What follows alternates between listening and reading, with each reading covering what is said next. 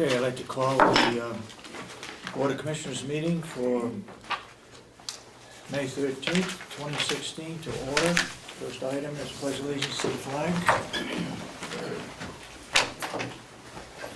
I Pledge allegiance to the flag of the United States of America and to the republic for which it stands, one nation, under God, indivisible, with liberty and justice for all. Thank you. Okay, approval of minutes of April 27th.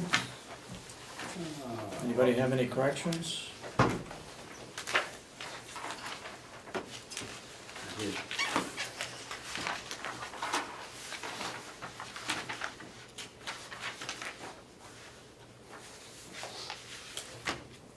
Everybody got them?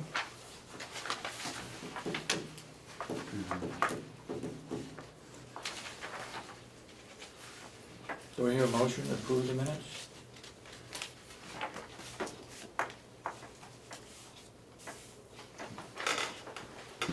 I make a motion to approve the minutes from April 27th.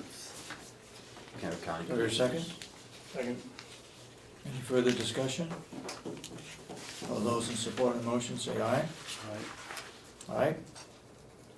And so voted. Chris vote or not? Wasn't here? He wasn't here. Okay. Okay. Nothing. Chris abstains.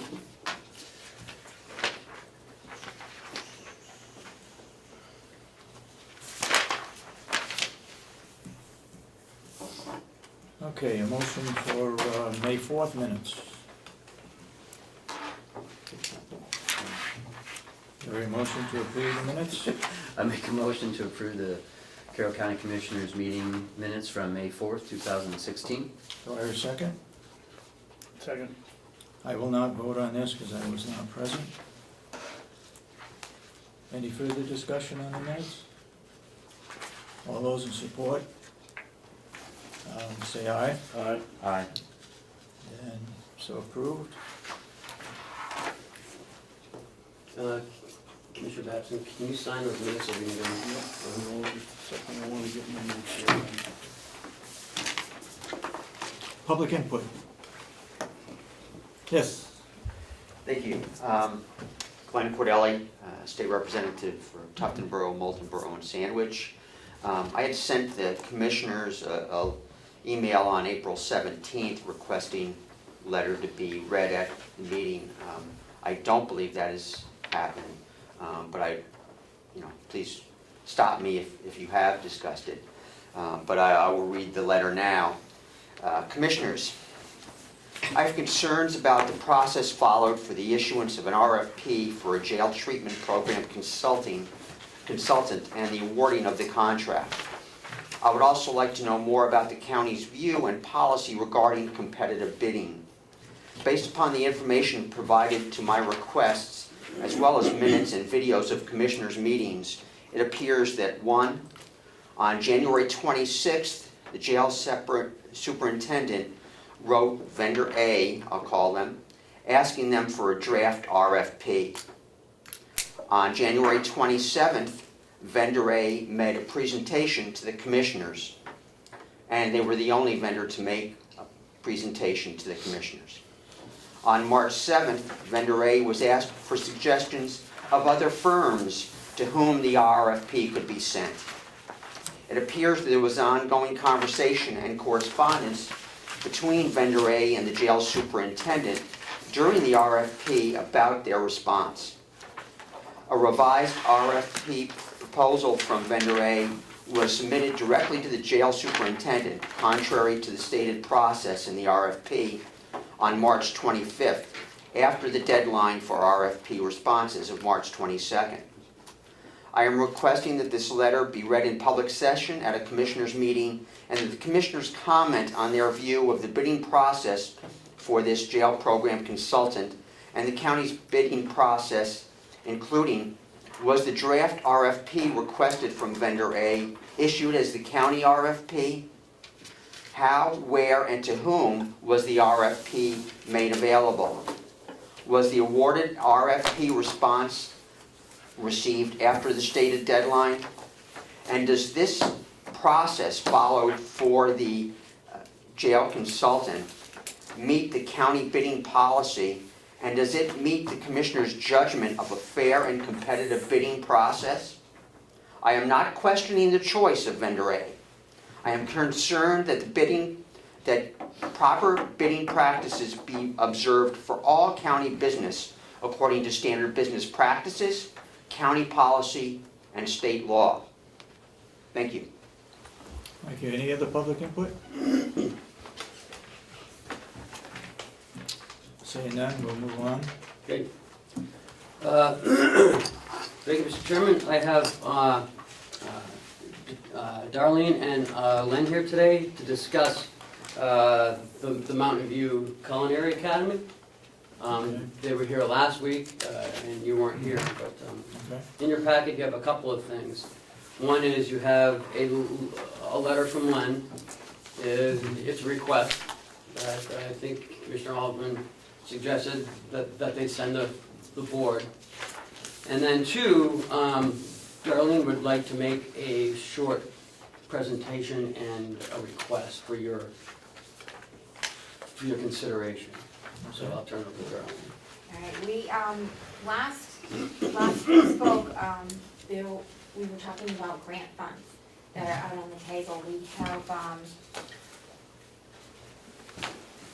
there are a couple of grants. The first grant that's due, June 11th, and there's another grant that's due in July. And the first grant that's due, it's for the Northern Region grant. It has a potential for $250,000 per application. And the other grant is a block grant, which has potential between $500,000 to $1 million. So looking at the very first grant is our main consideration, because we need to get that paperwork in by the 11th. And the way that works is you have to match dollar for dollar. And as we left off, we were talking about getting some comparisons of what the asset is in the kitchen that we have now and the banquet space. So we picked up a couple of comparisons in the area, and they're coming in at $4,000 per month for rent. So we pay $1,000, so the difference is $3,000 times 3-year lease, which is $108,000. That will match the grant. In addition to that, they'll pay for one teacher training and also equipment and construction on the building. So we can match that $250,000 quite easily. And it is really, the grant looks very good. And I got an email back from one of the people who work with the grant saying that as long as your nonprofit is in good standing, which it is, we're all registered with the state, the application looks really good. I'm meeting this Wednesday with the people who approve and write the community block grant, which is the larger grant. And we're gonna talk about, if we can qualify, how we qualify, what we need to do before we even, bring it to you. We wanna make sure we have all the answers to that. That particular grant requires the county to be the main applicant with us, the sub-applicant on that particular one. So we're gonna get some particulars on that and how that works and what the connections are for that, and then we'll submit that to you. We'll have more answers for that. Right now, we don't really know exactly how that one works. But we do know how the $250,000 works, and we're right in line for that. Does that require anything from the county? No. Okay. No, we're all set. What we are getting hung up on is it requires us to have a Department of Education license for a school. And initially, they said they wanted a $10,000 grant, up to 10% of the major tuition and all of that. So we went right along with the guidelines. And as we moved along, they wanted more money for the bond. So what they want is a $100,000 bond to grant us a license. All that really means, and we went through the accountant and everything, is they want us to show assets. We can't show assets because we don't own the building, we don't own the equipment. We're a brand new school, so we don't have cash in the bank. We can't get cash in the bank until we get our license. We can't get grants given to us until we have a license.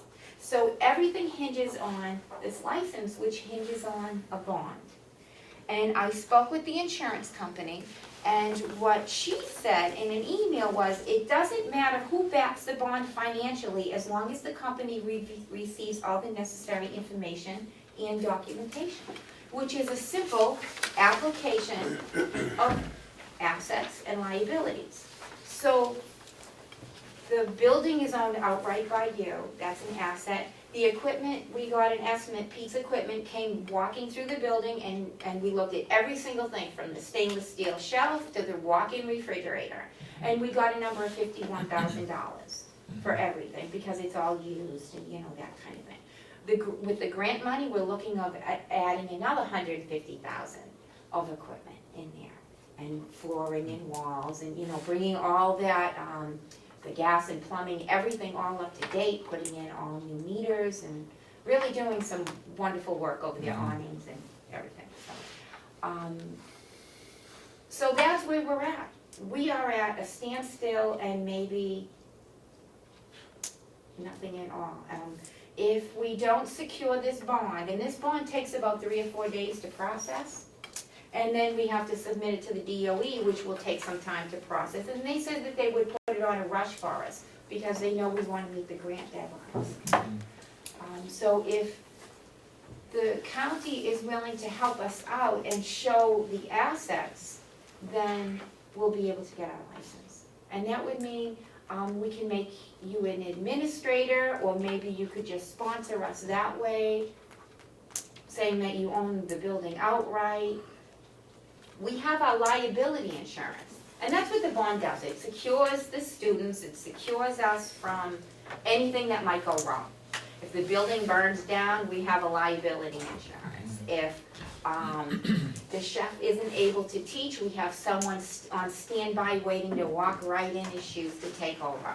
So as far as anything going wrong, we don't anticipate any possible thing that could go wrong that would cause us to not service our students. I have enrollment calls already coming in. They want to enroll, they want to write us checks. I can't take anything, I can't advertise, I can't market. The DOE is willing to give us a provisional license to allow us to market, but by then I'll lose my grant money, I won't be able to qualify for anything. So I have to lock down this bond. Are you asking the county to guarantee what you have found out as far as the asset and the equipment that's available? Is that all you're asking, or? I'm asking them to fill out the application to say that you have the assets by owning the building, and that the insurance company can issue us a $100,000 bond based on your assets. So Doreen, under the section that says assets, where it obviously is supposedly supposed to be for the Culinary Academy, you want us to assume, put that figure in and assume that we are the owners of the equipment.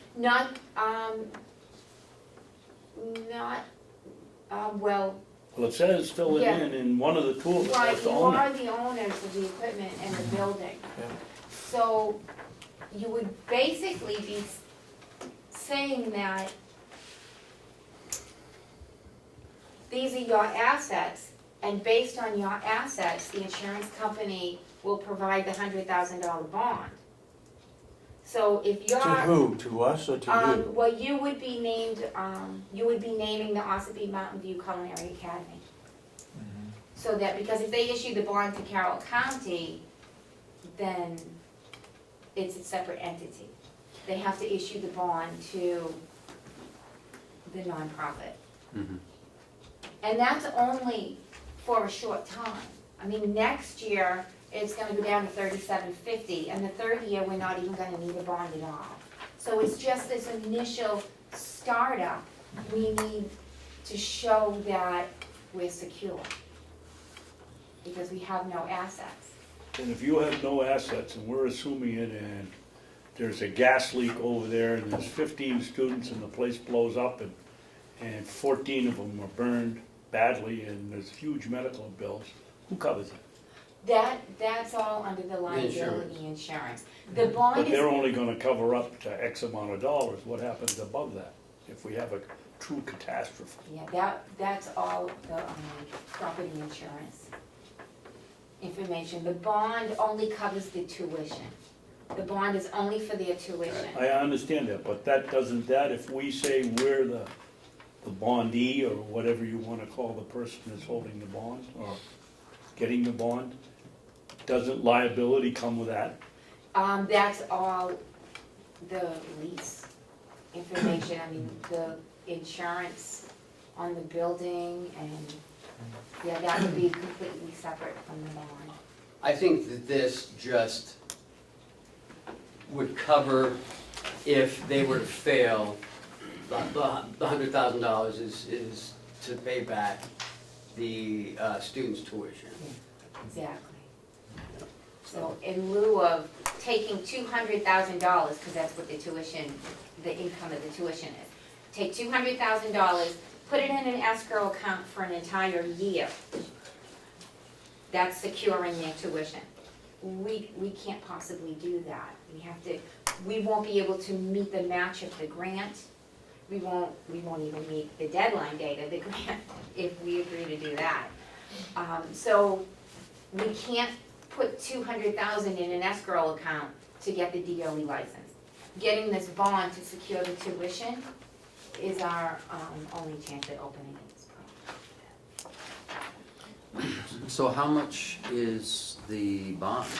We can't get an exact number of what the bond would cost the nonprofit until they do the underwriting. And that means that once you fill out the application of asset and liability, then the underwriter looks at that and says, oh, you're a good risk, you're fine, it's only $300. And then that's fine. If you were a high risk and you owed a lot of money and you had a huge mortgage on it, it might cost us $1,000 to get the bond. So they can't really give us a rate until it's done, We already have a bond for for $10,000. 10,000, and that's what they told us in the beginning to get. And then the insurance liability we have already too, for the academy. So we already have 2 insurances. And then with workman's comp as well. Workman's comp. So and that's what the state told us to get. And then they wanted to go to 100,000 bond, and now we got rid of that, now it's back on the. Right, well, the reason why Len's saying we got rid of it is because they would accept the $10,000 bond if we could show assets. And that's where we went to the certified public accountant, but we couldn't show assets, all we could show was $5,000 of donated furniture, the tables and chairs. Because it's, we don't own anything yet.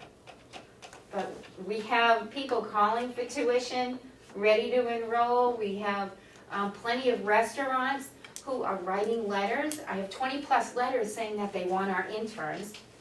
I have 4 letters saying that they would hire our students right out of the school, sight unseen, just because they're familiar with the training.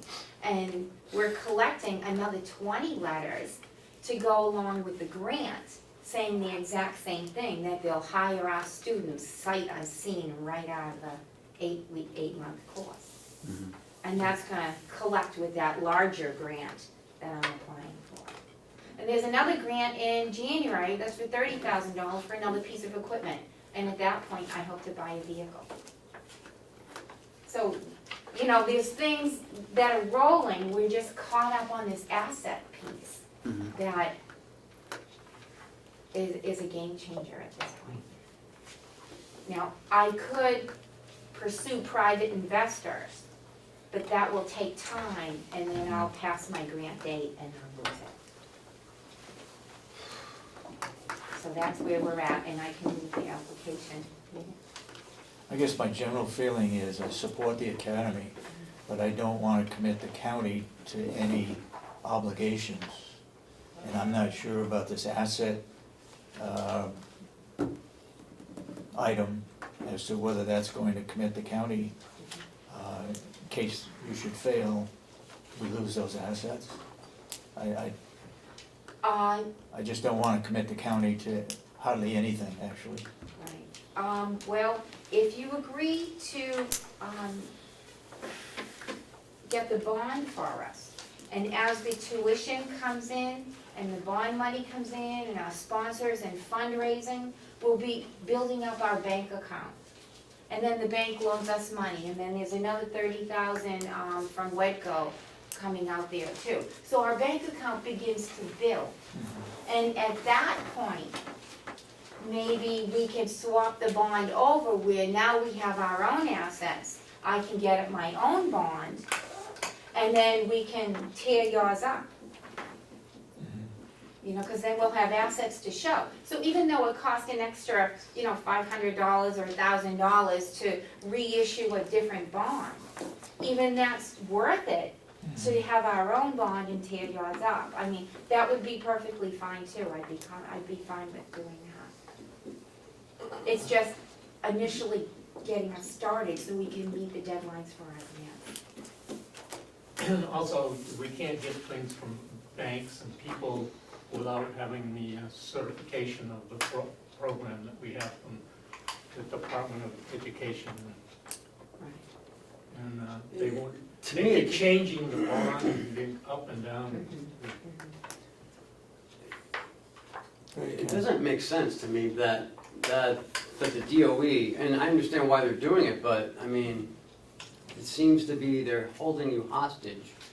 Like, you need this in order to get this, you need this to get that. Right. And they understand that. That's why they said, put all your tuition as it comes in directly into escrow. But then we lose all the grant money. Because I can't make the deadline for the grants. Yeah. To apply for that grant for June 11th, I need a letter saying you have been awarded a license from the Department of Ed. They will write us a provisional one, but that's not gonna fly with the grants. I need a committed letter from the DOE. And we know we're not gonna be able to open in August because we know we're trying to get this grant money down, the buildings together and all of that. So we're looking at a January, February, March opening. We wanna make sure that we have everything perfectly in place, ready to open. We have our 25 students, and at that point, if you wanted us to reapply to get another bond and rip yours up, there'll be plenty of time for that before we even open. Questions? Yeah, Here we go. a lot of questions. Anybody from the board got a question? Yeah, I have a Go lot ahead. of questions.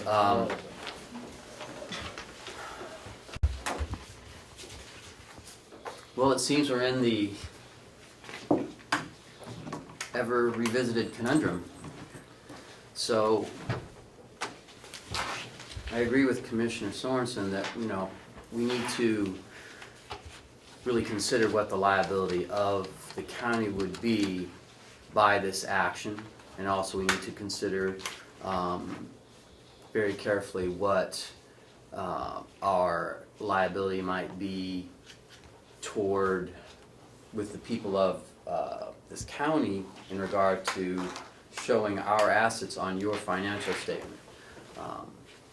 That part of it I'm having difficulty comprehending as to what assets you can show on your financial statement that actually belong to the county. And so that, you can purchase the bond. That's what a bond is for, is you get underwritten and they tell you how much money it's gonna cost for them to insure you for the $200,000 tuition. So, but they won't give you a number? They won't say what that number is? The bond value is $100,000. How much that bond will cost or how much we need for asset, they don't really know. That's up to the underwriter. So I guess they look at the size of the building, what you owe on the building, square footage, the whole thing. Mm-hmm. the age of the building. So I imagine that would be what they would be looking at. The building, that you own it outright, the equipment that's in it. I mean, I think that would be sufficient for the underwriters. I don't think they would need to know everything that the county owns. And, Mm-hmm. you know, they just need to maybe know what, Right. you know, what's gonna be associated with the nonprofit. Mm-hmm. Is if you're,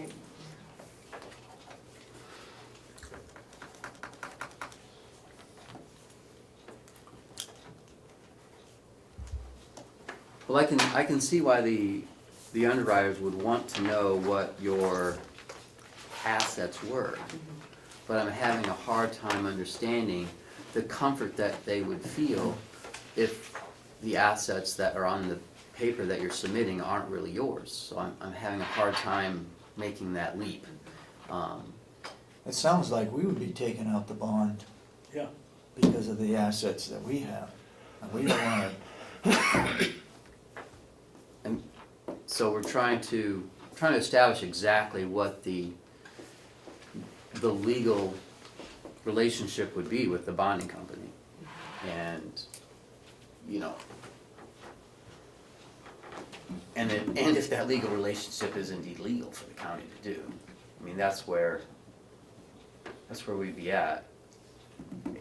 I mean, I think there's a solution to your problem, I just don't know if we're going down the right path. We might be going down what might seem to be the least path of resistance, but it may be extremely difficult for the county to be able to enter that into that relationship. So that's what I think is puzzling. I really would need more information from the underwriting company that would help us to understand what they're looking for and how they would see this as being a possibility. You know, and what disclosures we'd have to make upon the financial statements. Now, perhaps would be a consideration of an in-kind asset, like you own the lease, okay? The lease is for $1,000 a month. You get a certified appraiser come in and say that lease is worth $4,000 a month. You have it for 3 years. Now maybe you have an asset, because that's worth $3,000 a month. You know, that may be a possibility, similar to the in-kind contribution that you're using for the grant. There may be a portion of that unused portion of that you could use towards your fixed assets. That perhaps could be something that you have, because you do indeed have, you know, quite an asset to get started. You know, that is a great building. You're getting it for a very competitive rate. Should help you along the way quite a bit to get to where you need to go. And the fact that you have that would be, you know, I think an extreme asset. It's something you have. The lease, I would think that differential would be perhaps an asset that they would consider, you know, from your financial position, you know. right. Here's what we're taking in, here are our costs, here's how easy it is for us to operate without losing money and be able to fulfill our obligation to the students. Because that's essentially, I think, what they're looking for, because you're just bonding the tuition. Just the tuition. Right. So, you know, they have a $200,000 liability. You have the students who are paying you $200,000. You have a rent that's $1,000 a month plus your other costs. You know, if those risks are relatively small, then they should be able to come up with a number, whatever that number is. is there another nonprofit that could do this? Support this so you could get the bond? We had discussed that at our last board meeting, and they would have to, they have all their money tied up in different things that they were saying, that by the time we were able to bring them all in, and they go through their whole board and understanding what we're doing, and, I mean, June 11th would have come and go again. So that's the big urgency, is making that grant date. So, like I said, if we got the New Hampshire Restaurant and Lodging Association on board with us, it would take time to get those private sponsors to be able to do that. Go ahead, Commissioner. Private investors. I'm not very comfortable with this, and I think if they have a 1 week leeway, it could cut us a little slack. I think we ought to turn this over to Our John attorney? Fizell and let our law firm take a look at it and see what we can do and what we can't do, because I have no idea what we can and can't do on bonds. If it's even legal, Yeah. like you're saying. So, why don't you give us some time, like a week? I'll reach back out to you next Wednesday, to let you know where we are, because it's gonna take him a few days to do some research on it. So, and you have a meeting with, the CDBG people on Wednesday anyway, so, Now, Ed McKay has the final decision-making from the DOE, whether we can open up with a $10,000 bond or we must have a $100,000 bond. He said that if we could show assets, then the $10,000 bond was fine. So maybe if your lawyer spoke with Ed and said, we're willing to sponsor these people, do we still need to have a bond, or can we just shake hands and understand that we're all working together for the success? Or, maybe a conversation could be had with Mr. McKay to understand that we're not just out there on our own in this building, that we have partnerships and grants, or there's money out there on the table, and it's actually happening. So you, Maureen, where do we get a hold of Mr. McKay? At the Name is Department of Darlene. Ed. Darlene, excuse me. Yeah, at the Department of Ed, Department of Ed? let's see. well, Yes. why can't Representative Cordelli, help? Right, ahead. I talked to them before the meeting briefly, and I'm gonna be down in Concord on Tuesday for other business, but I'd be glad to arrange a meeting with whoever at the Department of Education, and see what we can work out with them. So, give me a call later Okay, great. or after the meeting, and, Great. I'll be glad to see what I can do in that regard. That'd be great, because Thank you. maybe with a balance sheet from Carroll County, maybe that would be fine, and we wouldn't even have to bother with a bond. Because then, and then again, we still need to make sure that, legally that all of that is still okay too, but, to just try and think out of the box, maybe there's an easier path to go through. But it just, Yeah, I see what you're saying, it doesn't feel right, yeah, but, it seems unusual. I guess the part where I have the biggest struggle with is that the underwriters are looking for you to submit what you have in assets. But whatever they are, it doesn't stop you from getting the bond, it only adjusts the price. You can get the bond you can put down 0 for assets. They can grant you a bond, it might be a lot more money, but they can still get you a bond. So the bonding of it, that's the part I have a hard time grabbing onto. And it just seems like you have quite an asset there based on your lease and the differential in that opportunity. And the county is certainly obviously trying to support developing the economy and using that facility and not letting it, lie feral. So all of that, I think we all are on the same team to a certain extent, but, shaking hands in this sort of situation is how elected officials and counties get in a lot of trouble when things go south.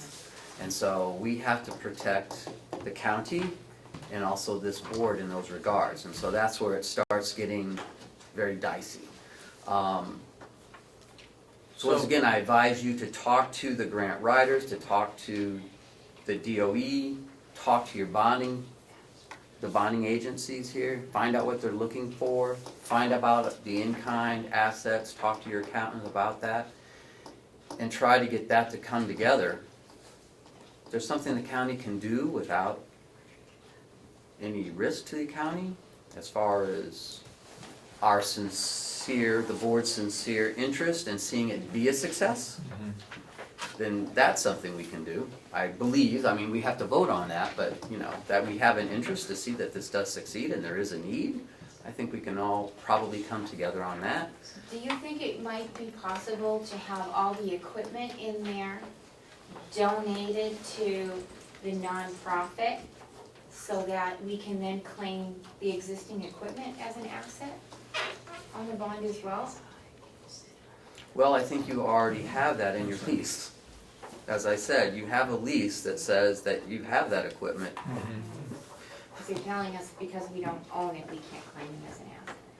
Because you're renting it from us Right. on 1,000. So even though, you know, we're not gonna move it out of there, we're not gonna take it with us, if Mhm. it was donated to the nonprofit, then we could write on the balance sheet But then that, unfortunately, if it goes south, Yeah, then what happens We're still is the committing. insurance company will take the equipment out of there.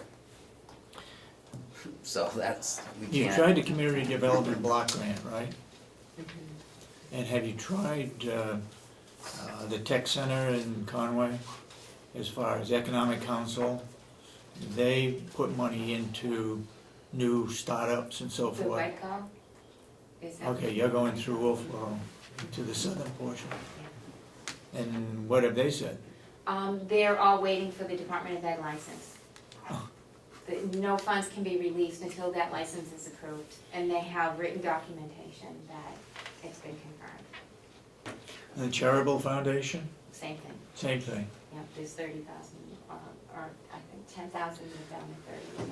So let's do this, let's, you know, Representative Cordelli will help if he can. We'll call our attorney and we'll get with him to see if that's even legal. And then, you know, next Wednesday or Thursday, you know, we'll reach out to each other again and see where we are. Yeah. Because you should know by probably Tuesday, you said, Representative Cordelli? Well, I'll be in Concord on Tuesday, and I can try and arrange something. Okay. But at least by next week, or at some point next week. Okay? Okay, great, Thank you. thank you for your time. Thanks, guys. Keep in mind, we support the idea of Absolutely. the Culinary Arts Yeah. Center. Mhm. We just can't commit the county. No, I understand, Okay? You've already done enough. All right, thank you. Did you want to say your stuff? Okay. Good, how are you? Rob, what would you,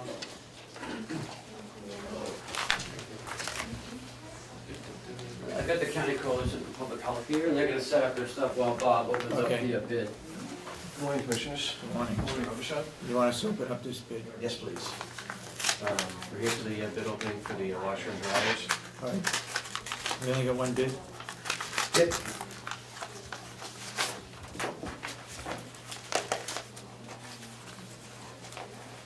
We have all the contact information, right?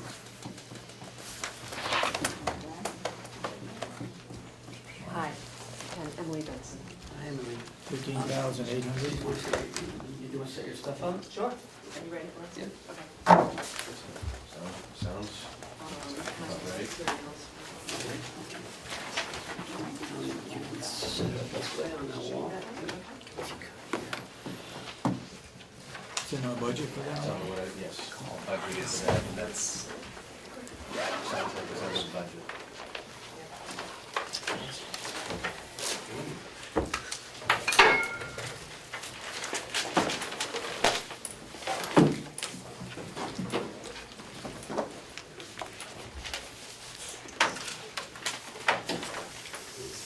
That's what we're in. I keep hoping one of these is gonna go down, but it doesn't. There should be 2 copies. There's 2 pages. This is 4 copies right here, 5. Well, I guess each one of us got a copy.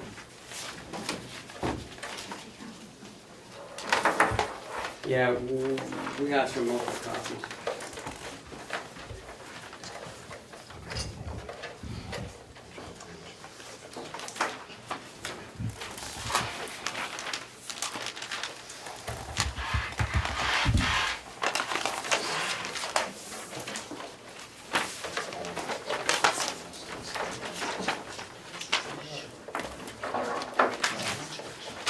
Take that with us. So how many did you get? Am I supposed to be handing something? What's going on here? Hold on. Everybody got one, it says that. You got one? I raise. I mean, what are we doing here? It's like we're playing poker. No, We got there's enough five copies, I think. Oh, it's all the same thing? I guess the Same question paper. is it in the budget? Yes, it is in the budget. Do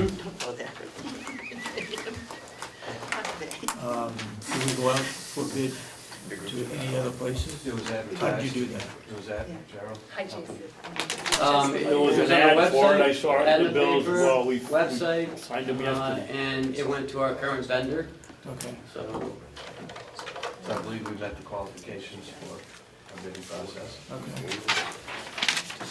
Do I hear a motion to approve the contract? And Purchase? while we're adding on to the cost of this thing, it cost us, I think it was $150 to advertise the bill.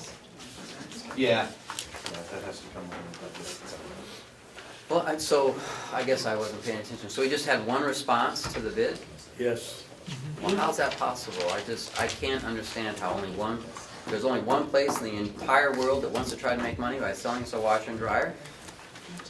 Maybe That they wanna turn it doesn't into pass a the smell long-term test. earnings. Whatever we did to put out the bid apparently wasn't good enough, because how could only one person, is everyone rich? Am I the only guy working for a living still?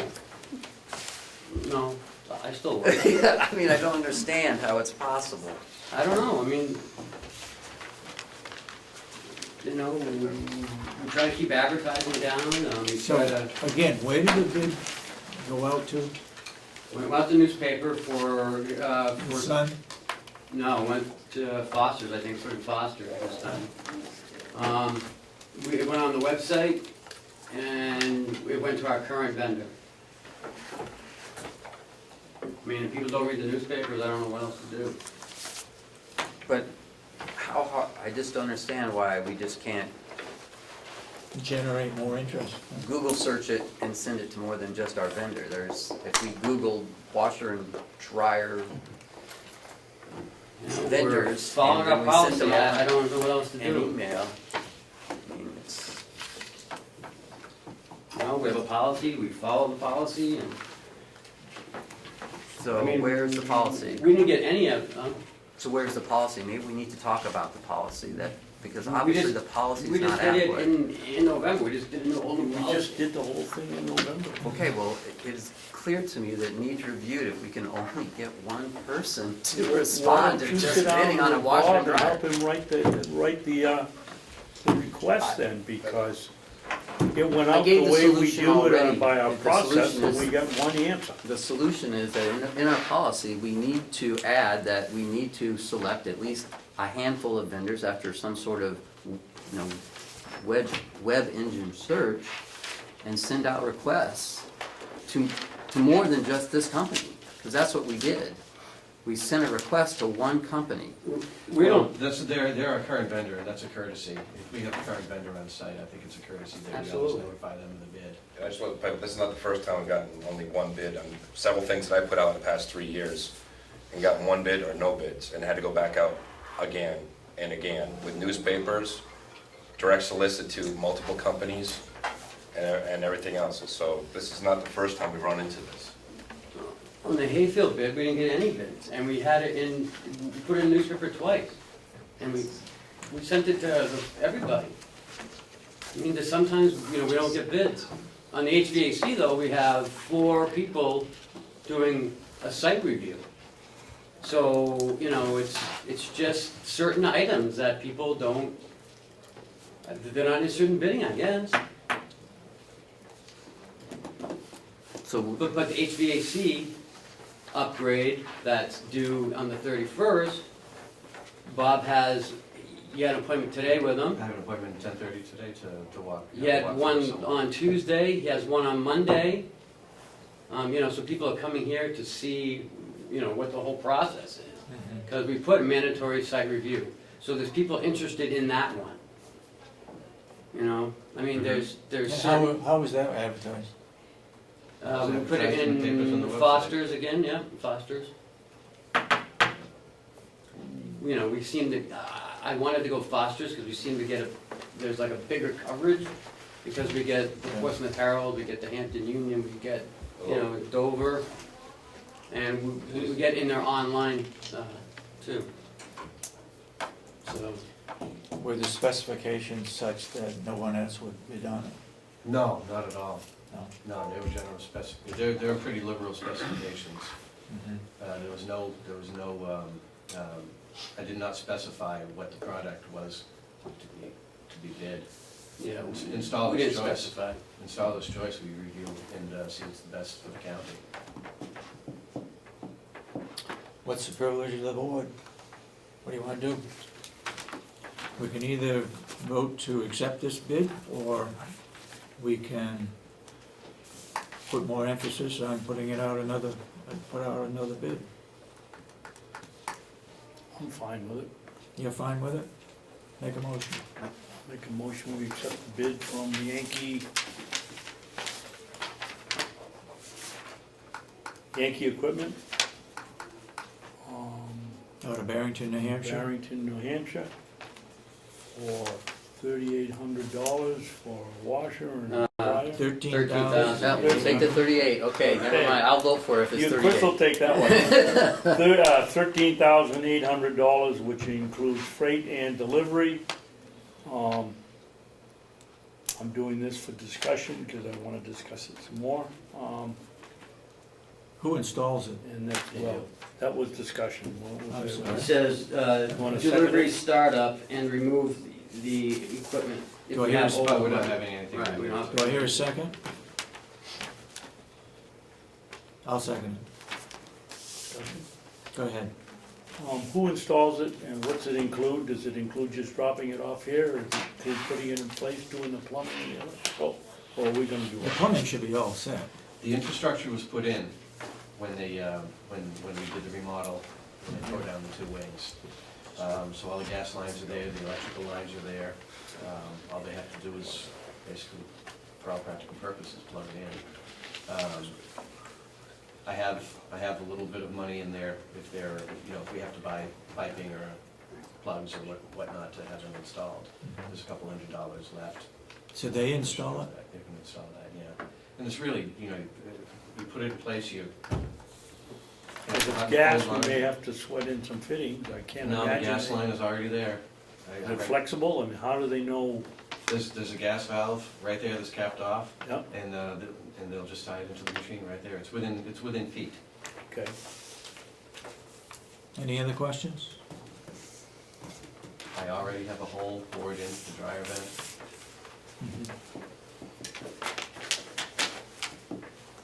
No other comments? Well, so essentially, you know, we're looking at 2 pieces of equipment. I mean, the installation is, as you mentioned, was negligible, and they're not gonna pay for anything beyond the plugging. You know, that's gonna be up to us anyway. So I just, you know, as I mentioned before, it just seems incomprehensible to me to think we could only get one price from one place. I mean, I know I can go on my phone right now and get a price.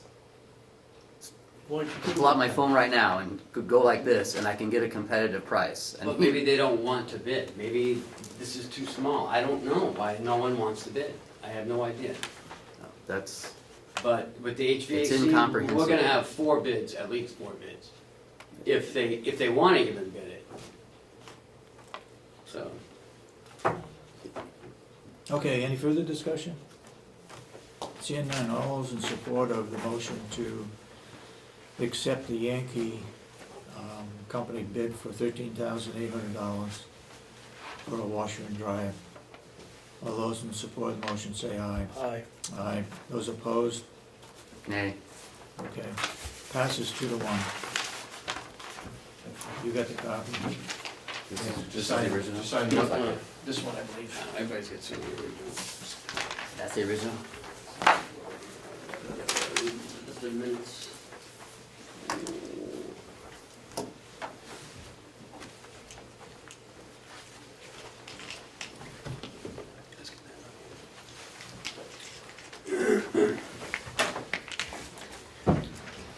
Oh.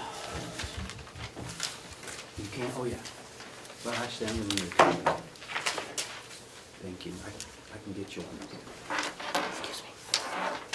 There you go. You can attach that to the minutes, that'd be great. Great. Okay, Thank moving you. on. Without further delay, I'm sorry, Emily, that's taking a little bit longer than I anticipated. But here today is Emily Benson and her team from the Carroll County Coalition for Public Health. Emily, why don't you introduce everyone and then... Yeah. First, I want to thank you all for letting us have time at your meeting this morning. My name is Emily Benson, as Ken mentioned, and I'm the Public Health Advisory Council Coordinator for Carroll County Coalition for Public Health. With me today from our office, I have Jennifer Selfridge, who some of you probably know. She's our Prevention Coordinator. Terry Fraser-Hooper, who is our volunteer with our Emergency Preparedness Program. And Cherie Sullivan, who's our Continuum of Care Coordinator. We do not have our administrative assistant, Michelle Ward. She's in our offices just up this road here at 1230 White Mountain Highway. We welcome you all to stop in anytime. And Jessica Rossman, our Emergency Preparedness Coordinator, is on the way. So she was running a little late this morning. So I just wanted to, again, thank you for this opportunity to be able to speak to you all. We've provided you a folder with a lot of different materials. One thing being the note and the PowerPoint that I'm going to be going through today. I'll sort of lay out to the model that we're approaching our public health network, work through, and then just sort of bring everybody up to date on sort of where Carroll County Coalition for Public Health is, and then look at the priorities areas. So again, the purpose of this is to just bring you all up to date, work that's going on, and give you all an opportunity to ask any questions, and basically how can we help the county? Are we missing anything that's going on? Yeah, just be able to be a resource. You're the agency that we have the 2 trailers for, Yes. correct? That's exactly it. And we'll be speaking to that a little bit. So, addressing public health needs in Carroll County through collective impact. Is anyone familiar with this idea of collective impact? Has anyone heard? Okay, great. You'll be riveted. Collective impact is this idea of, basically it's a long-term community approach requiring commitment of a diverse group of stakeholders representing all community sectors to come together to solve complex social issues. And when we think of those complex social issues, affordable housing, the opiate epidemic, healthcare, recognizing that not one organization caused the issue, but that together we can all try to work and try to address it. Some of the characteristics of collective impact efforts, and again, this is looking at trends of communities who've really made some headway in dealing with them, is really being able to focus on what the common agenda is. So for the public health network here in Carroll County, so the big goal is really trying to have all of our citizens live, work, and thrive here in the county. We want to be taking a close look at the data that shows if we've made successes against that, whatever, the different challenges, the specific challenges that we're looking at. Really looking at all the different approaches through mutually reinforcing activities, be aware of what our different groups are doing. We have a big challenge in Carroll County because we're really long and broad. So we also have that sort of dichotomy of a southern Carroll County identity and a northern Carroll County identity. So it's really keeping in really good, strong communication with everyone. And then finally, the backbone organization that's leading that effort. And so in this case, it's our public health network that's really addressing all of these as a backbone. What collective impact requires is really that shift in thinking as a real sort of tried and model that's been going on for a long time is especially looking for grants. People, apply for grants, money's given, and then they do the work. And does that really, it's really more of a transactional change versus a transformational change. We're trying to bring about population change in these different efforts. So it takes, really I try to, again, when I talk with funders, get folks to really look at, are agencies working together to try to address these complex problems? Being really open-minded, being very cognitive about the local context that the issues are occurring in. So, whereas, and even within Carroll County, what might work in the northern part might not work in the southern part. Certainly within the state of New Hampshire, I'm working a lot with folks, they'll have a great program in Manchester, but that's not necessarily applicable up here because of our more rural nature. You want to have influential champions, folks who can really gather people together to talk and work on these issues. Constant ability to be adaptable. All it takes, I think the opiate epidemic is a great example. We were sort of marching along, looking at addressing different issues, and then a crisis arises, and how do we adapt the work that we're doing? Stepping away from those traditional silos, again, really communicating with each other, looking how we can work together. Shared resources, there's limited time, limited money, how we can really work together to leverage those. And a lot of time and patience. We're not going to make changes in these issues overnight. Okay. So, is everyone familiar with the public health network system in New Hampshire? Pretty much 13 different regions. Here's Carroll County right here. We are administered through the Department of Health and Human Services. And each region has been working over the past couple years. We had to develop a public health advisory council, which then guided us in the development of a community health improvement plan. And in that plan that we had to put together, 2 key priorities that had to be included were substance misuse prevention and public health emergency preparedness. And then there's additional funding through DHHS for other priorities as identified per region. So down south, their priorities might look different from up here. Again, this is these are our towns, as we all know, and a list of our staff. And I do just want to include, Shelley Rondeau, perfect timing, right on cue. She works as our school-based flu clinic coordinator. So it's really the fall that you're out and about in the schools. So we contract with her for that service. Okay. So just to explain, the Public Health Advisory Council in Carroll County is, again, it's that role to help us assess community health, guide the implementation of the programs and policies, and try to achieve those health outcomes that we're looking for.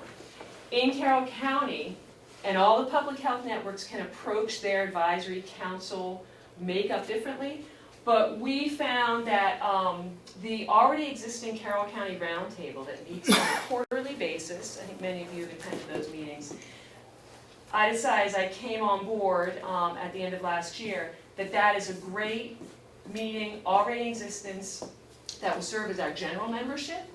And then we have convened what we call our leadership team. That is about 15 folks, of which we have an opening for a Carroll County Commissioner. And I can address that later on. We would love to have you join us. But again, they meet 4 times a year. So the leadership team members really include sort of the high-level staff representation of various organizations and sectors in the county. Okay.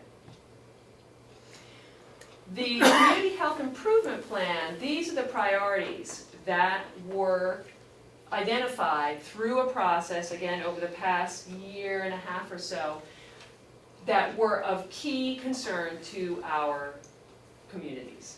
And this was through convening of folks for meetings to discuss priorities, looking at data, surveys that went out to people.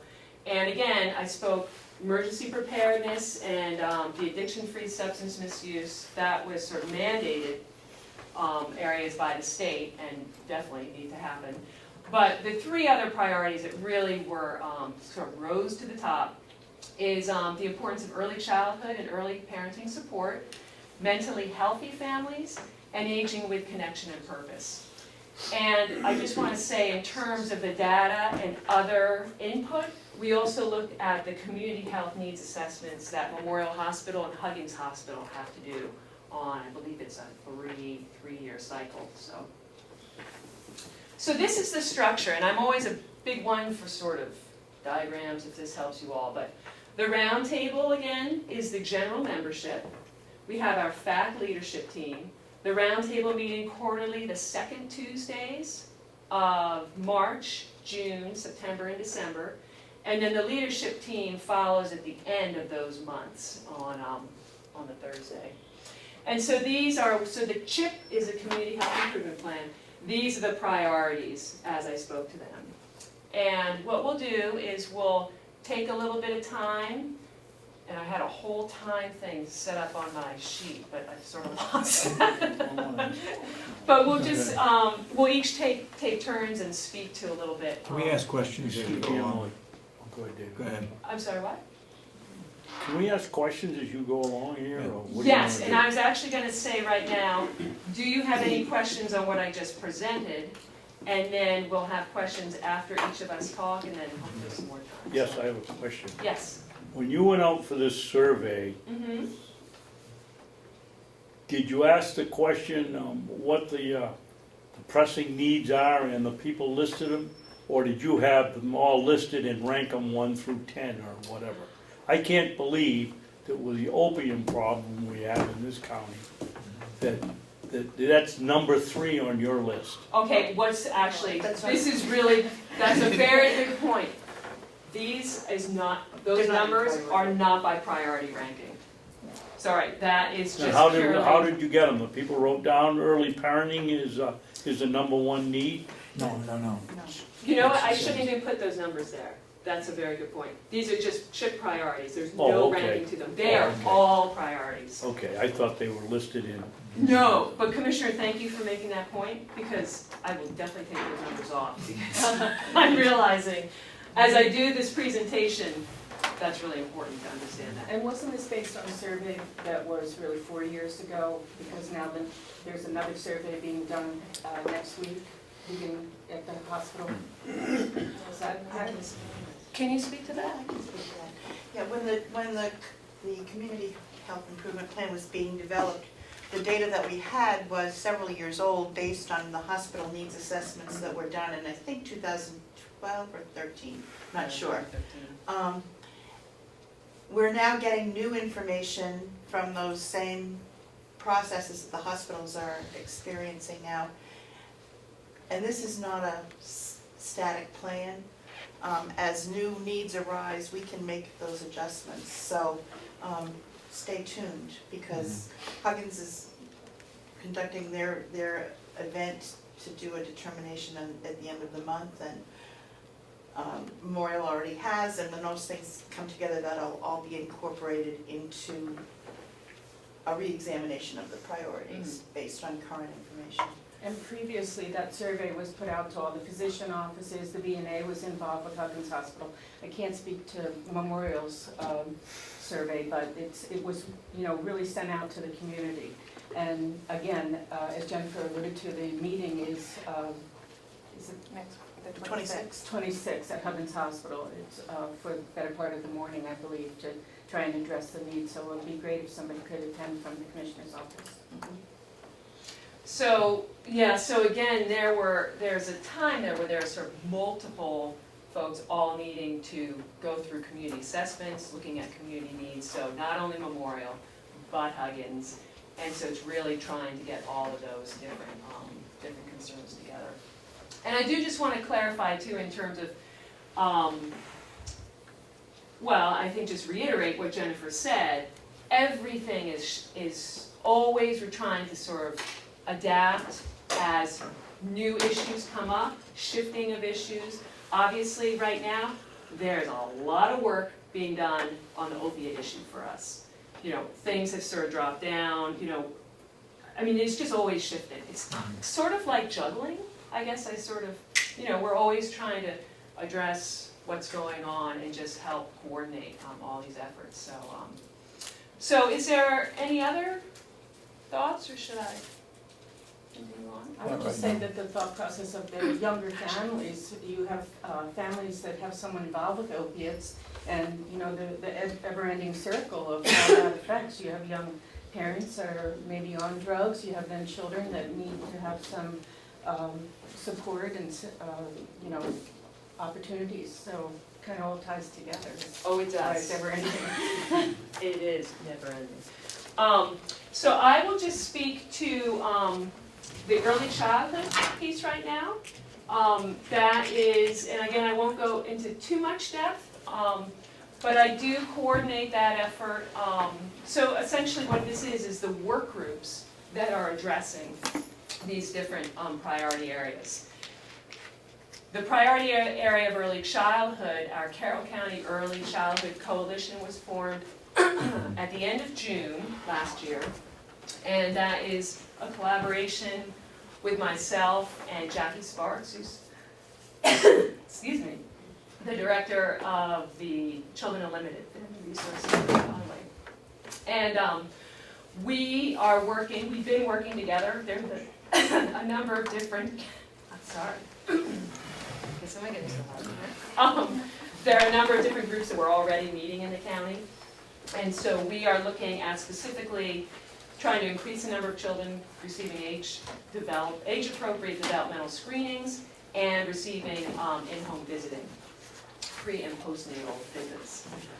So that is the work that we're looking at, but as Terry mentioned, we are really honing in on how families are being affected by the opiate epidemic. And an example of how we're addressing that is Memorial Hospital has put together what they call their New Life program, is really getting women suffering from addiction who are pregnant, getting them right from the get-go when they are really looking at maybe this is a time I should change my life.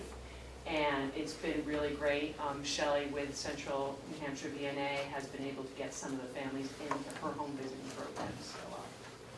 So that's just a quick synopsis of what we've got going on in the early childhood front. We'll move on to what we're calling the mentally healthy families priority, and this is pretty broad. Right now, I put them together, these two priorities, with addiction-free families, because it is so closely intertwined. But that group is looking like it could be in some different, sort of separating out. And I'll have Cherie speak a little bit about her work. Sure, just mentally healthy, you want me to cover at this point? Yes, yep, and then Jennifer will speak Well, I about guess, it. because it goes into my work. So I'm a continuum of care facilitator. There's one of us in each of the counties. We're funded by the Bureau of Drug and Alcohol to create a systems approach towards, you know, some of the barriers that we're seeing. So along with that, my general area is in substance abuse issues, but mental health is so closely connected that the work I'm doing is, you know, we're looking at addressing the needs of whole families, yourself as an individual, your whole self, and there's obviously a strong component to mentally healthy families. And so I'm reaching out to all the mental health providers and counselors, including the licensed drug and alcohol counselors, and all of the places, physicians, licensed social workers, all of those professionals that are working with people to talk about what some of the ways we might be able to, as a community, address some of the needs and work together more concisely. So I did include a little sheet about what I do, and I won't go over it just because of time, but part of that is connecting, you know, doing this global approach, so you know with the response to addiction, you know, that there's a lot of different ways that you can treat an individual, and there's a lot of different ways that we can support individuals to, you know, hopefully prevent or to support recovery from substance abuse. And it goes from homelessness to treatment, to, you know, support groups, to being more involved in the community, like community farms or other options that are available that, you know, that we might be involved with that lead us to have healthier lives. We want to give those opportunities to others. So a lot of my work as a continuum of care facilitator is a process where, I look at the assets in our community, what we have so many good things going on, we have so many groups that are doing some amazing things. And I also look at the gaps, and then I look at ways to partner with existing community organizations and groups and businesses and individuals so that we can create a sustainable approach towards, healthy families, healthy individuals. So right now, my strategy is, I just finished the assets and gaps. I've already been, extending my partnerships and, meeting face-to-face with people that are working in this area and talking about ways that we can screen better, that we can identify, what are the issues that might lead to, substance abuse, how can we prevent those issues? And then treatment options. There's a lot of different treatment options, and you already know in Carroll County that there aren't as many here as there are in some other areas. So how can we increase that access to make sure people are getting the support that they need? And one of the largest components of that is the importance of that assessment evaluation piece that a licensed drug and alcohol counselor that does, to really help people get the right treatment that's going to help lead to their recovery. And then a strong recovery network, which in our community, we have to think outside of the box because we don't have a lot of the same supports locally that you might see in Manchester or some other communities. But we do have a lot of really good things and really healthy things going on, and a lot of very willing people that want to partner to make a difference and strengthen it. So, so that's my goal, and that's where I am right now in the process. And just one more thing to get to the data, and then I'll let you speak with that. So part of my process that's informing me is the data, the census data, the hospitals data, organizations that have already done data, your annual reports on what's going on with the jail and other systems, talking with people in law enforcement and all of the sectors, businesses, and how this impacts them, and bringing all of this collective information together to really have a clear assessment of what's going on and start talking to people and informing them across the board. And it's a continual process. Every day I learn something new, and I might add something or I might push something the other direction. Go ahead, Commissioner. Thank you. Ms. Sullivan, have you been working with our personnel at the House of Corrections? Yes, if I understand right, Jason is on our leadership, and one of the other things, he and I haven't talked as much. I've worked with Restorative Justice to get more information, and it is a piece that I'm trying to strengthen. I have been using the information that we've been getting from our meetings and from the jail about what the needs are in the community to support recovery of people that go in. That the unfortunate part is that we're seeing a high level of recidivism, and so I'm targeting a lot of my efforts right now on trying to strengthen that treatment and recovery outside, so that when they're getting what they need at the jail and they're leaving, that there's somewhere to go. And so there's a lot of information that needs to be communicated, and so I'm communicating that with the mental health providers I'm meeting with the licensed drug and alcohol, with ways to try to bring in more of those resources and individuals to support treatment. And then strengthening that recovery piece to make sure that the families and the individual are having access to the supports they need. The employment, housing, transportation is a huge barrier. And I think we've just gotten some opportunities that might be really, that might work to help with transportation. And so I'm spending a lot of my time on the ground working on that, so, so that we can help people, get the, So what you actually do is you're an organizer trying to pull the different aspects together. You don't do any direct counseling with mental health people, because we do have a tremendous problem in our jail. We do. I'm very, very aware, very sensitive, and I think that's, that is definitely why I'm committing most of my time to strengthening what's out there for when they, are able to return home, what supports can they have, and again, I've identified, and if you have, other specific concerns that you want me to look at, please let me know. Questions from anybody from the jail? House of Corrections?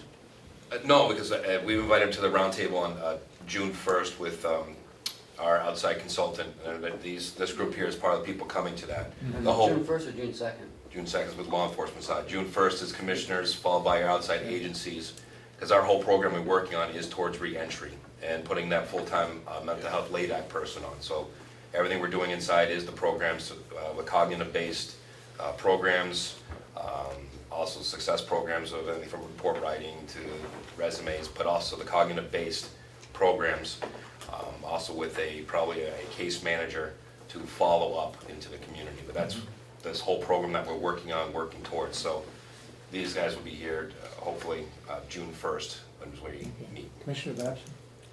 Yeah, as you're working around here, and one of the problems is these kids have no place to go when they get out. Here we got an empty nursing home over here that's no good for a nursing home, but would make an excellent transitional housing facility if we could get the delegation to give us the money to do it, To renovate it. to renovate it. And I'm meeting individually with those legislators to talk with them specifically about my work, the data that I'm finding, the supports we have in our community, and where some of the gaps are. So I would call Representative Umberger, who's head of the delegation, and from what she writes in the paper, a strong supporter of drug rehabilitation, as long as it doesn't cost too much.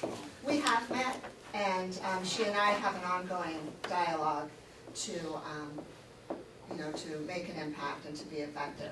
Well, we need their support if you're gonna do it. I mean, Absolutely. it basically, it costs us $500,000 to take down the 2 wings. We paid for it with bond money for 20 years, so we basically paid $1 million to take down 1 wing that we could have used for something far more productive than a picnic area. And part of that conversation we're having is looking at grants, if there's grants out there that help support non-transitional housing, but sober living, because sober living, there's some billing you can do with that, so there are some reimbursement opportunities. So there are other things to look at as we're going forward as a possibility. Yeah, it's a community effort, and we're doing our best to also inform the state so that when they get grant monies and dollars and are bringing them back to the communities, they're more informed specifically about Carroll County needs. In addition, there are some bills right now in Washington that are being worked on, and we have a number of active community members around talking about mental health and substance abuse issues, and I talked with Senator Shaheen's representative yesterday about some of that, and making sure that there is really strong communication between myself and him, so that they have the updated data as I'm getting it, because every group that I meet with, and every time a report comes out from the memorial or other places, or there's information in the jail, I'm compiling it so that, so we're really ready to respond. So it's not just an opiate issue, it's an addiction problem. So we've got alcohol, we've got other drugs, and opiates. So we want to make sure we've got that global approach while we're also trying to strengthen families overall. And so just by bringing that language into groups that are already doing something that touches on this, maybe they're already providing transportation for particular groups, if they understand and feel more informed about what some of these other issues are and barriers to treatment that people might be facing, I've been finding that they're pretty open to, to looking at other ways to support a larger group of people. And, again, we've just got some amazing people in the county. There's a lot of issues, and so I've got to try to figure out a way how to bring my issue, the specific one, into the work that other people are doing. And it's been going pretty well, but I'm one person doing a lot of running, so. Commissioner Babson made a good point. We've got a nursing home over there that's vacant. It'd be great, I think, for transitional housing of kids that leave the jail or don't have any place to go, no job. That's our problem. Great food right in the same building. They will have great food. Yes, Oh, that's culinary right. arts program will be in there. A huge problem is that once a kid has a record, that they are really not as employable as they were previously. So that's what I hear from the young people. I was arrested, I went to jail, and now I can't get a job. And I spoke with someone that works with a recovering addict in a restaurant. She was very lucky. That was the only job that she could find. I think it was based on knowing somebody. So most of these kids come out, and there's nothing that they can do, because we do criminal checks in most businesses. And just to speak a that's- little bit to that and tie it up so that I'm not taking everyone's time, is Yeah.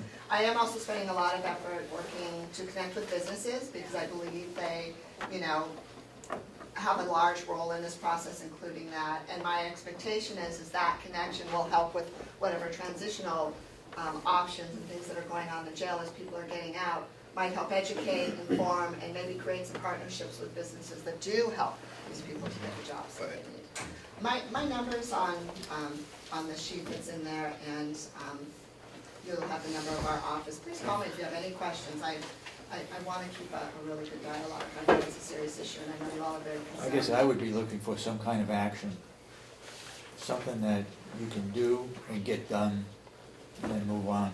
Well, I say that was the whole reason why that delegation and commissioners voted the consultant and working with all the other outside groups. Because for us, the case manager is going to be a big piece, because that person there, Ian on his own, he's doing a lot of everything. He has some partnerships with the businesses, but that case manager would establish more partnerships with the businesses, meet with them, talk about why it's important they get these jobs and what they've gone through for programs inside and giving them a chance, finding housing for them and working with them. One of the grants that was being rewritten for the state for drug courts being rewritten for us, COAS, and they came up with Sullivan, another one, for the money to be used more towards programs. So that's why us building this whole model that we're doing is being able to go after some of these monies, and it could be for transportation, it could be for outside late acts, it could be for transition. There's a lot of different things. I think you're going to see within this next year and a half, a lot of things, at least from the jail, with the partnerships in the community moving in a forward direction. Okay, I think we And that have to case move manager on. role is an important role. I would have to say that's one area where there's a gap for people to get the support they need, as well as licensed alcohol, drug, and alcohol counseling. So, thank you, Sheree. So I'll have Jennifer speak now to the prevention. I just want to, what is your timing? I mean, because we need to move along ourselves, we all have places to go. About another 20 minutes, and we can wrap it Does up. that sound good? Sure, I'll Just, be fast. okay. So, Jennifer, I'll have you speak to the addiction-free families prevention. Well, I would like to talk a little bit about how we've been using collective action, impact, yes. Just about a year ago, some of you may have heard, we worked with Granite United Way before we were affiliated. And at that time, Carroll County Restorative Justice, at the urging of members of the roundtable, to put on a forum for Carroll County to deal with the opiate issues that we were all experiencing.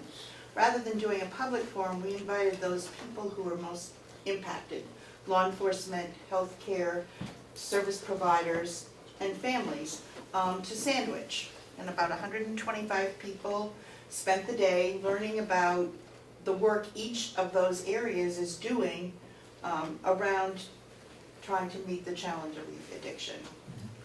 Following that meeting, task forces were formed. We had a law enforcement task force, a healthcare task force, an innovative programs task force, and a family support task force.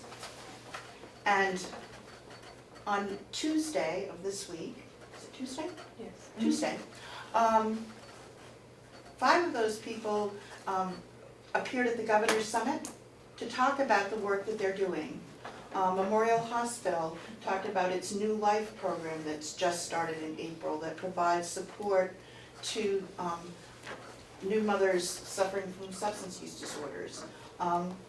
White Mountain Community Health has instituted a screening, brief intervention and referral to treatment program so that each person who comes through their door for primary care is screened, a brief screening, for substance abuse. The hope is that then they will be referred to additional services to deal with that particular problem.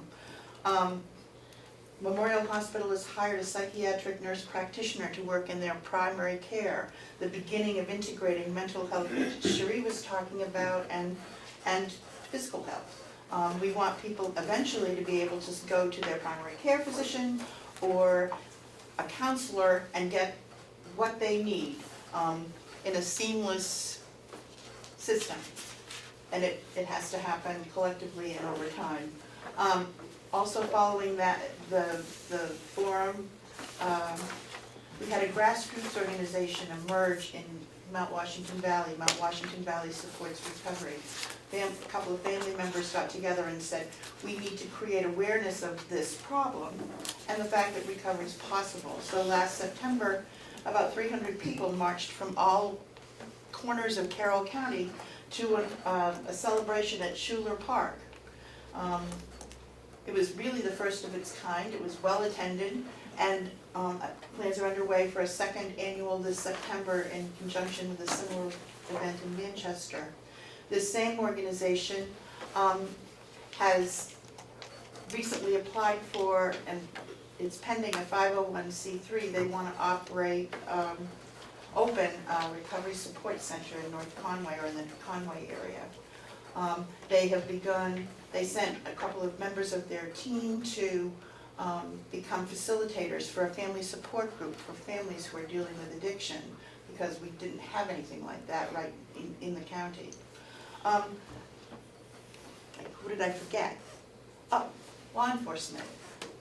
We have a number of law enforcement agencies, including the Sheriff's Office in this county, who are looking at some innovative ways to not only enforce laws, but to provide support for those people who are suffering from substance use disorders. I'm going to quote your husband. Dean Rondo says we can't arrest our way out of this problem. And so we're looking at ways to work with police departments, and they're looking at ways to work together to be more proactive, and see if we can't burden Jason's jail somewhat less. Also, let's see.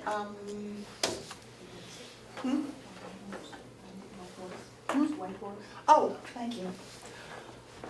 Access to treatment has been a real challenge in Carroll County. As you know, we don't have a whole lot of LADACs, licensed alcohol and drug counselors. But in the last 9 months since that forum, we've increased our capacity to provide services somewhat. Green Mountain Treatment Center has opened. White Horse Addiction Center in Ossipee is now offering outpatient counseling. They're working very hard to become a residential facility which can provide services to 8 men. Tri-County CAP has expanded the number of substance abuse services that they're providing out of Tamworth. Sinfonia, yeah, Melissa, I just can't remember the, Sinfonia, a group out of Maine, has expanded their services to New Hampshire, operating out of Wolfboro with Melissa Fernald. So these are all different options for treatment. I mean, we still have gaps, but we've made so much progress in the last 9 months. And I was very proud to watch our partners on the podium on Tuesday morning, talking about how they, each in their own respective sectors, were providing services that collectively can make a bigger impact on this awful opiate addiction that we're dealing with. And those are the highlights. I'll entertain any questions. I think it's important to realize that public health in New Hampshire is fairly new. I mean, previously there were only Berlin, Manchester, and Nashua, I believe, that had public health. So we are, most of these people have just joined in the past couple of years, I would say. We only had Mary Reed, who was our emergency preparedness coordinator, and myself as a volunteer coordinator, up until maybe 2 years ago, 2 or 3. So September of 13. So we have grown, and I think, you know, to see what 4 people have done just, you know, in the past year has been quite a bit and positive for our community. Thank you, my 2 cents.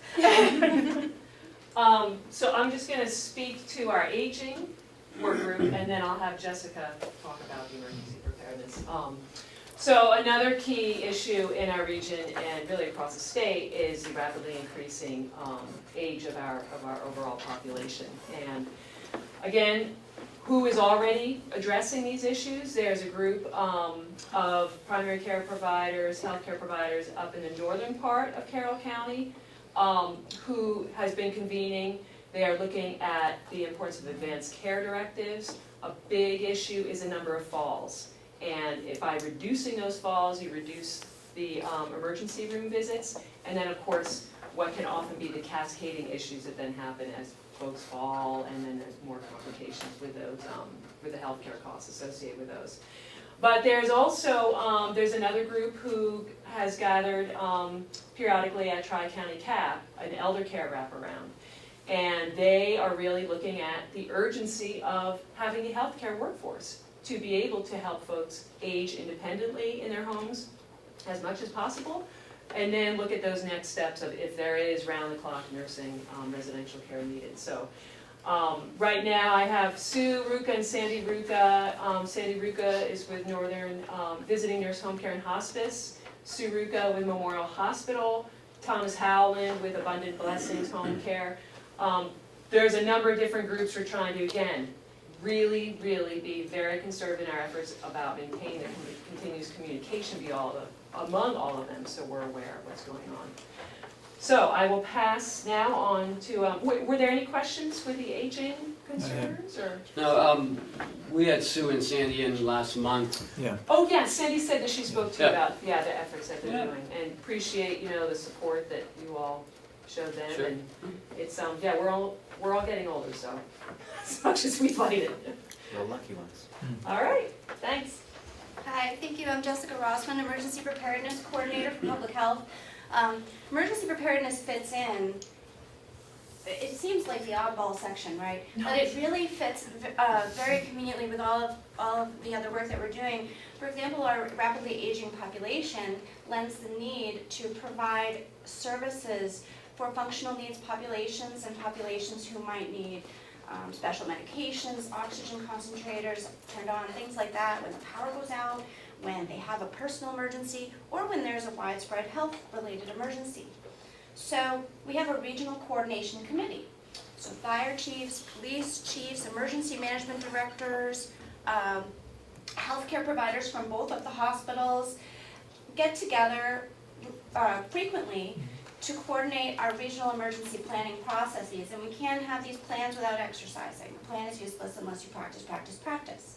So on April 22nd, we had a very robust practice at Kennett Middle School. We set up the gym. We prepared for giving emergency medication to essentially 30,000 people, and we are prepared to give emergency medication to people in a very quick and efficient way, similar to when they had the hepatitis C incident, and in Exeter they had to have people walk through that gym, right? That's what we're able to set up here. On August 6th, there's going to be a statewide emergency exercise, and we're going to do that again. So practicing the plan is very important. Part of our community health improvement plan includes integrating behavioral health. Our 3-year training and exercise plan for emergency preparedness includes training our robust Medical Reserve Corps and community emergency response team volunteers in the ability to help people with psychological first aid needs, being able to calm a scared population down, being able to deal with the worried well in an emergency. We have Terry Fraser Hoover here, who is our volunteer coordinator. We've gotten like 25 new volunteers since December. 26. This is wonderful. So contact us if you're interested in learning more about the Medical Reserve Corps. I draw your attention to the little handout that I have in your packet you can look at later. We have a memorandum of understanding with not only the corrections, but with the nursing home as well, to provide emergency medication quickly to their facility so that you can self-dispense to the residents, inmates, and the families, and the staff and the families. We're talking something like a pandemic flu, something terrible like anthrax, or something else like a hepatitis incident that requires medication quickly, right? So we have those plans in place, memorandums to get that done. We also operate school-based influenza clinics, and Shelley Rondo is here. Do you want to speak briefly about how we've vaccinated thousands of children who might not have access? Their parents won't have to take time off of work to go. It saves the school's money. For every school that participates in the school-based clinic program. They show that there is about a 30% decrease in absentee rates because there's like a herd immunity, so like teachers don't get sick, siblings don't get sick in high schools. So there's such a benefit to getting more kids vaccinated against the flu. Do you want to speak to that, Shelley? So we've been doing it for 3 years now. Yes, 3 years. We're going on our 4th year this coming fall. We've seen an increase in all the schools participating. I coordinate it. I attend all the clinics. And the parents fill out the forms, they come in, they get vaccinated, and they're out the door. Yeah, she's got it down. It's a very Got it down to a science, and we have seen an increase in less flu. Absolutely. And less problems in the school. So, And and from most- 600 to 900 students. at least, Wow. yeah, and it's all Yeah. state funded. It's under the immunization program. So, will we apply for the grant this this year Yeah. we're covered, next year we'll have to reapply. So they get 3 flu shots in the schools, so Yeah. we'll maybe have you guys help spread the word about that a little bit. And not the flu. Spread the word, not the flu. About, yes, spread the word about the flu, Oh, I that's a like great. that. Sounds like a good slogan. New poster. So, you might have questions about emergency preparedness and all of these Centers for Disease Control related emergency plans we have. Contact me anytime, I'm happy to share the details of the planning processes in any way. Jessica, I understand you were here a couple weeks ago doing an inspection. We were looking at the trailers. We Yeah. have 2 trailers full of supplies such as medical grade cots, equipment. We renewed the registrations on the trailers. We thank you for having them on the property here. That works out really nicely because fire departments or county officials can come and hook up and take that trailer where it needs to go. That's an asset that we have. And we haven't lettered the side of the trailers yet, so they're kind of like inconspicuous. You don't know what's in there. But it's basically cots, blankets, shelter supplies, and things like that. So does this room become like an emergency center? Yes. So in the event of a regional public health emergency, remember public health is something that's affecting the whole population's health. So it's not just like one town having a problem. So if all of Carroll County needs an emergency medication, we would have a regional coordination entity called the Multi-Agency Coordination Entity. Basically a resource allocation group to set up here and have the incident command system set up logistics, operations, administration, and planning to get those volunteers up to Kennett Middle School, to get the middle school open, to get the supplies to the middle school, to call the department, to tow the trailer, get all that logistics done from one spot in a very coordinated manner. And that's what this plan is in this room. So yes, that's an amazing contribution of the county, and it's a good hub, it's a good spot, it's a good location, it's a nice. We have drilled that here. Babson, you probably remember that we did that years ago here. I don't know if anybody else was involved at the time. Yeah, and August 5th and 6th, it's a statewide emergency exercise.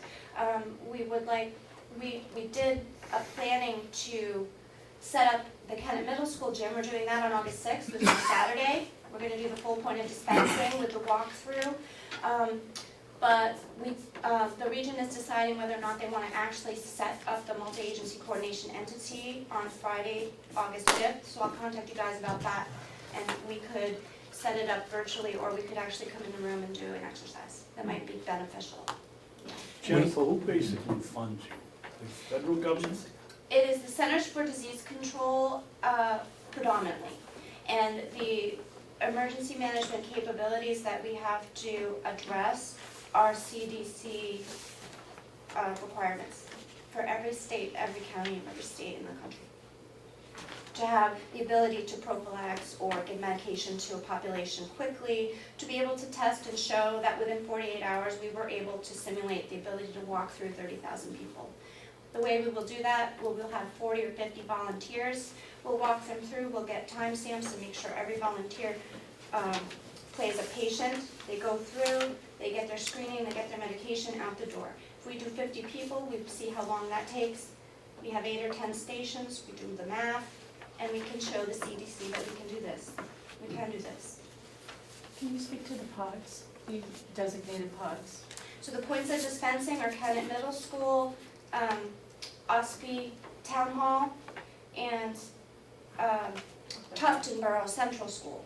So that gives sort of a circular radius for each of those three that we would direct the population to go in an emergency.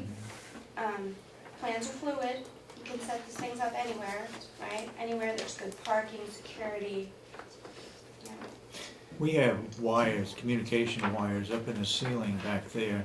I'm assuming that you have all of the equipment that could plug into that and that has been done or Yes. tested?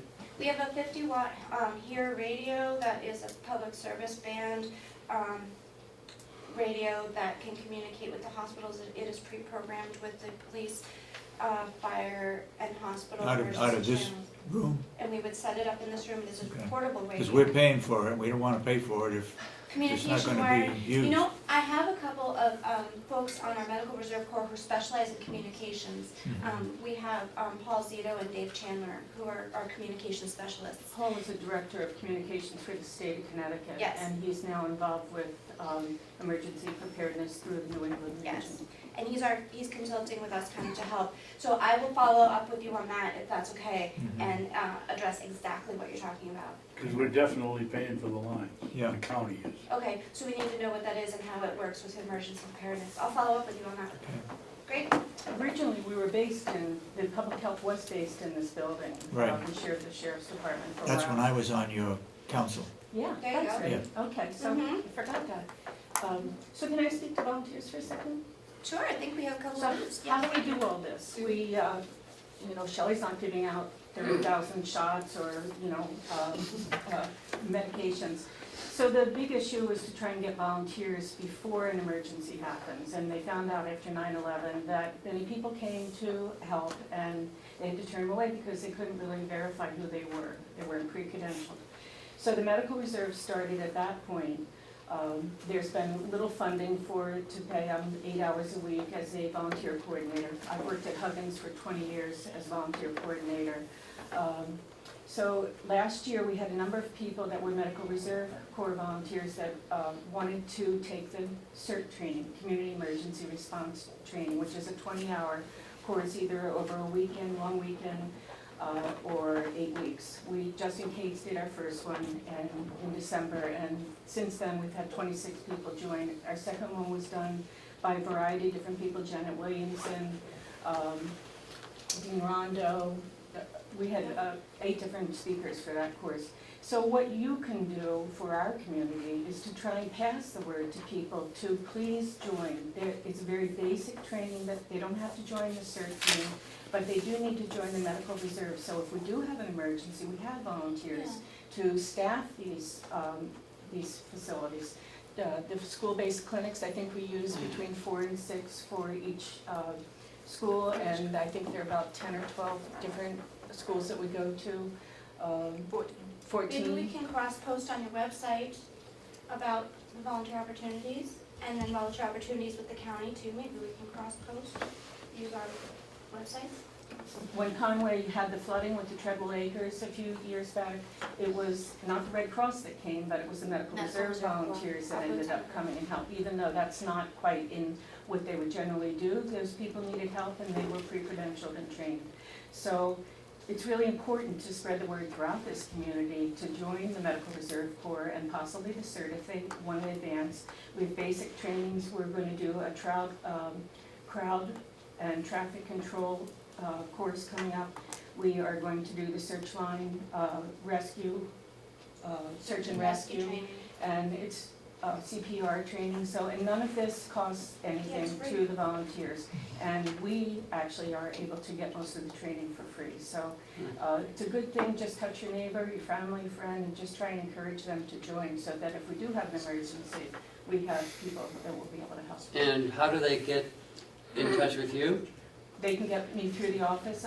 Actually, my email's easy, mrc@c3ph.org. Medical Reserve Corps, MRC, and Carroll County Coalition is c3ph.org. C3PH. We'll have that on the.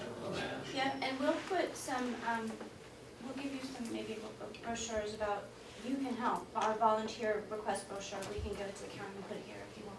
Good. Thank you. Thank you.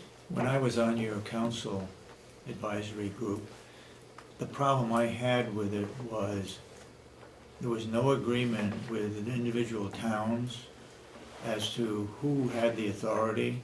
I mean, each town has their own, Emergency operations center, Yeah. yes. and this group here didn't have any authority, nothing from Concord, nothing with those towns. Has anything been done with the towns as far as how you fit in with what they are going to do? Yes, we have, now there's an annex. There is a public health emergency annex to every local emergency operations plan.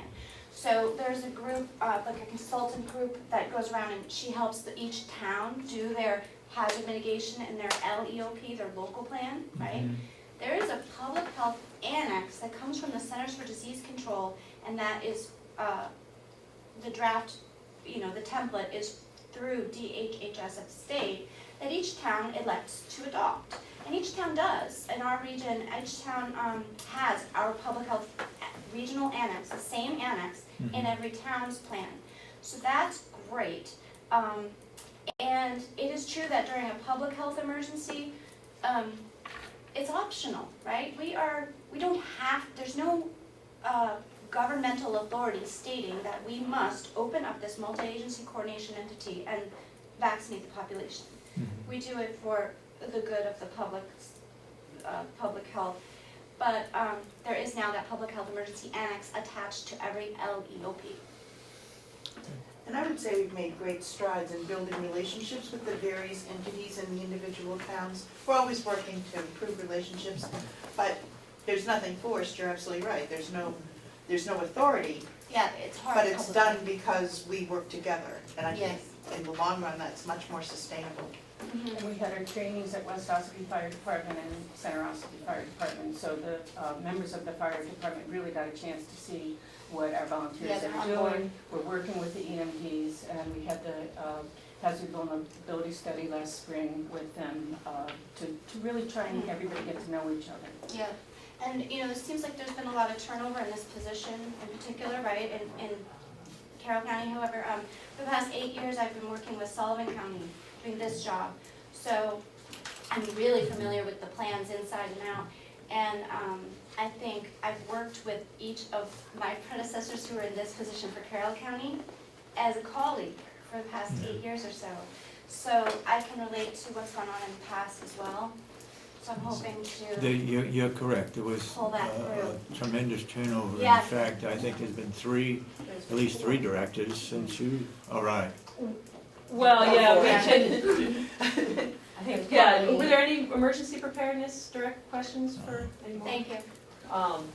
Thanks, Jess, that's great. We can go to the final slide, just sort of speak to that.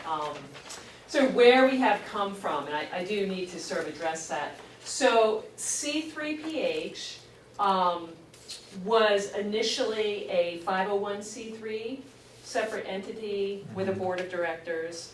Jennifer was right from the beginning. There was an executive director of C3PH.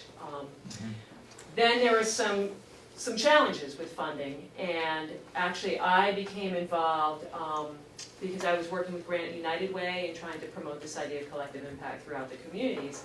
C3PH applied for a grant from Granite United Way, and it was realized, you know what, this one-time transaction of money is not going to really help in the overall sustainability. So in looking at the capacity that Granite United Way had to support back office administration, they were doing that for the capital area public health network. In November last year, the state reassigned those grant monies to fund the public health work to Granite United Way, and that's why we are now an initiative of Granite United Way. Did you want to add anything No, else to that, or but being part of the challenges, staff turnover? staff turnover, staffing, cash flow, waiting for the state to, That was a problem. Still is a problem. Right, and for a small organization, it was really challenging, and our board worked very, very hard to get the organization up and running, to get these contracts into the state. I think they were tired, and so it all worked out pretty well. And so here we are, now working under Granite United Way, which provides a Stability. solid framework, some staff benefits, I mean, hello. So it's working out for the better. I think it's exciting too, we have, Shannon Breesaw is the public health director for Granite United Way. And so she's overseeing not only capital area and our work, but they also have the Dairy Public Health Network, now known as the South Central New Hampshire Public Health Network. So it really sort of enables us to keep in contact with what some of the other networks are doing and really sort of share ideas and So resources. who do you report to? Shannon. She Breesaw. comes up Well, every week. And we should add that the state is really strengthening the role of the public health offices as well.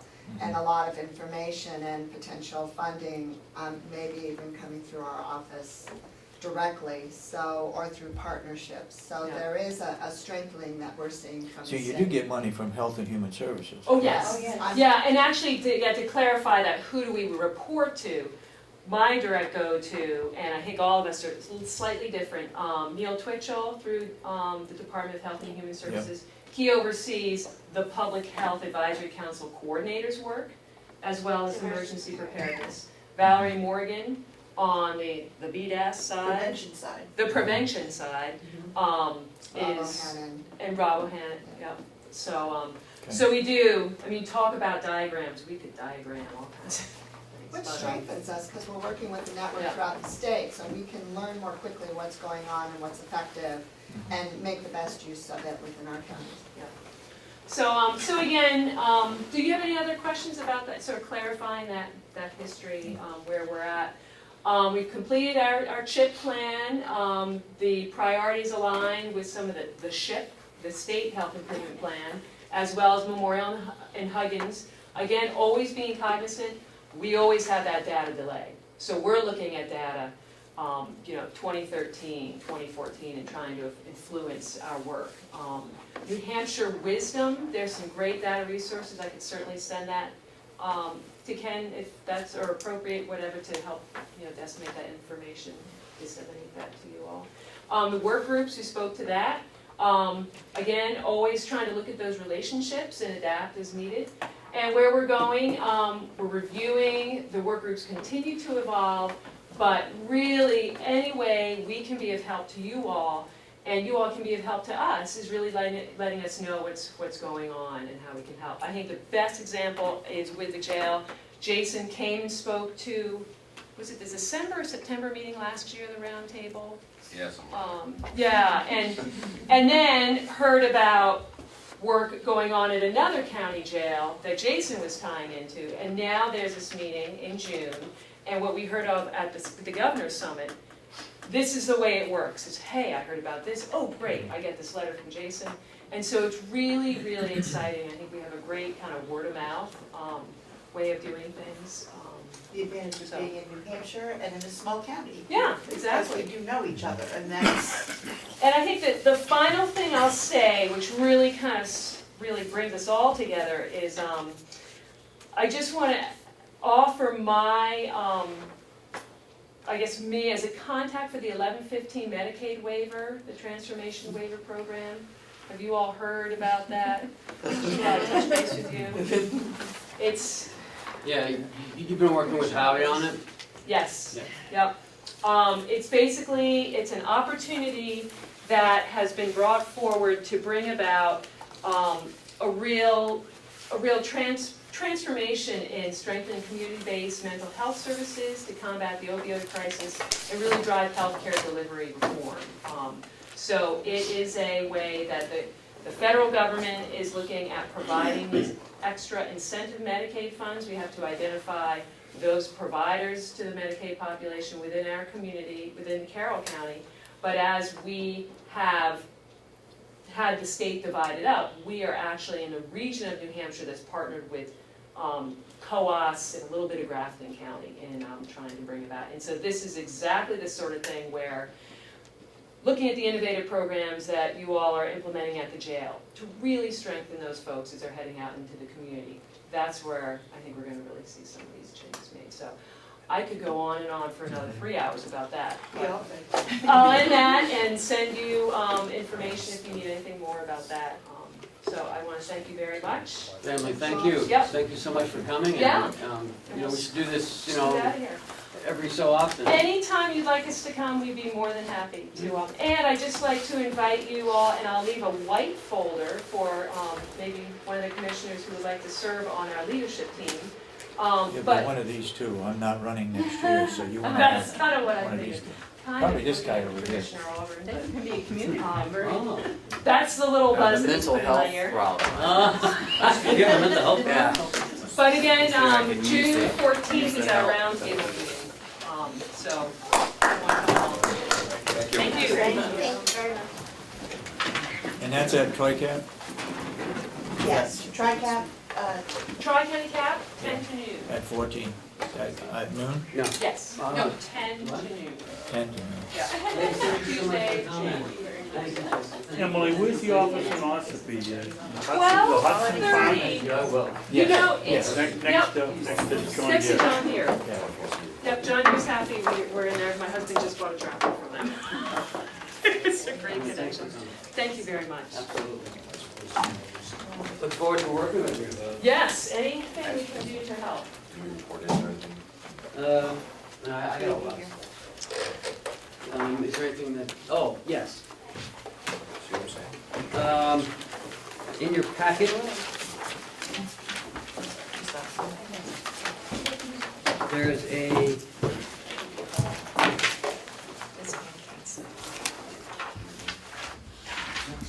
in your packet, there's this.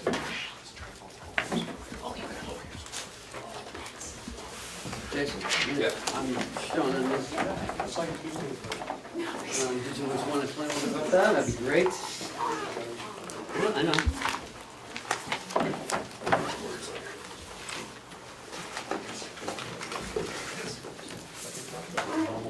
So, apparently, Sergeant Baker Yes. went to, along with the school resource officer from Wolfboro PD, went to Kingswood and spent a couple days working with some of the kids on some self-defense tactics. Some of the young ladies on self-defense tactics, how to protect themselves, how to carry themselves, what to look for. They want to make this an ongoing training, but Wolfboro reached out to us and asked if Sergeant Baker could be helpful. He's very good with this kind of stuff. Sergeant Baker's actually doing a lot of help with a lot of other PDs around the area. That's fun trying to make. He's gone from Jackson to Bartlett. Wakefield calls us quite often for help as well. Really good rapport, but this was a really good program at the school with them to go show up and teach these kids how to protect themselves.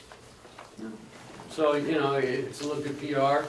And a lot of departments are reaching out to the jail for, you know, certain Expertise. Right, yeah. So that's just, you know, another feather in Jason's cap for him reaching out to all the departments and. And I won't take full credit. I've allowed them to kind of go spread their wings. When I came in, first thing I said was, I want Carroll County to be on the map. Yeah. Spread your wings. Sergeant Baker's reached out. Lieutenant Phillips over here has reached out more into the community, and he's out a lot doing programs. So I encourage staff to make these connections, because I can't be everywhere. And they come back and ask, hey, I was asked to go do this, do that, are you okay with it? Yeah, I am. Go read at the school, go read a book, go down to the community, once you talk at the school, fantastic. I'm all for it. Yep, good idea. Talk to our county administrator and give him a few hints on not taking all the credit.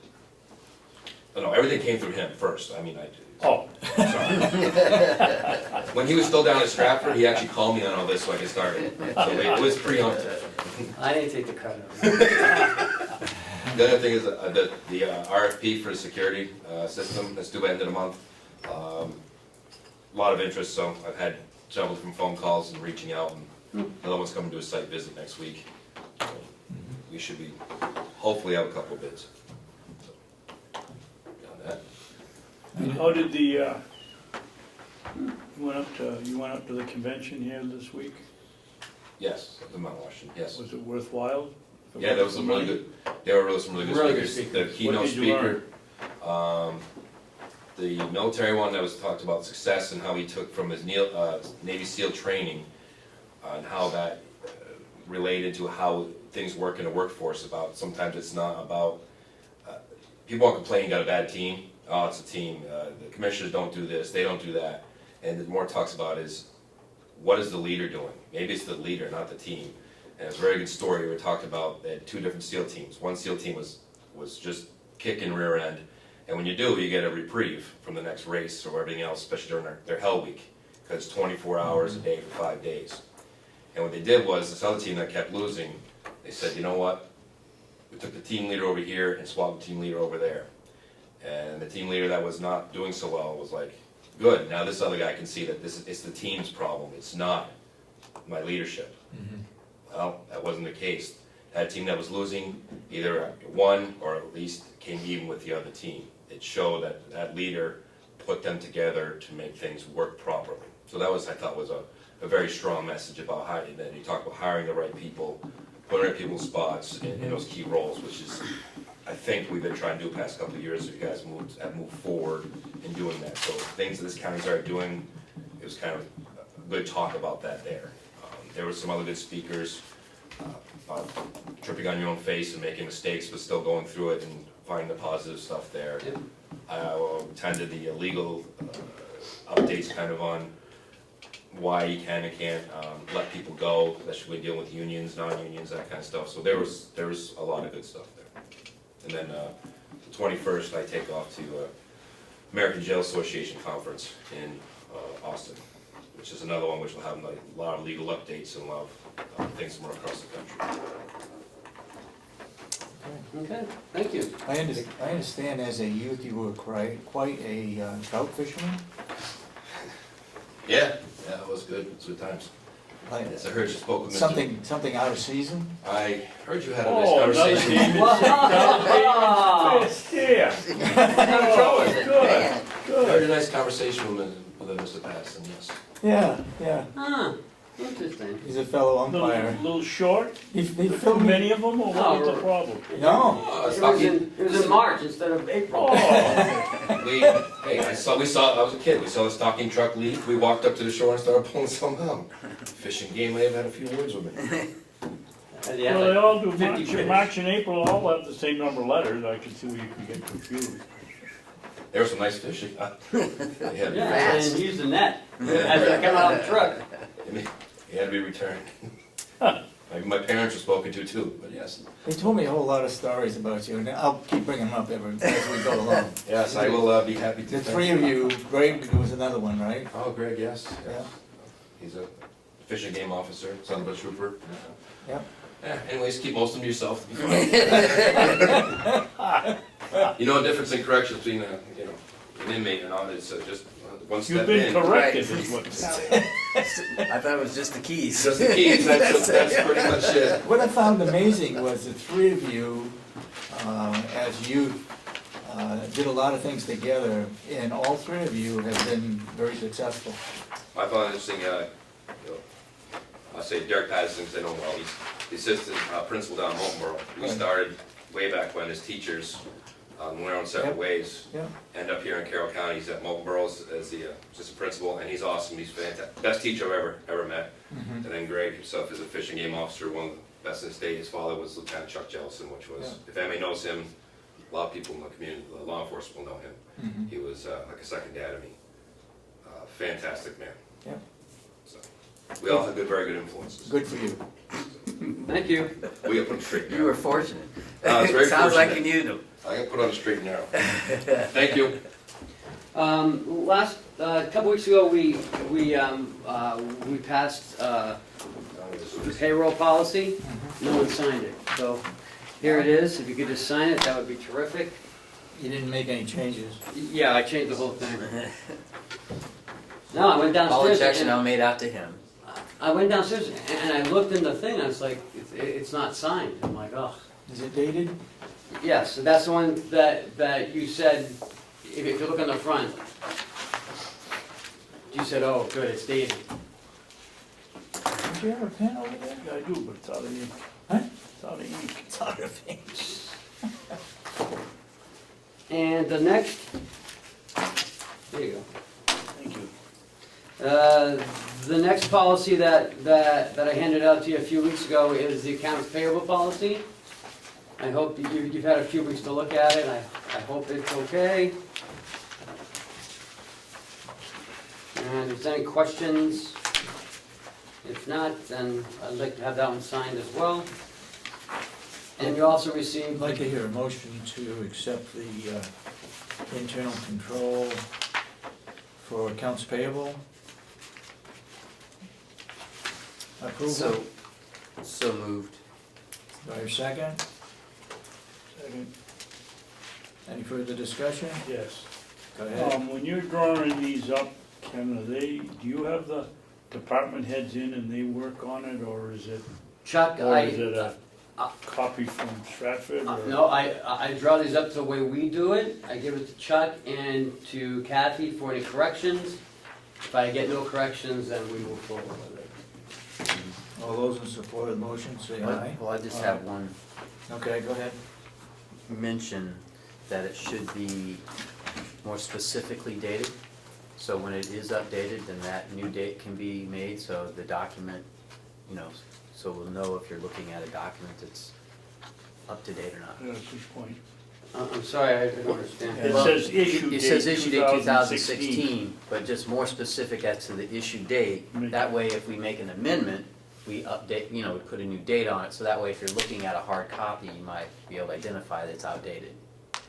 That's all. So, yeah, So so I just go back in. make it May 13th is what you're saying. Yeah, that's what I'm saying. Oh, okay. Make the date more specific. Oh, I get To you. today's date, I and then get you. say in 6 months, if we make an amendment to Okay, it, then we yeah. change that date. So, next to your Did I just sign signatures, that can one? you put May 13th? Is it the same one? Yeah.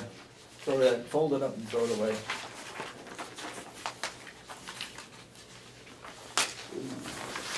Would that be okay, sir, if you just put like May 13th next to your signature? Or do you want it on the top? May 13th, yeah. Somewhere by our signature, maybe it should be dated that it was accepted on May 13th. Or wherever you want to do it, I don't care. but, Whatever, yeah. We still have another,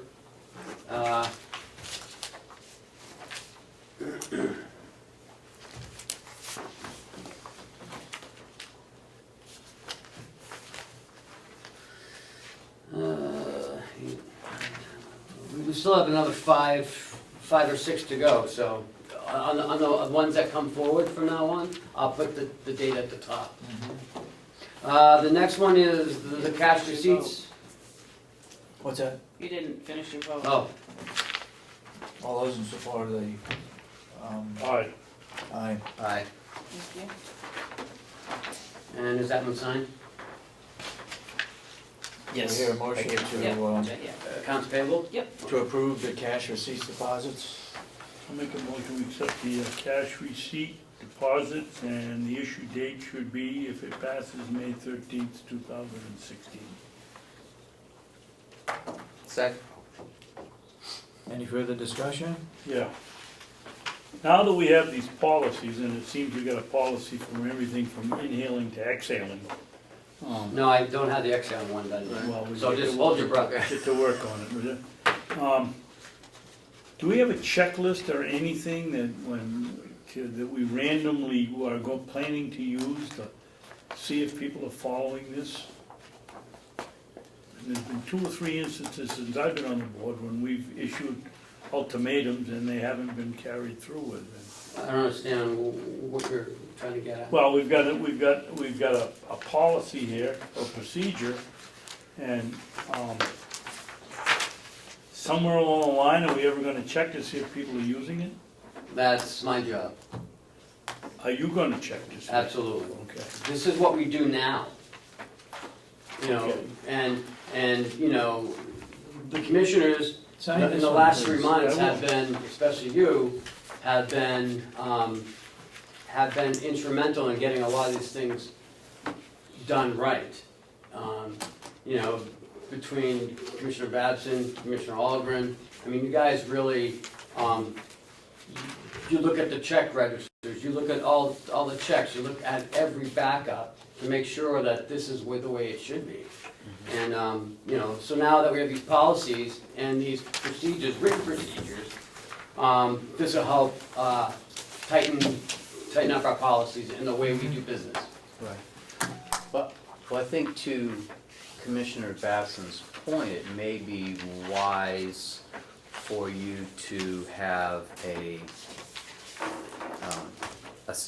sign-off sheet recognizing that the individuals within the department have read and understand these. Now, these are just ours right now. When in your packet is also what the department heads will get. It has everything in here.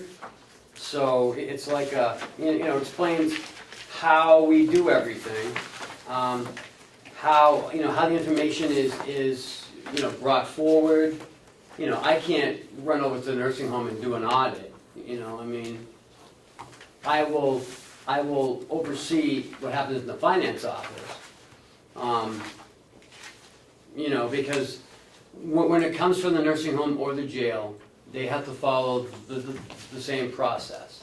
And each department head will get a copy of all the policies, and that's the way it needs to come over to us. And as we look at everything, all the documentation has to be there.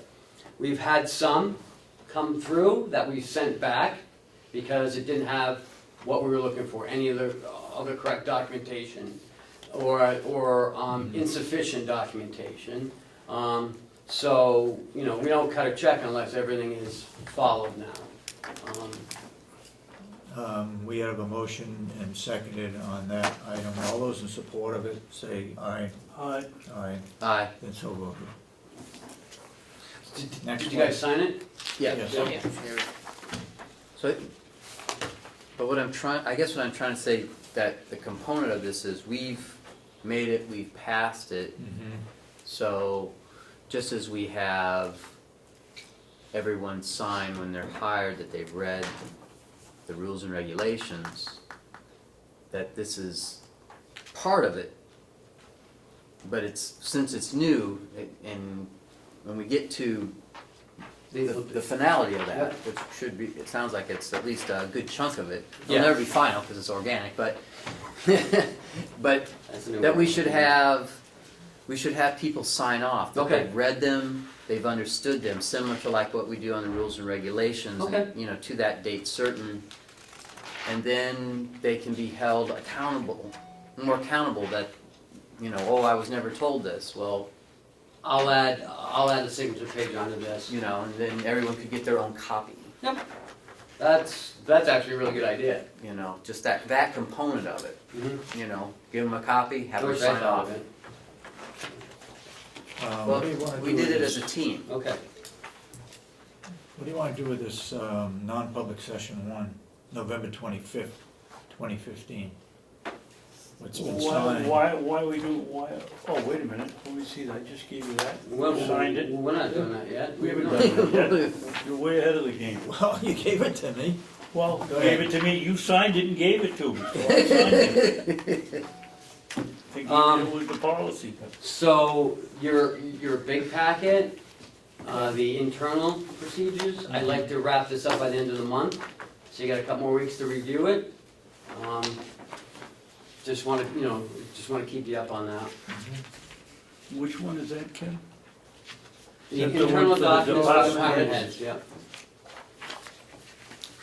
Next, I'd like to touch on the slip, trip, and fall policy. Wynette, you wanna come up with all your stuff? Want some help? It looks like you got a lot of stuff there.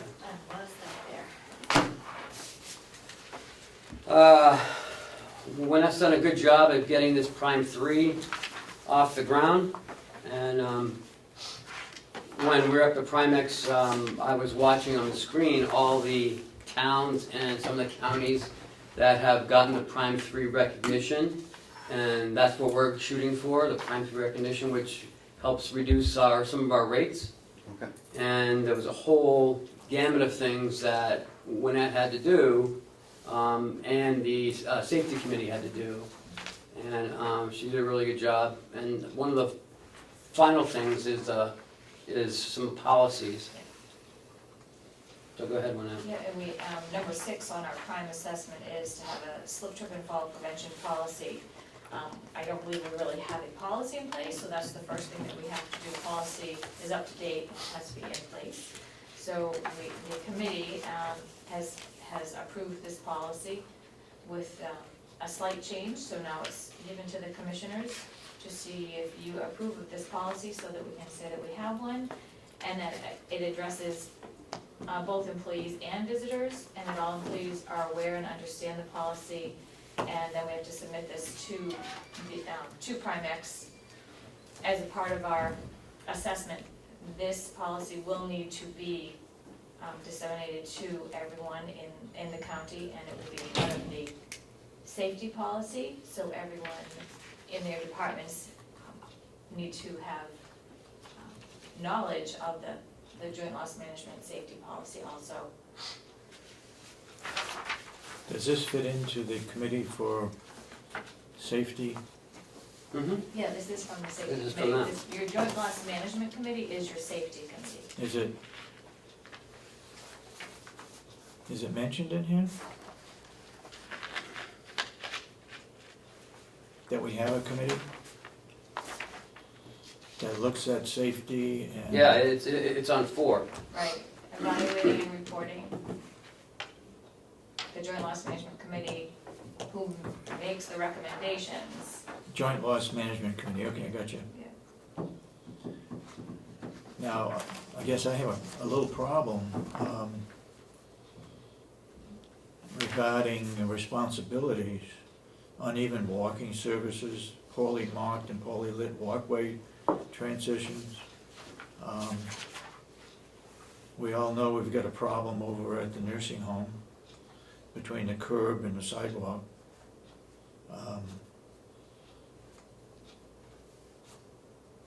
Yeah, and, you know, I met with Primex. Those sidewalks have really come down.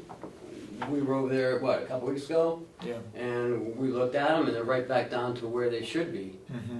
It's just in the winter time. Yeah. The courthouse had the same problem. They called in an engineer, they ripped them all up, they redid them, put new piping underneath, and the next winter, they all hung up again. So the state wasted $30,000 to replace their sidewalks. It didn't change anything. I can see I'm gonna have to start going to church again. Number 2 on the bottom, slippery conditions due to mud, ice, or water during inclement weather. I have to talk to the good Lord to stop it from raining or something. I mean, this is ridiculous.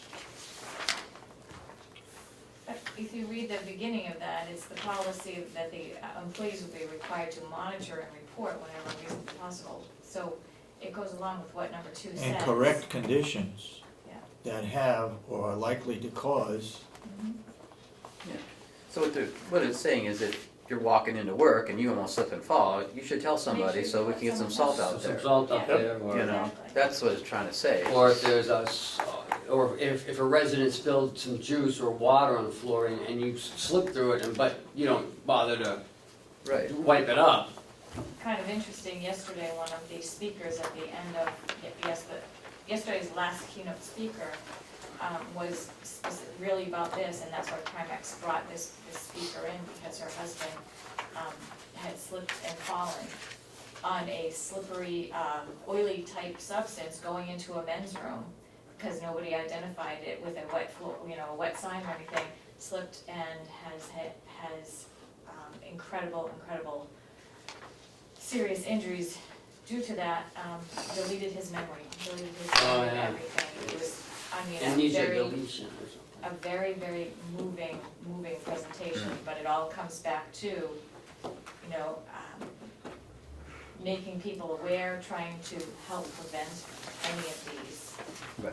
It's everybody's job. It's everybody's Yep. responsibility. It's Very not- good. That's good. It's everybody's job, Yeah, not, it is. oh, that's not my job. to Oh, I'm clean not that up. in- It's I'm not not in maintenance, I'm not in right? It's not housekeeping. that at all. If you see something, you need to take care of it.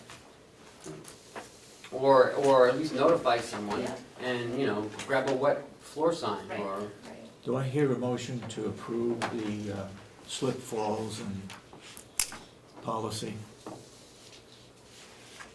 So moved. There a second? Second.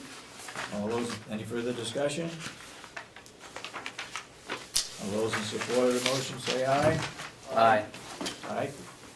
great one, thank you so I will much. have, Voted. I will have a non-draft copy for you to sign, hopefully before you leave today. A non-draft? Well, I have a non-draft one right here. You got a draft? You do, you have, you have a clean Yeah, copy? Doesn't say it's a draft. It doesn't say Mine, draft. sorry, he has the clean copy. Well, they do too. Yeah, Okay, then can you sign it on the back? we did. Yeah, it's all signed. It's all Okay. signed. And dated. Perfect. Yeah, the date's on the back, we must have the date on the front, but, so, are we gonna paint that? Paint what? The corrective action was to paint them, I thought? When they come back up, now they're back down, so, Well, if you paint them, it's gonna be there year round, so have maintenance paint it. Yeah. but they've gotta come Paint back that- up though, starts to paint it, we can't lift up the sidewalk and paint it. So, in the winter, when it comes back up, What are you going to paint? You're gonna paint The the curb. face of the slab that's lifted. yeah, yeah. When it goes up that much, you're gonna paint it? I think we're talking about two different things here. We're talking about the walk and the curb, right? At the Yeah. I'm machine? talking about the walkway, you're talking about the curb, Yeah, I'm talking about the walk. the walkway. Because they're like this now, but in the winter, they're like this. Yeah? And he's talking about painting the face. Right, I wanna paint this You're part just gonna right paint here. that. So when it lifts up the winter time, people will see it. But Okay, in the spring, it's down here now. all right. So I can't get in there to paint it because it's tight. It's weird, I've never I seen would- anything like it. I would paint the curb right there where it lifts, but, Oh, okay. But paint I- the curb too, okay. Yeah, so if you paint, well, you know, what do I know, but if you paint the curb and the sidewalk along that edge, when it does, Yeah. you'll have a contrast. And then that contrast, then once it comes up, you can paint it, Okay. but I don't know. I'm just, as opposed to waiting for it to come up and Yeah, that going up and down, I don't know, that, but you see what That was weird, I mean, it's a very weird sidewalk. it's New Hampshire, I mean, we have a lot of groundwater, and all right, next You we're know. on the 6-month review of No. the public minutes? No, No, I thought We're that going to was something next on the list. yeah, but I have to skip around. Yeah, because you're the administrator? Yes. Okay.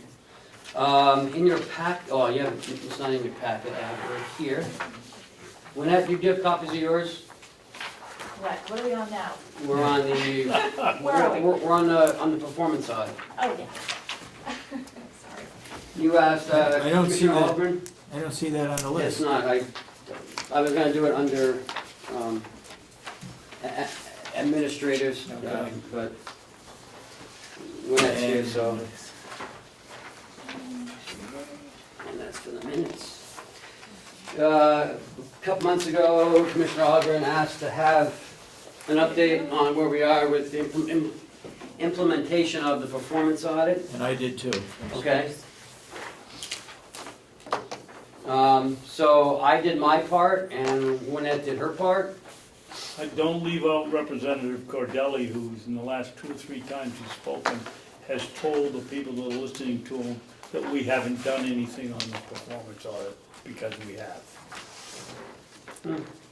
Yeah, we He said that certainly right have. over in Moltenboro 2 weeks ago. Yeah, well, the problem is he doesn't know what we're doing here, you know?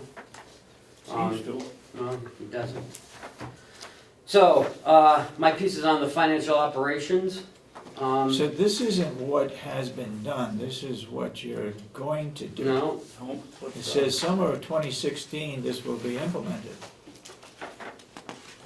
right, because, which one are you reading? On the second page, 3.5 on it. Not 3.5? second, yeah, 3.9. 3.9, right. Because, you know, we've established and we've begun implementing our performance-based measures. You know, because it talks about, in the performance audit, performance-based measures. And that's gonna be part of our, you know, part of our raises too, our, you know, our performance-based Okay. measures. and we're implementing it next year. We have them, we're ready to go with it, Okay. and so, that's what that is for. But if we could start at the beginning, we have 13 financial policies and one 17-page internal control policies and a procedure manual for the department heads. And now I brought forward to you, for your approval, 8 of those financial policies, and the 17-page internal control policy. The policies that have been approved so far is the county investment policy, the employee reimbursement policy, the payroll policy, accounts payable policy, the cash receipts and deposit policy, the anti-fraud policy, and an approved vendor form. This is for all new vendors that require payment from the county. The document helps prevent, ghost vendors. So these financial policies will help, strengthen the county's finance structure. And so this was my highest priority, was to get these financial policies and the procedures in place. We're on our way. We only have 5 or 6 more to go, so I think we've done a lot on that in 9 months that I've been here.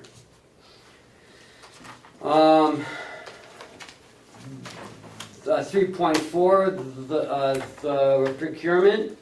I think we've established a procurement plan with all departments filing a procurement request, and then it's initialed by the department head prior to sending it over to the finance office for payment. So we've implemented that. We have a multi-year CIP. Kenny, there's one thing that in our procurement policy on that one, somewhere along the line, we ought to have a request from somebody that whatever they're buying is needed. I mean, Before they buy it? well, if it's a new pump, then it ought to come from Murray. I can't see that we gotta have a request for Band-Aids every week, but somehow, some way. Over a certain amount? No, well, when that person sends an email to the purchaser, that usually comes from a department head. It doesn't come from some worker. Well, then it's simple, how about the request for procurement come from the department head? Well, do they sign off on it before it comes over here, so they already know about it? And in most cases, the request comes from a department head. You have an email attachment, or you have a PO. In the nursing home, they've gone back to the PO system, or a Where is that? procurement order. I've been doing the checks every week, and I haven't seen any new copy of any purchase order in any of the packets that we've had. Are you sure? Well, I would Do you have think that we'd email? have one, huh? Do you have an email request to purchase something? No. Okay. No, I'll have to look at that. That's some lunch for you gentlemen. Chris, thank you so Chris. much. Thank you. But I think that, whatever on the form, if the department head is sending the email to the purchaser, they could just include per the request of whatever the employee's name is, and then they send it But- over. Can you say that one more time? That, you said currently the procedure is that the department head sends an email to. Normally. Right, I'm just saying in that email, in the instance upon which it is an employee who requests a purchase, that includes their name. Just say that Fred requests a new blender, and then Rob, well, wait a minute, no, Chris. I have to check the calendar. Then Chris would send over that email that would just say, per the request of Fred, I have approved the purchase for the new blender. Please, But if Chris is sending it, it doesn't, what do we care who orders it? As long as it comes from Chris. Yeah, I think you're right. we I care think you're because, going back. we care Too much because, that, Too much paperwork? well, no, I think it's because it's another layer of assurance that whatever's being purchased is necessary. So someone has identified they need it, and then a supervisor has approved it, and sends it over to the purchasing agent to find the best price and what we're looking for. So I'm not saying that in every, like you said, sometimes the department head, indeed, they're the person who's wants it and approves it, okay? But sometimes it's not. So that extra layer is nice. It's nice to have. I mean, ideally, that's what you'd want to have for everything. Ideally, you would have somebody who would authorize it, a purchase for somebody else. Like, we need this, okay, you're right, we need that, it's good. You can, send it off to the purchasing agent to get the best price. Well, let me bring up another scenario here, because if the department head's signing it, maybe we don't need to put in if it's an individual. What is our policy here if we're getting a good price from somebody on a widget, and I am in the low man on the totem pole in maintenance, and I need one of those widgets at home for my lawnmower or whatever, and I come to Bob and I say, Bob, can you order this for me? I'll write the check and pay the company. What is our policy on that? I don't know. Maybe Because that would be the individual? only exception, I would think, where we need to say, this is for Pete in maintenance for his home, for a home purchase. Other than that, with Murray signing it, that's enough for me. I don't wanna get into, that, Well, no, I'm just asking, because that's the only situation where I could see that you'd need to put down the person's name. If Murray's buying it, then you know where he is and he's the boss. I don't know. But we shouldn't be purchasing stuff for home. Yeah, I No, don't know we if I shouldn't like that be. idea. We shouldn't be. I'm asking what the policy is. I just found I don't out think there we have isn't one. one. We don't have one. At least I don't know. But we don't do it. I've never seen anybody order something and then pay a write a check out. Okay, well, that takes care of that. Then the only one that does it is the department head. And so if we get his signature, He's held liable. he's the one that's the boss of the department. I can't I'm think of just trying to another think of- instance. I just don't want like layers and layers, and I think I know what you're saying. I'd be suspicious if, Chris, if it were a $5,000 purchase, somebody other than the maintenance department head or somebody else, but, Right. I'm just suggesting that what I'm suggesting is that ideally you want someone requisitioning something and then someone with the knowledge above them to realize whether or not it's reasonable, needed, and necessary. Okay? So that's the department head. So you have one of the maintenance guys says, we're out of floor cleaner. Bob, we need to order more for floor cleaner. Excellent, okay? So then he has that requisition from the employee, he approves it. So the requisition is made by someone, he approves it, sends it over to purchasing, they find the best price, okay? So when you do that, then it prevents whoever the department head is from saying, gee, I'd like floor cleaner for my house, let me just requisition floor cleaner. I'm not saying that. Oh, I see what you mean. See, so it's nicer, it's better, Yeah. if that's. to double check. That's the process. Now, in some instances, it becomes very arduous to do all that. But in the instances where you have it, it would be good to have that within there that said, Fred, requests this purchase that I've approved it, kind of a thing. I mean, that's isn't that typical of how it works in the military? I was unfortunate that I didn't serve, but that's typically how they do it, right?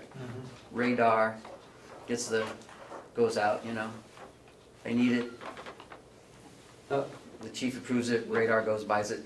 With the POs that we're doing now, like if the nurse over at the jail needs, I don't know, gauze pads or something like Right. that, she sends it to Lori. Lori has Jason sign off on it, and then it goes to be ordered from whoever, maybe Norma.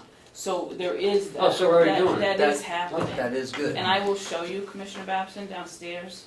I'll show you how to find those. Why aren't they every not instance- doing They it? are in the So in packet. every Not every- instance, If it's ordered from McKesson, then Yeah. it's in the McKesson pile. And you probably didn't see, and then it's, written by Norma, everything that she ordered under each number. Okay. And Jason's number is there and it says Jason. No, And if I you look didn't see further that. down in the pile, I will show you. Okay, thank you. so that's what I'm saying, that whenever possible, there Okay. should be somebody requisitioning it, then the department head approving it, not just the department head Order. ordering it, Okay. you know? I mean, sometimes if they're ordering stuff, pencils for their own desk, I guess, you know, it might be a little difficult and the amount of it would be, but But I mean, for the most part, we trust our department heads to We ought to be. hope they're doing the right thing, yeah. Okay. You know, the multi-year capital improvement project, you know, Chuck and I are gonna start it this summer. We hope to implement it 2017 if the delegation goes ahead. Bank statements are continuing to be processed and completed by Chuck. Modified agendas, 3.8 suggested that in the past, the commissioner meetings were kind of loosey-goosey. Not a lot of materials provided. As you can see, I provide you guys with a lot of materials, so you can hopefully make a decision now as opposed to, you know, down the road. well, I think also in that though, Ken, is that I can't remember the exact wording, but the performance audit I have talked it here. about, but essentially that we were making decisions on the fly as Mhm. opposed to you Yeah.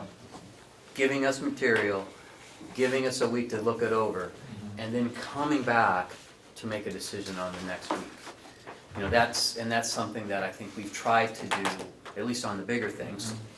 Like we just said, you handed this to us, so we had an opportunity to review it and look it over, as opposed to, we look at it, now we start reviewing it and we And try you to read make it a here decision. for, you know, 15 minutes and there's dead space for 15 minutes. Right, so I mean, I think that's Okay. something that we've tried to do. Yep. I mean, that's part of that 3.8, I believe it's under 3.8, it may not be. Yes.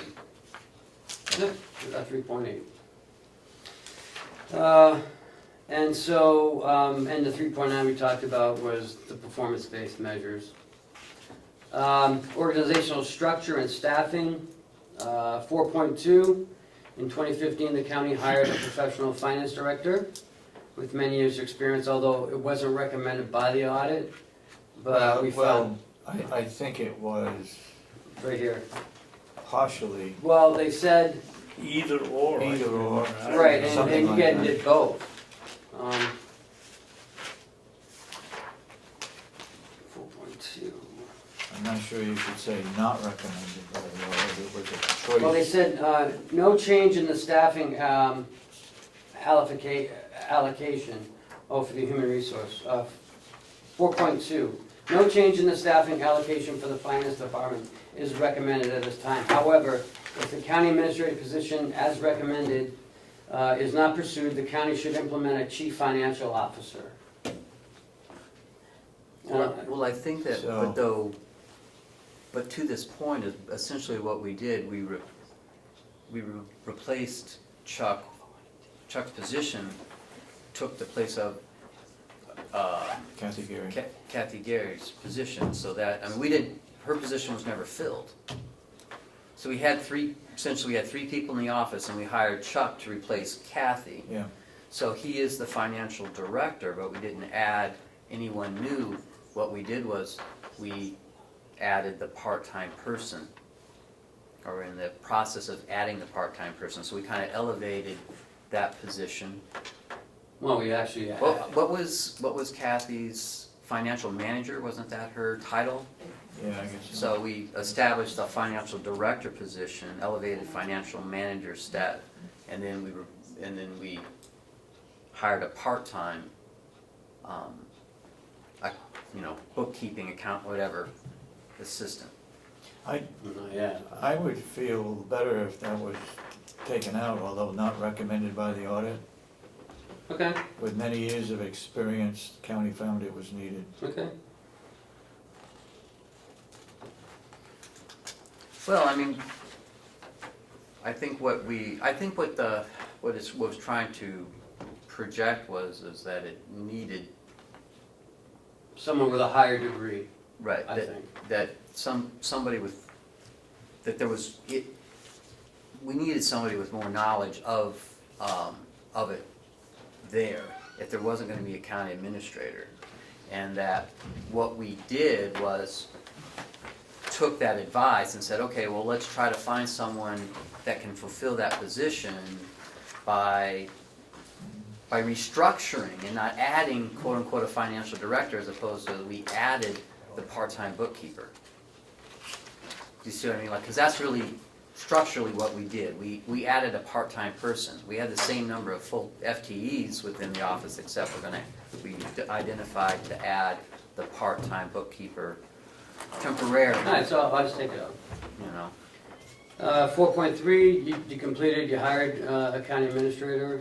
4.4, Excuse me, Ken, you ought to change that, either the capital C, completed and a colon, hired a county administrator in 2005, or make it into a sentence, either one, whatever, you gotta do something, it's not good the way it is.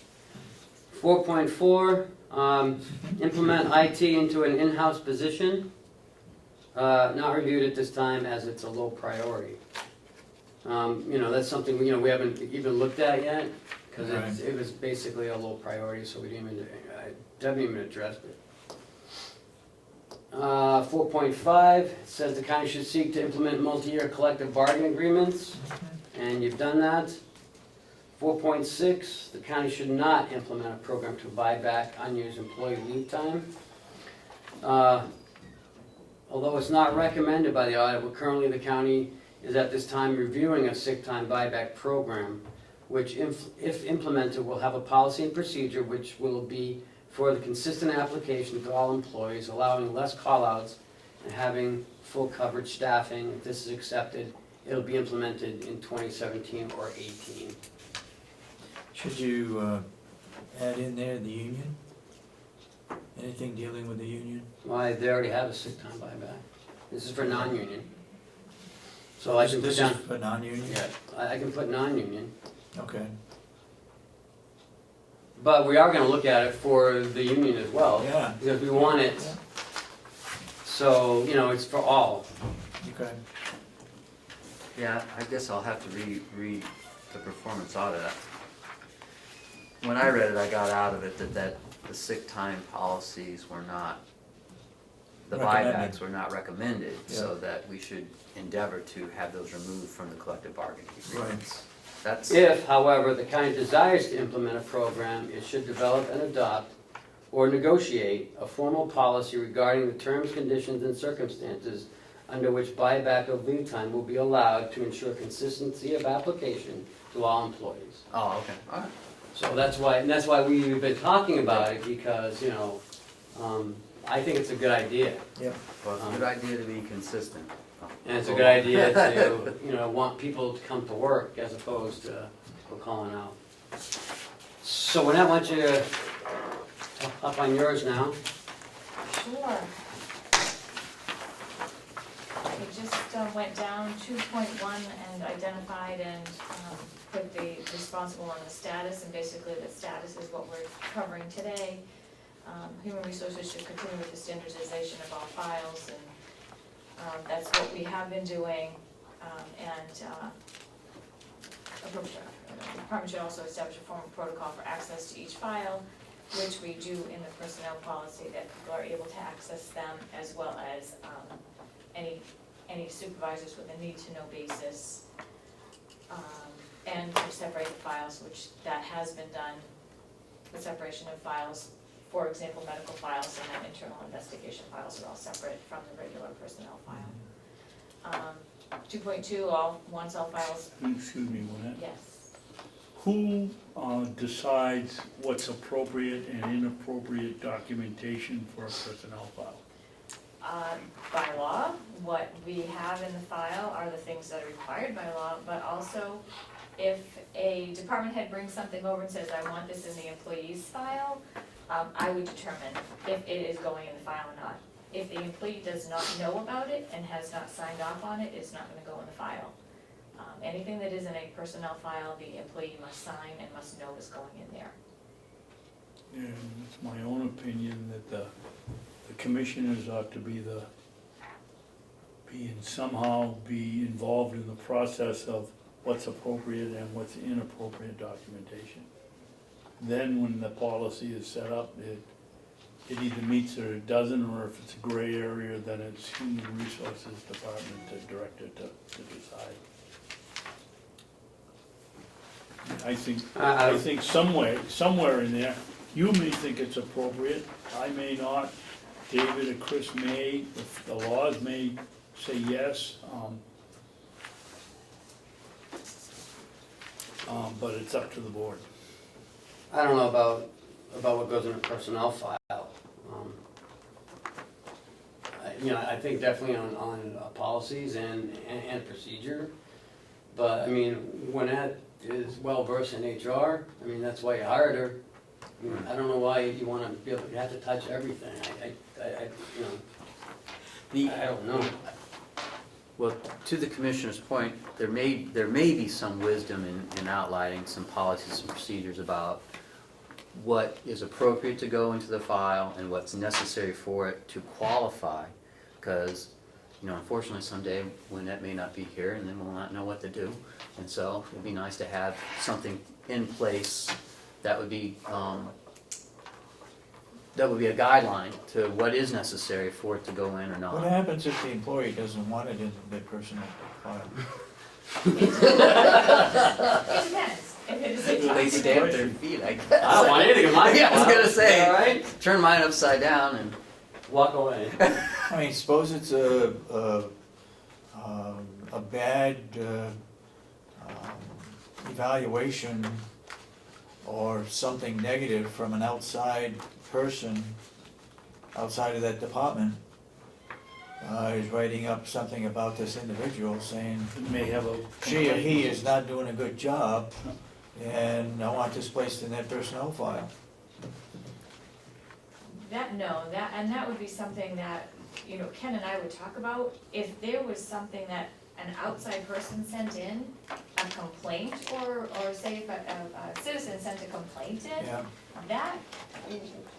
that would not go in the personnel file without notification of that person's department head, having an investigation, and figuring out, what it is. If it needed to end up becoming a disciplinary action, that's what would go in their file once the investigation was done, if somebody was complaining about something. okay. And if there was a complaint and the investigation found that it was, I would tell you guys right away. Yeah, and that's the piece where you would be notified, you would have knowledge of what has happened. However, on a typical day-to-day basis, those things, something good that comes in, a good letter from a citizen, we'll do a flip side, we'll do a positive side of it, positive to yes. We'll do a positive side of it. If somebody sends something in, I'm not gonna put it in an employee's file without them knowing it. I want, Cheryl, somebody sent this note in, I want you to we're acknowledging it, can I put it in your file, and it's gonna go in your file as something good, just the same as with something that is bad. We would investigate, we'd figure out if it's founded, we'd do an investigation, and if there needed to be some oral warning or a written warning, we would do that. The employee would know it, and it would be in their personnel file, signed by that employee. is there some sort of policy that,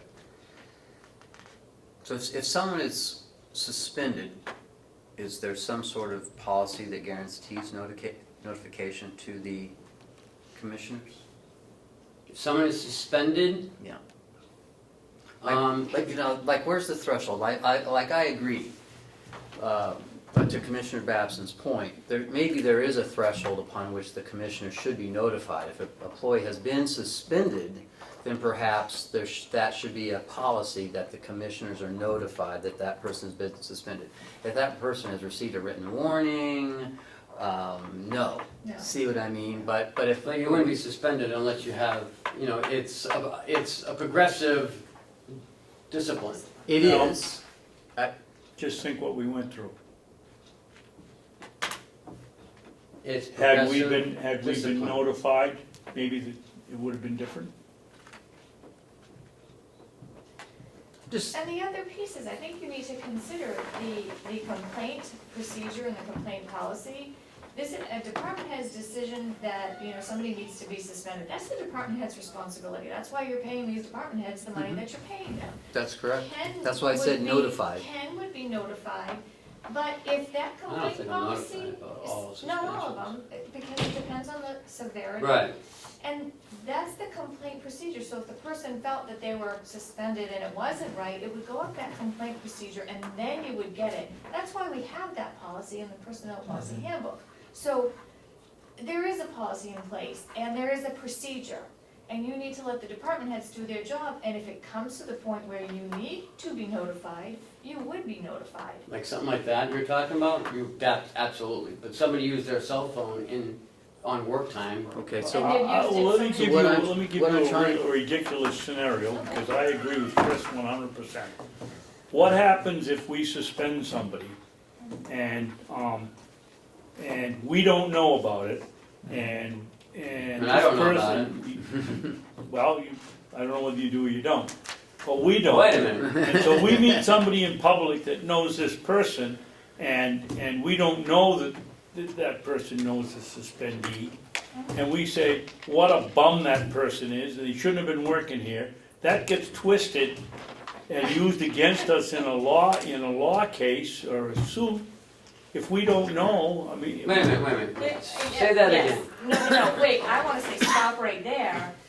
Those kind of comments from anybody about employees should never be said, period. I didn't understand what you Well, said. that's true, but They should not sometimes be they get said. I'm not the only one here, other people say When it something. comes to personnel, those things, people who work here, the personnel that work in this county, that should never be said, nor should anything defamatory or not, should not be said when someone was an employee here, because you can be held accountable for those things that you say. So, in that crazy scenario, that is absolutely inappropriate for someone to be saying comments about an employee, current or past employee, that works at the county. That's personnel related, and that should be all confidential. That should never be said. Okay. Period. Would be So in court, two- for sure. so, I'll remind everybody about that the first time we're in a bind. so to the point though, that I guess I'm trying to make is That it's is reasonable that there is some sort of, as a policy, a certain threshold upon which at least the county administrator is notified that someone has been suspended. And then he can make sure and review that any statutory procedures are in, not procedures, any statutory requirements are in place to make sure that we are acting appropriately. So then if there's further, and then at that point, you can notify the commission, so-and-so's, whatever, they had to be suspended because of this. I think, I agree. Just as a notification, we're not saying we're making the decision, we're saying we should be notified if the employee's suspended. I think it's important just to be notified, hey, this happened, okay, we know, you've done your due diligence, we're all set, everything that we've done is appropriate. So we do not run into, because that, hopefully then we can nip it in the bud. Because this employee, we're hoping the suspension will cause them to modify their performance, perform appropriately, but if they don't, and the problem continues and we develop this pattern of behavior, that initial documentation needs to be in place so we can support all of that, so. Make a motion. No, No, wait a minute. no, Wait a you're minute. not making a motion now, No, on the fly. We need to talk about this, Yeah. we need to set some sort of a threshold. I think you need to know when somebody is suspended. And that comes from a department head, Yes. and you Yes. need to know that. Absolutely. You don't wanna And then get if caught it's blindsided rise saying, to oh. to a level that I think we may have some issues, then I let you know. Well, yeah. Notify I'll us, accept that but you should at least be notified, and then Yeah. you guys are collaborating to make sure the file's up to date, we have all the documentation that we need, Yeah. and then, and that notification can be something very simple and non-public. takes 2 seconds. We're not requiring a report, we're just notified that happened, assure us that everything's in place, and you move forward. So, Okay. put something together maybe so we can look at it next week. Can we do it the week after? Okay. Because today's Friday, next week. Yeah, it's coming, Only like 2 days. coming right up, yeah. I know, it felt like, this week made it feel so weird. It I felt know. like we hadn't had a meeting forever. I was hoping we weren't, but. What are we doing? Suspension, okay. Okay. You take one out, keep going. Yeah. Excuse me, that goes without saying that it's suspension or termination. Yeah. Well, that's, termination. Well, we have- Hopefully we've That's already statutory. gone through suspension. Okay. Yeah. Unless it's so, But do you only wanna know about terminations that we are terminating somebody, or, for example, we send letters to per diem employees who have not held up their end of the contract, do you want that to be brought no, to it you needs every to, week? I think it's So- discipline. If it is only in matters of disciplinary actions, you wanna know about that terminations? Well, that's something to Well, I work think through. no, Yeah, something to work through. And then I'll decide if, or we'll set something, some sort of guideline, or some threshold. Because if someone's, using their cell phone in a closet somewhere, and they get suspended for a day, I'm not gonna call them. You know what I mean? Right, But but if if somebody's someone's terminated, the board Stealing ought to something know. and they're suspended and doing active investigation, then I'm gonna notify them. So, I gotta have some common sense. I think if somebody's terminated, the board ought to know that they're terminated. Well, For for disciplinary- cause, prove it. For For- disciplinary For cause, processes, not or- for because they quit. Quit. No, no, Yeah, no. no, Or they it's did- that- or they Or do didn't- we He send them a means- letter saying that they're terminated because they're not holding up their contract? Because they're like a per diem and they didn't Agreement. show up for a weekend or 2 weekends. Okay, let's go on. 2.2 talks about files, same standards they are, the sheriff's department still has their files. And keep them.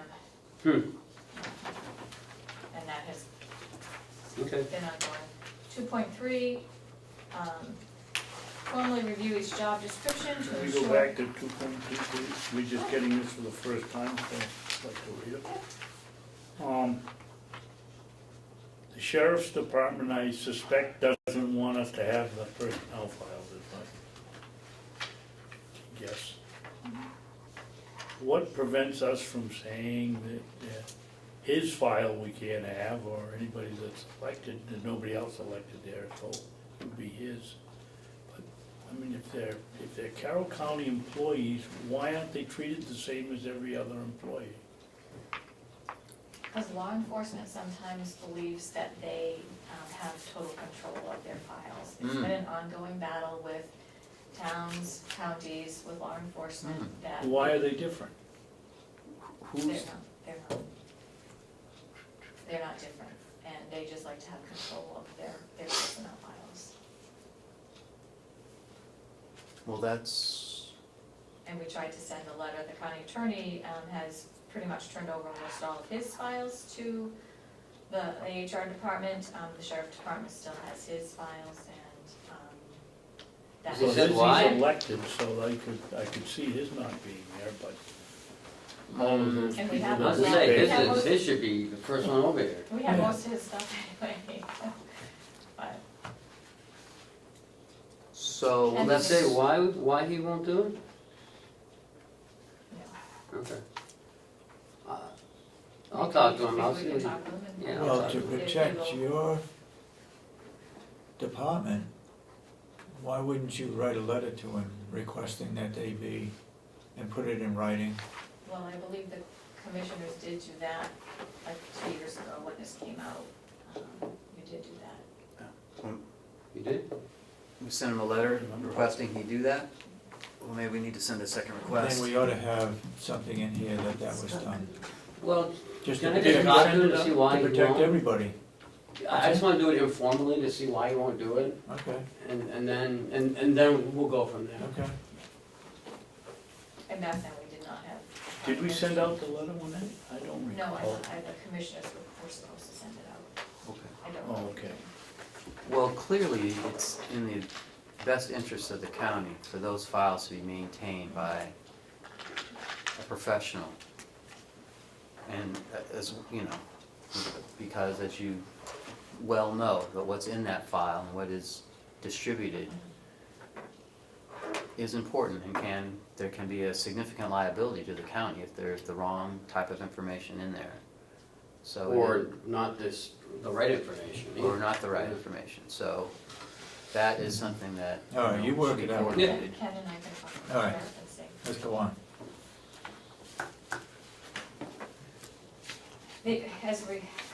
As related to the job descriptions and formally reviewing each job description to ensure compliance with federal, well, yes, that is a huge undertaking, and we do that on a basis of when we have a new position or a position that's going to be upgraded, so we've done several of them. But then in order to meet the ADA requirements, we have begun, I'm gonna say I, in this case I, have begun putting the whole physical requirements onto the job descriptions also. Number one, this helps with any ADA requirements, but also with our TAD, temporary alternative duty, with regards to workers' comp. So hopefully that will help the departments and help the employees when we have these completed for every job description, because a little bit later on, it says in here that every 3 to 5 years, you should update your job descriptions. Right. So little by little, we're trying, and I have some examples of these, and. But you're saying that only when When it's identified, or if we're going to have a new reclassification or an upgrade of a position, a change of a job description. So there's a lot that have happened over the past couple of years that we have upgraded, but there's obviously still a lot that needs to be done. But there's a lot that is included in that, and putting it into a format that meets the format that is now being adopted by the county. So those are being done. We also have that one, Commissioner Babson? Yes, thank you. 2.3, the county should adopt a policy of routine review and updating job descriptions. Well, we just talked about that. Number 2.4, county should develop a formal classification and compensation plan. That was rejected by the delegation, and Ken and I talked, and it would be really nice if we could do it, but we just really need to have, as recommended by the audit, we need to have an outside agency come in and do it, so it's very fair and equitable and is done in order to create a good compensation plan. 2.5, HR should begin conducting exit interviews. They were already being done, they are done. Excuse me, one while I think of it, and maybe you two don't agree with me, but this page that we have here, what we've done, What's that? wait, I'm addressing our administrator. Ken, What? Waiting to talk to her. I'm sorry, I was reading something. I could tell. Under implementation suggestions of performances, I'd like to see a last paragraph, Ken, on here, of things that we suggested that were in the performance audit that have been cut out, such as the salary wage and compensation study. compensation study. What else? We've had 2 or 3 others that we put in there that they. The part-time assistant, but did they say you needed more help?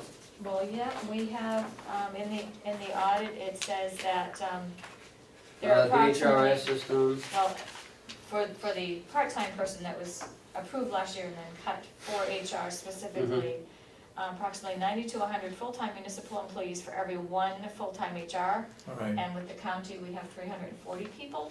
So there's just 2 of us handling 170, the ratio of 170 to 1. So we're a little off balance. But they cut that out, and then they also cut out the HRIS system this year, so. Is that in here somewhere? Yep, yep, Okay. it's on next page. Anyway, my suggestion is we also list the things that we have done that they've cut out. I don't think there's any Well, it should be. commission. Well, we just named two, we put in the budget, we put this one, and we put the Yeah, research. but it's already in here. No, it's in this, but, That's hers, that's the HR section. Yeah, I did my finance one, and now that's HR, that's her section. yeah. There's two different okay, so sections in I here. understand that, but, so they, whenever the delegation gets this, they're gonna get both of Yeah. these? Yeah, Okay, that'll take care of it. all right, well, So back to I'll take care exit of it. interviews, and we have been doing them when we can, when we get notified that people are leaving. I do have people come in, and the ones that we don't catch, we do mail them a stamped, self-addressed envelope to come back to us. But I do them, and I discuss them with I don't discuss the individuals with the department heads, but I talk in generalization about what, some of the comments that were made along the quarter of the year, half year of the year, some of the suggestions that are made by the employees that are leaving, and if they're leaving disgruntled, I talk to them about that also. I also fill Ken if there's anything that's, alarming when someone leaves. And basically, just for your information, most of the ones that have left have gone to jobs that are paying much more, so really pay is a lot of it. What percentage would you say respond? 25%, 50%? Well, for those who voluntarily leave, Yeah. I'd say we try to get 50%. Can we put Yeah. something in here on the conclusion that the leave voluntarily, 50% response, terminated 10% or whatever? Those are probably like 0%. And I think the delegation, it's important for them to know what we see happening. I mean, the fact that most of them are for higher pay is important. Yeah, yeah. And that's one of the suggestions that at the end of the year, I gave you a report saying that, we had X amount, a percentage amount leaving for higher pay. But they also, what I identified in here is that this is really something that it should be, as well as, there's another piece in here. This is an ongoing communication that I have with the county administrator and with the department heads when we have our department head meetings or when we meet one-on-one. This isn't something that should be identified like once a year. That's being very reactive, so the proactive piece would be saying that we have X amount leaving because of pay, or because of conditions or what have you. So yes, that piece, we can give that information to you, but that with ongoing communication with us and the department heads, we kind of resolve those issues before they become big issues when we can. Why wouldn't if you're saying in here, you may not be knowledgeable, or if it's done in advance, you would be knowledgeable. What happens if you give that exit interview to a department head? The department head knows that that person is leaving. Why don't they give that and have a self-addressed envelope to you? Why don't they hand out that rather than you? Because when they leave, they are supposed to come in and sign off on all the things that we need to make sure that if they're leaving, how much they're going to get. So then your statement is correct. You should know that. Right, and typically we try to get the ones that are voluntarily leaving. We don't have a ton of people that are voluntarily leaving. We don't have a lot that, and the ones that just leave or get a letter because they aren't fulfilling their agreement, we send it out to them, but usually they don't respond. Okay. Well, so the supervisor must be filling out something on the exit interview report, right? No, what do you I mean? doubt it. No, because this is a confidential that goes to HR, so that employees can be very frank in what they're saying. If there are issues, so, because they don't want to burn bridges, I mean, if they have to come back, but if there are issues that need to be spoken, corrected, identified in an exit interview, then that's the place for the employee to be able to do that in a confidential manner, and for them not to necessarily be identified, but to bring forward those concerns of the employees. They don't wanna burn bridges, and we don't want employees to say, oh, it's a great place, loved it and everything. We wanna have some good, input and feedback, Mhm. when people leave, why they're leaving, you know, what could we have done better? And I think a little bit further on here, with the annual report should provide the county commissioners outlining findings from the exit interviews. Exit interviews provide information, when they're gone, or they're done, they're leaving. Mhm. What good is that? We should be doing stay interviews, we should be talking with people about what are we doing right, how, you know, if there are concerns, if you need training, if you know, these stay interviews are much more important than exit interviews. Exit interviews are gone, it's just totally reactive. Mhm. That's why we try to do exit interviews. I don't think it should be a big focus in this. I think stay interviews should be something that should be incorporated into the county, and we work with our employees. Yeah, well, we don't disagree with that. At least I don't disagree with that. But I think what, you know, the mission here was to try to address what was in the performance audit. Yeah. But my question is typically a component of an exit interview is a form for the supervisor to fill out regarding the employees, like an evaluation or overall, their position upon why they think the employee left in this nature. We don't do that. Chris, why would you, I could see you being perfectly correct if we had fired the person, terminated him, and then you're gonna get two different opinions, but if the guy says I left because found a better job. Wolfboro Garden Club over there is gonna pay me, like when we had one here, $10 more an hour. Why would you want something from the supervisor? Well, I think it's just certain things of, you know, the reason for separation. Would you recommend rehire? I mean, that's the Oh, that comes from the supervisor's. supervisor. Right, I mean, that would be part of the exit interview, so. No, that's on their status change form and a place for comments if the person is leaving. That is on the status form that the supervisor has to send to me. Okay. So Alright. there is something that Chris is That I'm asking talking about. Okay. Where I come from, that's kind of integrated as being the exit interview / the process of the exit. You know, you have the supervisor send in that information, you have the employee send in their side of the story, so to speak, you know, and you can see if there's a differential, and you can evaluate that, but also when they're called, you know, 3 years down the road, if they call for a reference, that we're able to give Hire or not retire. a reference, or if they reapply, Yeah. we have information at our disposal to use at that time. No, that's done. Okay, We do that. okay. 2.6? Policies and procedures that cover employment development. Policies and procedures that cover all pertinent details of county employment.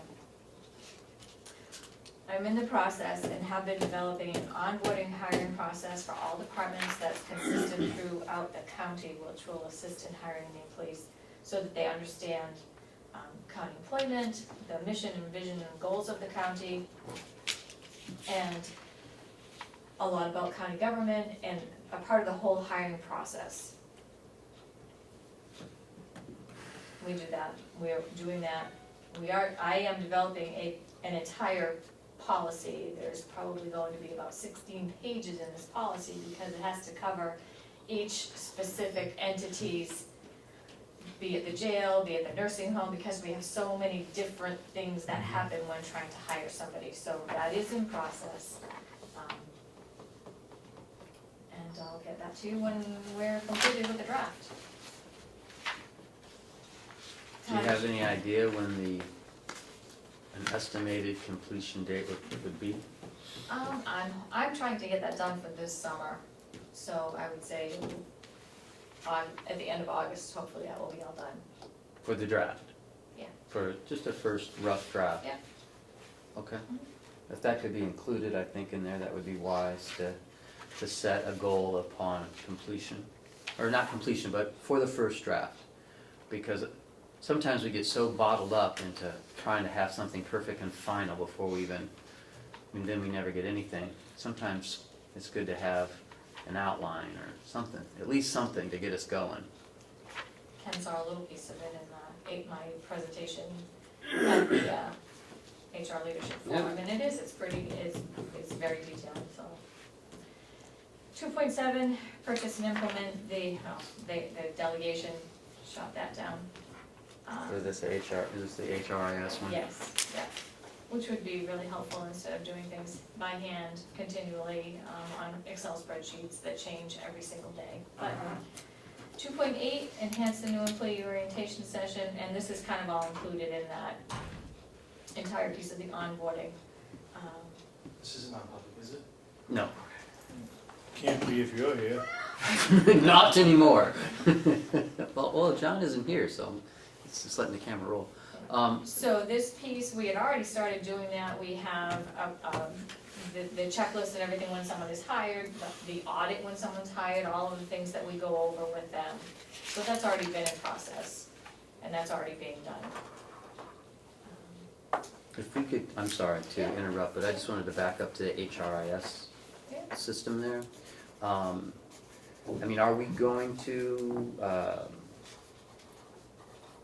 try to put out an RFP to try to have maybe something more substantial as to which system we want to look at? Because we've tried this method of asking for it and then denied. That's happened at least twice, right? Maybe 3 times now? Not for this specific, because we only did one, the year before, we did the wage and compensation, and then this year we did this, so.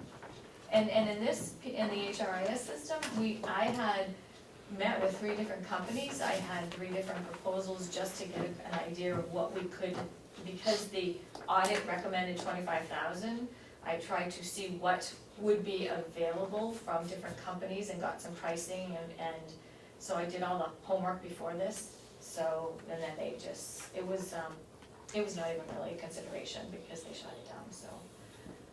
But we had that information available to them to review in the I had it committee? all, and they really didn't care to look at it because it was cut out of the budget. So I did a lot of work before, and it was not looked at. Okay, well, maybe we should make sure that goes to all the members of the delegation. If you have something that you can send to them, so they can review We it. can do it next time, for next year, the next budget, so. Let me halt. Bob, you're here for a particular reason? Yeah, he's here for non-public. Oh, for non-public? Okay. Go ahead. Or maybe he wants to watch us. See us in action. All right. 2.9, development, implement core training, and as I said, core training for supervisors will be developed and defined with assistance of the county administrator and the department heads in 2016 and 17. Supervisors are provided with core training for their department, which is the responsibility of that facility administrator. We have those other core trainings, like if somebody is promoted to a supervisor, we send them to Supervisors Academy. And then also some of those training requirements will be outlined in that onboarding process. So, for example, if the nursing home has very specific training that they do for each department, that will be the responsibility of that facility, but it will be outlined in the onboarding for that department. Question. I think it's important here that we say something to the effect that this is one of the areas where the delegation cut money out of our budget. And I think somehow we want to slip into it, education and training, budget request, $25,000 total, accepted $7,000 or put it in here and let them know that we're watching, that they want us to go by the audit, and yet we put it in here and they cut it out. I don't know what you guys think, but it's my thought. They took out a substantial amount of money out of education and conferences this year. Do you have Yeah. that, Ken, how much they took out of each budget? Yeah. Okay. But that's my own opinion, I don't know about these people. You see Kathy, she has a spreadsheet.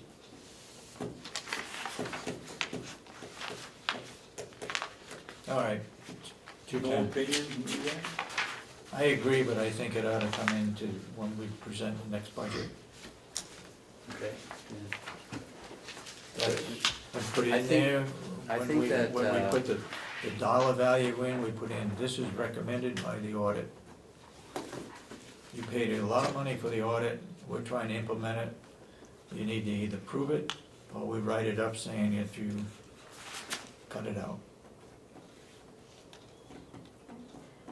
Well, I mean, I think to, you know, your consideration, I mean, perhaps, you know, whittling it down to the exact amount of money that was taken out to be in this report, maybe something more generic as, you know, with budget considerations. But the development of, I think the impetus of this was more is to develop the core training courses for all employees, Right. and should develop a required training curriculum for all supervisors. I think that there is really more to the end of not specific job categories, but more specific to employee relations categories. You know, just. Sexual harassment training, workplace Yes. violence training, Yes. and all of those. I think that's what that's pointing more toward, and what you're And are you discussing. gonna teach it? I'll teach you. And what Commissioner Babson's, those, it's a separate thing. Yeah, In this absolutely, and that's- particular instance, so it may not be appropriate there. Okay, let's So- go on. Yeah. Where are we, 210 or 211? 2.10, continued its employee and supervisor performance evaluation program, which we did implement, and we're working on trying to, how it's going to fit with merit. It's kind of funny, yesterday, all of the sessions that I went to, every single presenter was like, merit should not be with your evaluation process, and performance evaluations are going away, so it's kind of interesting that is throughout the entire country, that's Yes, they where were. we're going, is performance evaluations are not a good tool, and to tie them to merit is an even worse tool, so. I was like- always told that by my previous employer at the University of New Hampshire. Yep. Same thing. Yeah, they're Yeah. going away, so, I don't know, maybe we can have a conversation at some point as to how we can develop the merit and not tie it to the evaluation piece. Mhm. When was Carroll County ever ahead of the curve? We're so behind, we're really bringing up the rear. Okay. So I just have to interject, I find that to be astonishingly idiotic. That you would not want to have a merit-based system and to have their evaluation and their raise based on how they did. So, do I not understand what you I were don't. talking about? Because I can send you was all, I I just can send you all of the, current HR, SHRM and IPMA and all of the comments, so the around- CEOs are They gonna make say it decisions to shouldn't, but it dishwashers always now? does. It's, if the performance, the performance evaluation should not be it, it should be just goal setting and attaining those goals, but not having it with their performance evaluation. It's an ongoing process of the goals and how they reach their goals, and not to have like an annual performance evaluation, it's more of Right, of no, a that will I, continual goal setting when you achieve those goals, and then to base an entire merit on those versus your performance evaluation. Your performance evaluation should be separate, and it should be totally about, yes, how you have done throughout the year, but not based on the merit piece, that should be something separate, yeah. And evaluations are going on, it's constant communication. Okay, So, and that, well, we're working on it, we're trying to do that, we're bringing up the rear, and we'll do what the audit says. 2.11, develop and implement a standard policy and procedure on hiring practices. Again, it's kind of a repeat of what we've talked about in the onboarding piece. Carroll County should implement formal training policy, and I think the 2.9 includes the formal information to continue to be developed. And 2.12, implement standard for formalized supervisory training program for all supervisors, which we've identified, I think, slightly in 2.9. Facility administrators include their budget requests. And working with the departments, what kind of supervisory training they need, and what kind of CEUs they need to continue on with their jobs, and that is all budget-driven as well as coming up with the formal program of what they do need to have. So when we do present it to the delegation, we can have a formal process that if the money is tied to that piece, then we can show the necessity of it.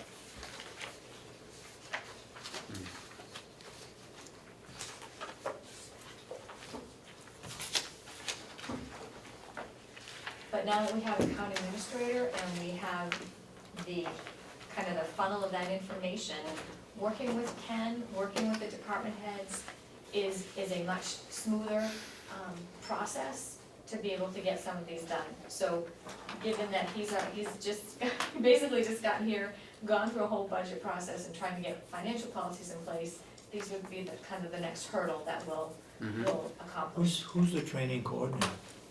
Who's the training coordinator? For the county, there's not a training coordinator, each department has a You training. got by administrator and training coordinator within the department. Within the department, so Sergeant Baker is, for the jail, he's the Okay. training coordinator. Patty Patty Kane is Kane. kind of the training coordinator for there, and then in these departments, it's basically the department heads keeping communication as to what's necessary. I would like to thank the two of you for putting the effort into doing this. It wasn't easy, and it's something that we've needed because we've been railed on for not having done anything on this. This proves that we've done quite a bit. And thank you for your efforts. So what's gonna happen to this report? Is that gonna get sent to the delegation? No, we'll pass it out Monday, I would suspect. It's on the agenda. It's on the agenda, so. Okay. And that's just this is just the updated, like a job description that we talked about. I wanted you to have an example of it. No, it's not. I thought performance, the one she sent out, was that the one she sent out the first time that wasn't Yeah. correct? Yeah. Yeah, she sent an agenda that was not correct. And it had the performance on it, and it also had a bunch of weird stuff on it. Yeah. So the one we got in our packet is the agenda for Monday? Yes. That's the latest one. And if I can just add also, the audit really didn't touch quite a bit on, if at all, on succession planning. And succession planning is a part of our whole training and our whole development here in the county. And I had a question about posting jobs. And we post the jobs, and especially if the jobs are by the CBA, we have to post them. We put positions out, for example, we've had ads in the paper recently, but in succession planning, such as a situation like Rob giving his notice, that succession planning, Chris was being trained for that, position, and being able to have someone who could step into a higher level position, yes, that is one thing that, the commissioners, I think, agree with, as well as the county administrator. When we have a person that's ready to move into that position, we're not gonna post that position. What we would do is post the, any subsequent that come from that. So I know that the question was asked recently, we didn't follow any policy or procedure. Well, we don't have a policy or procedure about specific hiring. And I think that there's always going to be those exceptions when we have a position that's a high-level position, that it not need to be, if we have been succession planning for that position, then it's one of the exemptions, I guess you would use as a word, of having to post that and put that out there. So that was just another thing that this really didn't identify that we do need to have in our hiring policy also. Mm-hmm. Well, it makes sense. I mean, that we are going to try to hire from within for any promotion that's available, Right. seeing how someone's qualified, and the question comes as to whether or not we feel like we should have to post that position. I mean, that's... We're only required by the CBA to post any union position. Right, we do those. This is Gotcha, I see, Kathy. so... Kathy Armstrong's job Yeah, description, right? that's her, yeah. Well, I think that one thing that I'd like to see as part of the status, and I alluded to it a little earlier, is to try to get, like a status date and then maybe this projected completion date, or not even completion, a projected, first draft for approval by the commission. To try to maybe provide the impetus for the planning and the prioritizing of what we have on the plate, and what we think needs to be done next and after that, and the timeline that to guide us with. If those are put in there, some things will be ongoing because every 5 years we're going to review it. Those specific things obviously aren't, but there are other things that that are in the status. It's mentioned that it's in process of developing. So the ones that are in process of development, maybe we could have like an estimated time for presentation to the commissioners or to the county administrator and the commissioners for approval. Something like that. Okay. And then set it that way. We have, some things might not be able to be completed for quite a while. You only have so many people in your department, and there's only so much work you can do. There's so much money we have to. And there's only so much money that we have to do it with. So to kind of set up a priority and a guideline to where we project that we could move forward will give us targets, and I think it'll help us be able to follow up. Well, right. Well, the target can move. We can reassess and we can move the target, but we can set some goals and try to get there, but be realistic. Set some goals. Look at the priorities and look at the opportunity. That's all part of the decision tree. Yep. Maybe shoot that, put that in there and have it, and let us take a look at that in a week or two. In looking at the budget, you purchased your piece of equipment, which was what? It's a copier, You, Oh, yeah. a little printer. okay. Mr. Chairman, we have to go into non-public. Yeah. So can we can we go into non-public, take a recess for 5 or 10 minutes, and then go into non-public, Okay, please? yeah. So you wanna go non-public, recess non-public, is that what you're asking? Well, I wanna That's what you go said. into non-public, and then we'll recess for 10 minutes, and then we'll just pick up the non-public where we Okay. left off. Okay. So we're going to non-public, but we'll be back to do more Yeah, public work. we still have more stuff to do Okay. after. All right, who wants to make a motion? I'll make a motion, we Oh, yeah. go into non-public for, RSA 91A:3, paragraph 2, parentheses A, dismissal, promotion, or compensation for any public employee or disciplining of such employee, or the investigation of any charges against him unless the employee affected, 1, has a right to a meeting, and B, or 2, request the meeting be open, in which case the request shall be granted. Second it, roll call. Commissioner Ahlgren, Yes. Commissioner Babson, Yes. Commissioner Sorensen. Yes. We are in non-public? We are now in non-public. Grab the wrong one. Next item on the agenda, Is,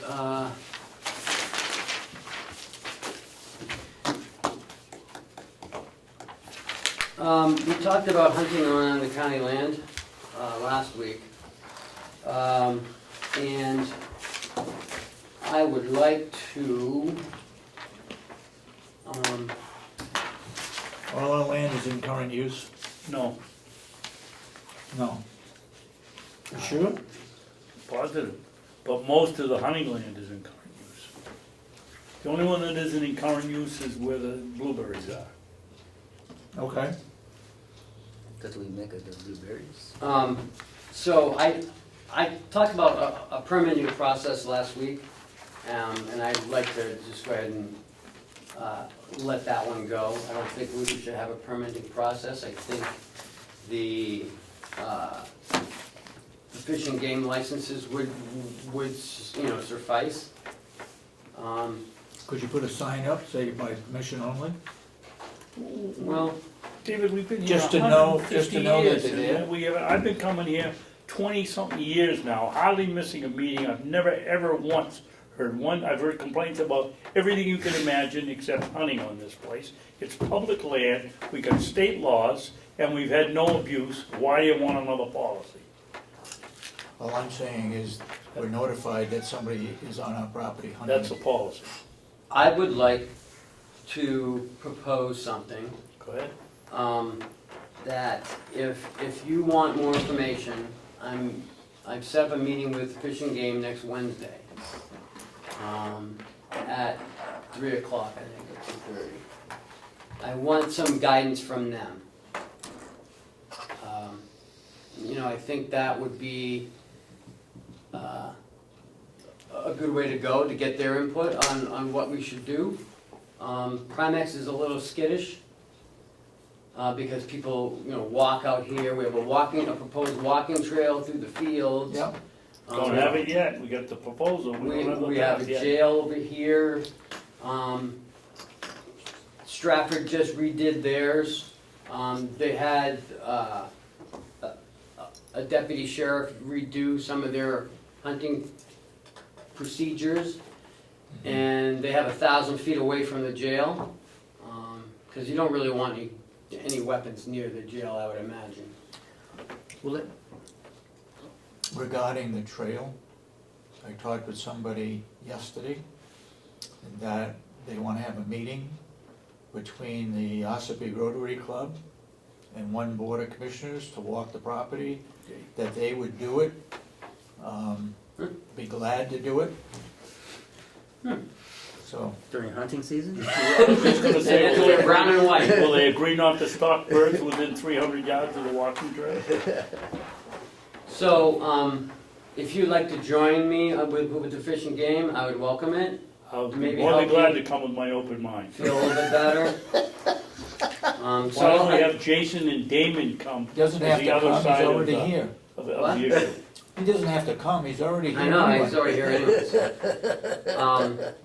So I like to hold this off maybe till the end of the month, Okay, till I get more information from the Okay. Fish and Game. Sounds great. Right. See if there are any other counties, have Have policies some as well. issues or problems, or maybe they see some issues. Yeah, well, yeah, and there could be legislation that's necessary. That, if every county's like doing things like, oh, well, it has to be 1,000 feet away from the jail, then there should be a state statute that says no hunting within 1,000 feet of a jail. Yeah. See what I mean? Like if we're making, instead of each county having its own policies, maybe there are some very worthwhile policies that should be taken care of at the state level that makes you sense. support hunting on county property? Yes, Absolutely. absolutely. And I agree with Chris, because you could have one county at 1,000 feet, 10,000 feet, you could have Sullivan at 950, you could have Cheshire at 949, You got a Rockingham at none? and yeah, I don't think they hunt down there. no, definitely we need all kinds of. Alright, so so next Wednesday. Okay, I'd like to move on now to the first quarter budget. Now we're talking. Things are looking pretty good, I think. do you see any Expenses? problems? Do you or Chuck see any problems? In the expenses, Yes, I see a problem. where, Page 8, Oh, yes. on the Department of Public Works. Salary, we're already spent 46%. yep. We're not even halfway through the year yet. Well, remember, we had to pay out Yeah, Wayne's salary, so, and all his vacation and overtime and all his sick time, so that was a big as our payout. administrator, we're gonna have enough money to make it through the end of the year for salaries? I would hope so. Yeah, We're in gonna have fact, to yeah, ask a transfer? I don't know, You don't know I yet? don't know yet. Well, to me, it looks like if we're paid out 46%, we're not gonna make it. Well, Well- you have to recall that we were paying more at the beginning. Absolutely. And now we're paying less. we're So paying that- less. The percentage Mm-hmm. trigger there We isn't. moved Joe to the jail, Yep, and okay, the other person's not here, so. okay. So but it's a great question. I mean, Yep. looking at how much left in the salary line and based on the personnel that's left in the department, should that become an issue or is it just, should be close? Right now, it's not an issue, so I'm not gonna address it at this point. Okay. Maybe at the third quarter, we might wanna look at it, so, But right now, you're based on their current wages and the projection, yeah. it should be It's okay. it's gonna be close, I can tell you that. Well, I think one thing that ought to be made eminently clear, Ken, that Willie's on salary here, and Mark isn't, so you gotta pay Mark if he does extra hours. Because the delegation cut 90,000 out of this, I think that on the salary, the expectation of the salary is, it's based on 40 hours, and if you have to work 50 to get the job done, go home, get it all done, and go home in 38, that's fine. But I don't think there should be any expectation that Willie's gonna work more than 40 hours because he's on salary and try to cheap our way out of it. Nope. Well, what is the expectation of the salaried personnel and the amount of hours that they work? 40 hours, I think in most jobs, Yeah. it's 40 hours. If it's an emergency, they Around don't. here, it's 37 and a half. Yeah, I was gonna say, I'd love for yeah. I mean, I do it because, I have to work a lot, but, it all depends. I mean, let's wait and see. Everyone's jumping to conclusions right now. This is the first quarter, we still have ways to go. I think things will even out. I hope so. I don't expect, Will to work 80 hours a week. No. Well, I'm thinking there's some people that think that he'll work not 80 hours, but he'll be expected to work a bunch more hours a week because he's on salary, and we've cut his salary, and so if it takes him that much longer Well, to we get didn't cut the his flipping salary. job, well, we cut Cut the the department's salary, yeah. department's salary. Yeah, so let's wait and see where we go. Okay. I mean, we won't start hay until June. I don't care if he stays here if he, on the hand, because that's basically something that was cut out, and if he wants to do it, then he can do it on his own time, but, and then we can't get the lawns mowed around here. He just said it took 3.5 days this week to mow the lawn, and as soon as the 3.5 days were done, they were back at it again. And he had 9 people out this week to do it, so. Yeah, um, I'm gonna mow next week, so, because I need a little more tan. Okay, Yeah. well, there must be another conference, we could. There is one up- going on back then. Up in Mount Washington or something. But to that end, is there any federal regulations regarding salary and time work that we, Whatever it takes to get the job done. okay, so there's no parameter, and we don't have a policy of any expectation of salaried personnel Nope. written around anywhere? Really? That's interesting. We just follow what the law says. We don't even have a policy to follow the policy of the law. But I would Clearly. think that would be a perfect example of past practice. If he's been here 5 years and he's averaged 50 hours a week, and all of a sudden they cut the budget for the department by 90,000, and he's now working 70 hours a week, I would think that if there ever was a legitimate claim, that would be it. I mean, obviously, they've cut, you gotta take the money out of somewhere, and if he's gonna keep his job, they're telling him, okay, now you're gonna work, in this scenario, another 20 hours a week for nothing, and that's just not right. Carroll County Convention office supplies is at 44%? Yeah, a lot of copies. A lot of copies, okay. I mean, they only have $500, so. Yeah, and it's all budget, Yep. during the budget cycle, pretty much anyway. Okay. I have no problems with the expenses. What about the revenues? Revenue, I have some problems, there's only one department here that's over 25% for the quarter. Or is that a third of the year we're working on? Which one are you talking about? Revenue. Yeah, I know, but where? Registry of Deeds? You get fax services? There's jail. income is at 31%, the rest of them are less. Jail income. Or like 60%, the jail income. No, wait a minute, I'm going in reverse here.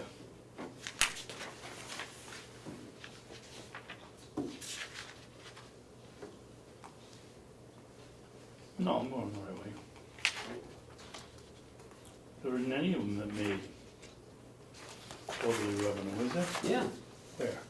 The registered deeds on the fax service. Wait a minute, You got the borders at 37 hold on, where are you looking? on the jail, first page, 100 fund. Okay, first quarter, okay. Jail, I'm getting up to speed, registry, okay, there it is. Yeah. Unincorporated places already at 100%. I saw that. Excellent collecting. You know, so there's That's the one some that things. was 100%. In the nursing home, the revenue looks good, Oh, skill I looks didn't, good. excuse me, I didn't do that one. I just did the one we got control. Physical therapy skills, what's 38%? Occupational skill, 35%. Speech therapy skill, 45%. Overall, we're only at 23%. Yeah. You know, we got personal resources is down a bit, and so is the Medicaid, but. Yeah, and but you gotta remember not the input money and the, Is separate, right, this year. So, so but that'll go up in June. But I mean- June is when we get it, right. and we'll see it in the second quarter. So when you look at 23%, We're but doing you pretty gotta good. remember that $2 million of that, we're gonna get June 30, and we're not supposed to get it yet. So, and So that's a big Yeah, chunk pretty of good. it. So overall, I mean, we're Total. doing good in revenue.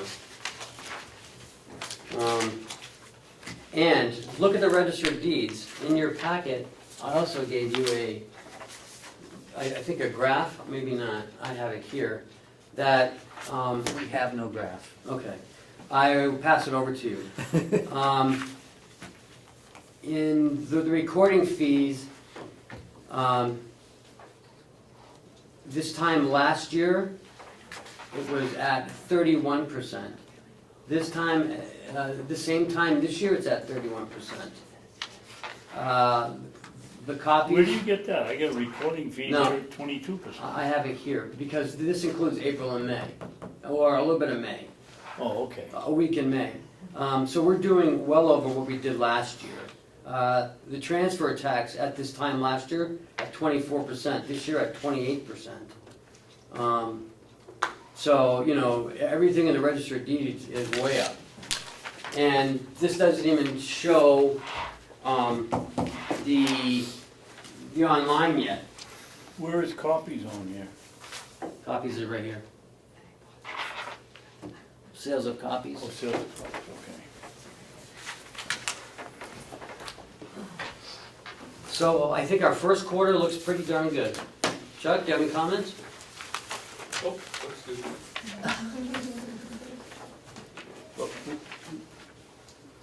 You sound like a previous auditor. He's my hero. Do you, no caution to the wind on anything that you see? No, I don't see any flags yet. Not yet, okay. Why, here's something interesting. Copies for the registry in April were $24,000. In May, unless this is, this is. It's only 1 week in May. 1 week. 1 week. So I'm wondering, I wanted to ask Lisa, is the copies, will that be reduced because of online? No? My recollection is that the fees we charge is not going to change whether they do it online or not. If they do it So online, they still pay the same fee. That was probably my the fax recollection. services will go down and postage probably. She had concern that people might steal copies Yeah. by doing print screens, but that hasn't shown up yet. It hasn't showed up in copies here, it's,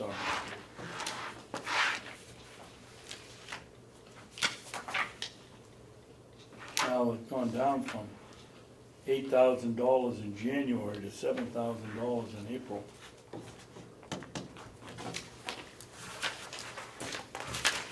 Okay, are we set with that, sir? Yep. Cooperative extension detail looks like there's nothing been taken out of it yet. I thought we signed off on No, the January, February, checks. March. So, Oh, I see. cooperative extension? I see, okay, so the first quarter Isn't that payment quarterly? just hadn't, well, it just hadn't quite made it, so.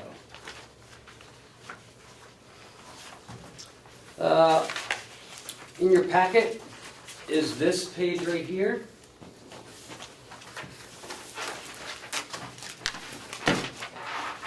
Just to let you know, I put your packet together as I go through Oh, is that how it works? the agenda. So I I see everything's all mushed around. But then you jam Jimmy's agenda. This is not what we're supposed to look at, I'm sorry. It's from Lisa Scott. Right. I got that, it's over here. On the second page is the elected official salaries, 2015, 2016, from the Association of Counties. It's got everybody in there.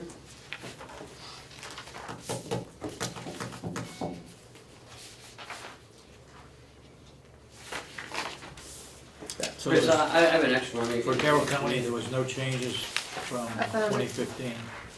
Sorry, I got all discombobulated earlier somehow.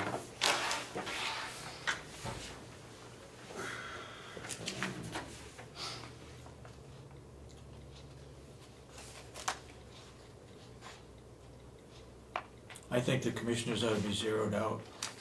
What? I'm not gonna be here. I don't cash my checks anyway, so. You get the cash checks. There's a good chance they could act on that. Gosh, look at Rockingham, $20,000 a year. Gosh, it's like Wow, can I rent a room at your house? No, the Rockingham, Sorry, Rockingham. never mind. You're not in Rocky. No. All right. It'll be interesting to see. They don't have a county administrator and they do that, they're there a lot. Yeah. Still though, I mean, look at Hillsborough.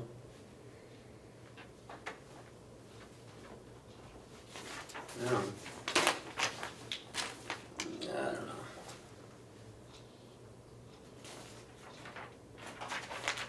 What are the rest of these like? Oh, I see. Now I see. I couldn't read the graphics. So it has all the counties there. Yeah. Okay. Yeah. And it's got 15, 16.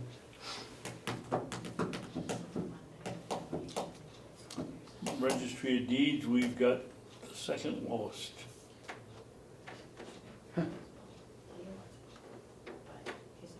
Mm. I think this is interesting. Last year, I suggested, or was it my last year on the delegation, that we scale the biennium, Mm-hmm. and Representative Umberger said we couldn't do that. Well, quite Sure clearly you you can. can. Yeah. Yeah. She said, she wrote me an email and said, the RSA say you can't do it. Well, I don't see that here. Looks to me like a lot of them, if Well, you, that might be on page 2. A lot of them? I see some of them. Oh, yeah, oh, for different. Huh. I don't know. 6. Are you not meeting with the union at 2? Yeah. Oh, I'm not meaning, oh, with non-union? Yeah. I'm gonna have to make it 2:30. Okay, 2:30. Yeah, I guess. Why, is someone asking? No, I had it in my calendar, it popped up. I think that, as far as scaling it, I guess that you could, but it'd have to be upfront. I mean, it's not, and why do we have this anyway? We don't set the wages. We request, if we feel that the changes ought to be made, we can request it. Remember, 2 years ago, she said there were no requests for changes? Yeah, I guess you did. I don't remember that. Oh, I wasn't here. I missed that one. I think a sheriff is in the ballpark. Register registry of deeds may be a little low.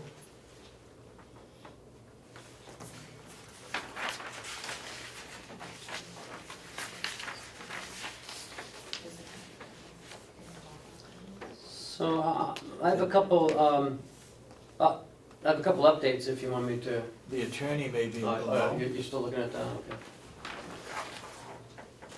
Oh, you don't mean updates? Oh, no, I have my administrative updates, and I've got the yellow folder still.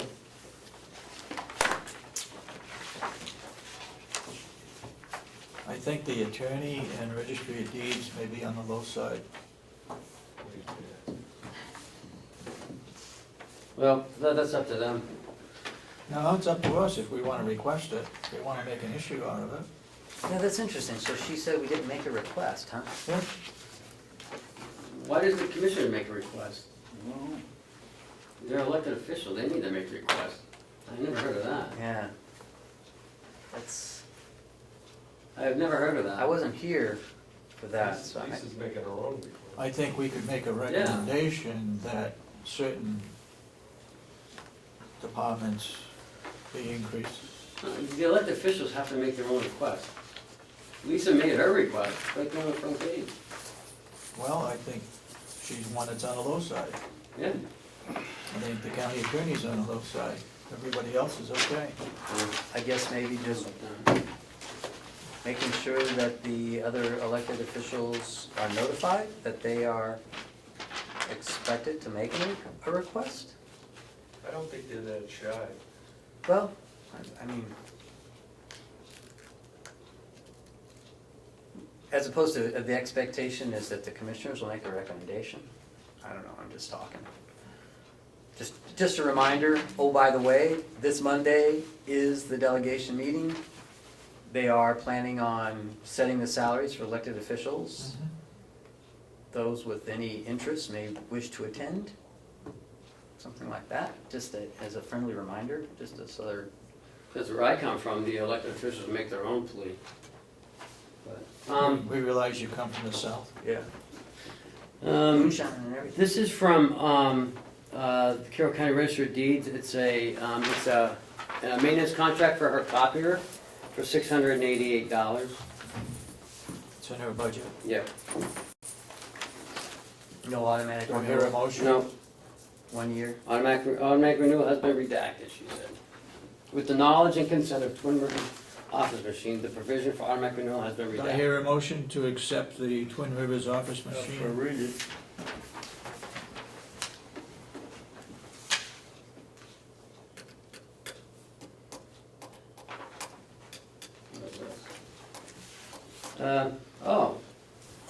This is part of the victim witness grant. And Mrs. needs to initial. We can't get paid to the initial. What's on the back? I need a sign on the back too. I don't know, that was in the packet. Where'd that come from? Oh, There's another paper in there from him too. this thing? Yeah. Does it have anything in here about wages? Oh. It's so big, I thought it was just junk mail.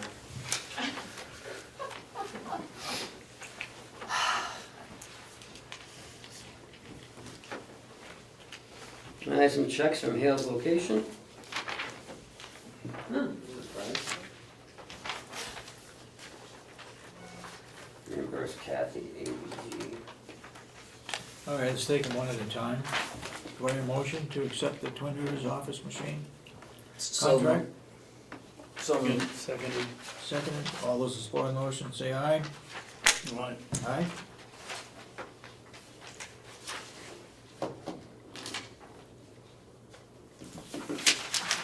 So approved. All right, now tell us more about this thing we're supposed to sign and initial. Does this have to do with wages?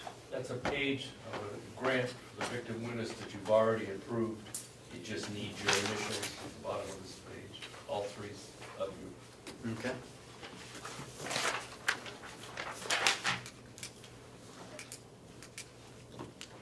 Did Mr. Comeau and his crew ever see this grant? I don't know, you're taking care of that one. I'm not. This is an ongoing grant. I'm sure they saw it in the beginning. I'm sure they didn't, because we've had this grant for a long time, and this committee was only formed a couple of years ago. My guess is Do we have a they copy haven't- of it? Can you send him one? Wait. Is that an annual, every year we apply for it and stuff? Okay, so, I mean, that way. We just fight with her. Yeah, I know, but I mean, but we can send it to Representative Comeau, and then he'll Here, have, I municipal. have that one. CMS 232, that's So the then budget that was review it, was see if he's got any appropriated by a questions. delegation and by you, so you just And have, Hale's location is on it? yes. You know, even though it's after the fact, I mean, we're gonna be doing it again next year, so he can get a head start. You gonna sign it? I did. Why not? Oh. Just in case. I think you might have seen it though. And you get to sign it back too. What I do you think do? they did get it, They because were that's what, hearing what you just said, that happened last time, was that it was all done and it needed to go to them. So I'm pretty sure they've seen it. Thank you. Well, we can just perfect the contract by sending them the final copy. Oh, you need to sign? That's for you? Do you have everything? Oh. Oh, I forgot about that. Chair needs to sign it. Okay. What's what? You sign a date. Are we, oh no, we're still waiting for the auditors for their revised, I mean, Here's the, or whatever it was. the Why one did we they get did this that back? we didn't complete.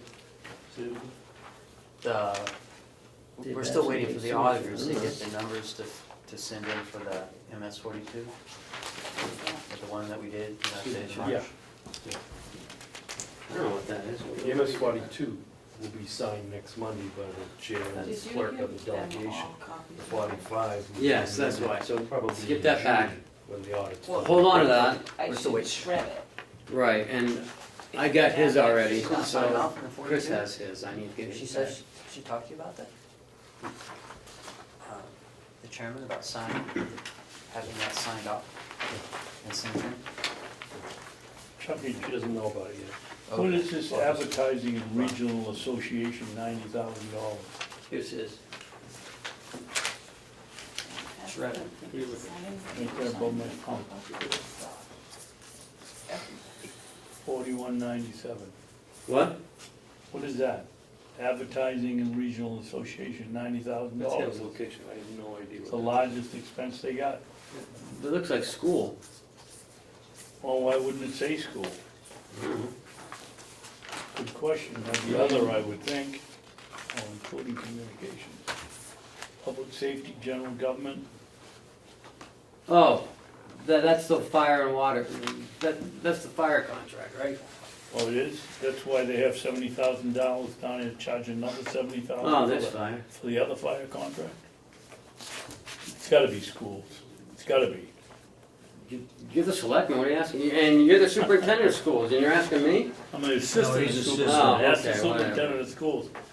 You should be asking the business manager. Well, but right now he's sleeping. Is he sleeping or? He's sleeping. I don't know, he's reading something, I don't know what he's reading. Oh, It's gotta be schools. Debit, education, welfare. It's funny, you'd think schools would be on here. the wouldn't you? school's on there, so that must be what a regional association, a school. I don't see anything, Regional because you're regionally associated with them. Regional school district. I think that's what it's gotta be. You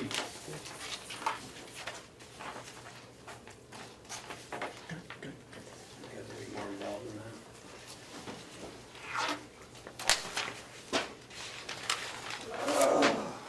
Music's playing.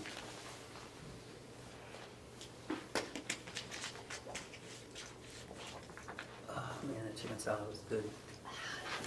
Okay, you get this next, Chris. The business manager gets it. Yeah. He's the one to ask the question. All right, Hale's location check. Here's one for, Wait a minute, wait a minute. Put your initials there.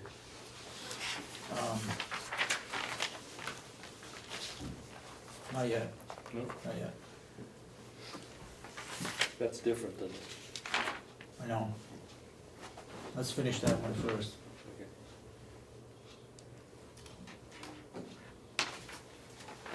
I'll get my name farthest away from the front, maybe they won't call me. You prepared this? You prepared this?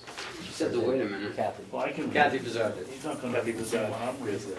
Oh, yeah. Interlocal trust, I hear a motion to approve that.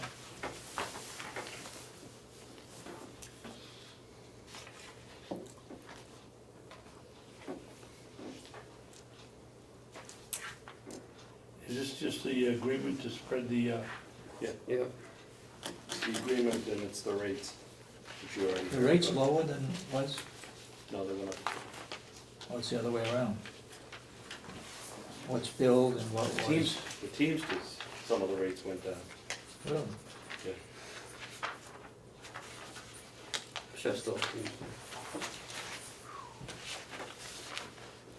you don't need my signature on it. No, he No. needs you to vote on it. We're looking for a vote. Oh, You wanna make a motion? make a motion, we accept the Interlocal quote, trust. the quote from Interlochen Trust for the years June 30th, 2015 through, I would imagine, 17. through, where is it, down there, through 2017. Second it? Any further discussion? I said 15, it's for 16. 16, 17. Return Return at of 15 17. premium and the. Any further discussion? All those in support of the motion say aye. Aye. Aye. All set? So voted. That one is for, that's for Porter Offers? What, are you signing these now? Oh. I figured the office machine must be used for school. Sorry. You School, carried so away. they'll sign it. It's okay with me. I don't know, which, this one is for, I didn't have the money to cover this, so I'm requesting payment in advance to cover it. I will send down the receipt afterwards. Oh, it's for the QuickBooks. She didn't have the money to cover this. Why not? What does that mean? Yeah, like bring it and give it back. Was it her plan to just spend her own funds to get the receipt? Let's hold off on that one. I need to get some more information. This one is another kind of funky one. AVG. Hi? This is AVG, I don't know what AVG, reimburse Kathy again. AVG is like a firewall. Oh, it is, yeah, internet security, 12 months. How did you know that, Chris? It just says You got it at your shop? reimburse. Yeah, we have the free Kathy? version, but Why yeah. does Kathy buy this and then, Maybe it's because she buys it off the internet and she has to use her credit card? Or Oh. she hasn't a credit card to use? maybe, yeah. Milk. I don't know. Speculation? Doesn't say a credit card. I don't know.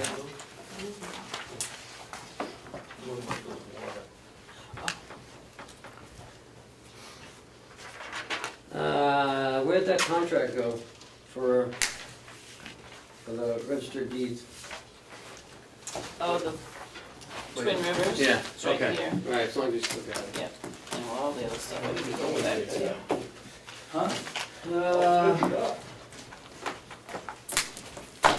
That's the wrong meeting, huh?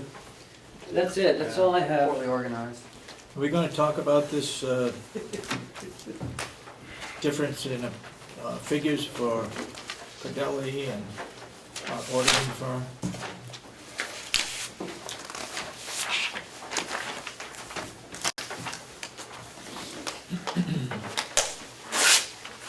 Oh, I have a question.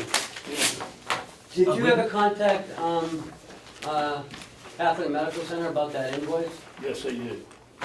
And I did a little wangling and we came to an agreement on how much we should pay them. And it resulted in, they wanted to do it on that one bill, and I said, how about a year, or annual thing, or whatever? She said, sure, so. How much was it? I wish it could have been more, but I didn't think it was too bad. It was 35% off.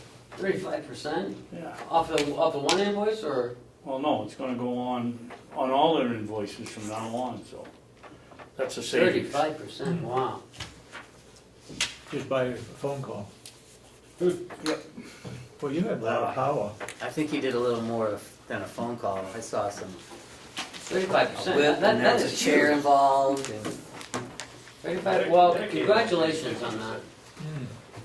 That's a good job. Good job. Let's just Good make job. sure we send everybody down there now. well, it needs it. Wait a minute, gonna get us in And trouble with. And while we're at Obamacare. it, I got the guy to reduce the price on the ambulance run too, so, Oh, you did? to Dover, they were charging us more from, it was 30 miles more to Dover than Huggins, and they were like double the price to go to Dover, so. Well, We saved a little bit there, not much. Okay. How much was that, like $1? No, about $25 a run. Oh. Better in our pocket than. It's something. Who's gonna talk about this analysis, of farm income and Well- / expenses? I don't have it. I guess I do. Okay. Mr. Cordelli, when we were in Molten Borough, presented this sheet here Yep. to the selectmen, and it states that we lost 447, close enough to call it $448,000 from 2010, 2010 to 2015. that's 5 years. Yeah. Now, so I have a friend that's a fairly well-known accountant. So I took our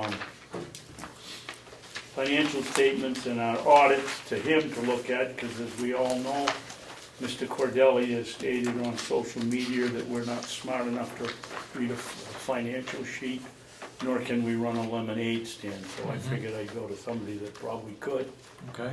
And he came up with a chart that we have here that states that, yes, we lost money, but using the audits that Mr. Cordelli has been telling us we had to have in order to run our business, and apparently didn't want to use the numbers from the audit statement because nothing here that he's given us matches up with what was on the audits.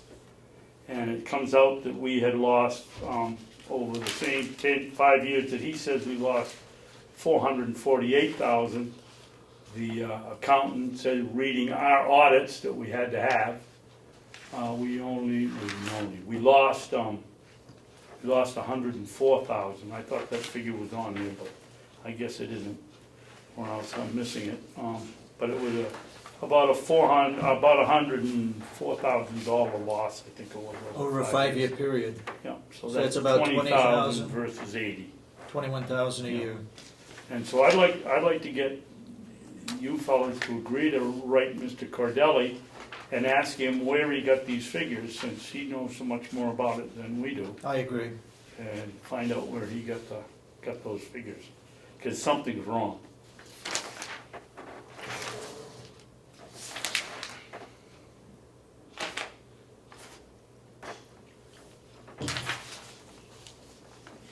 And I don't know where I got the figure of 104,000, but You that's must what have, my memory was.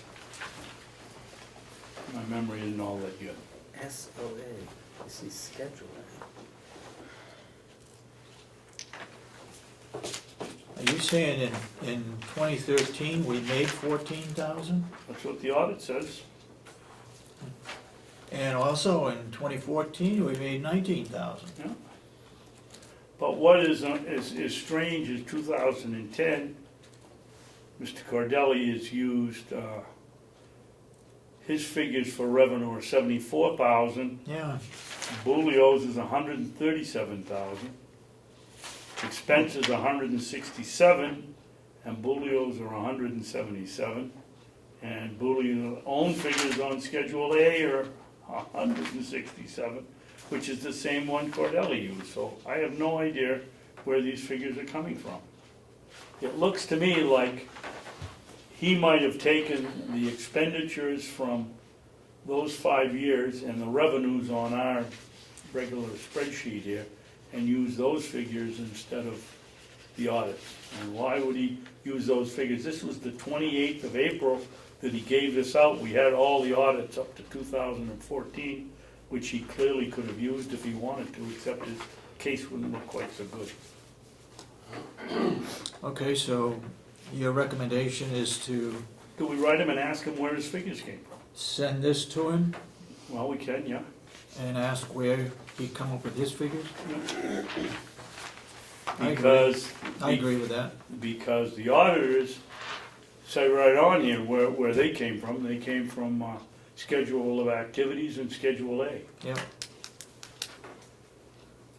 His doesn't say where they came from.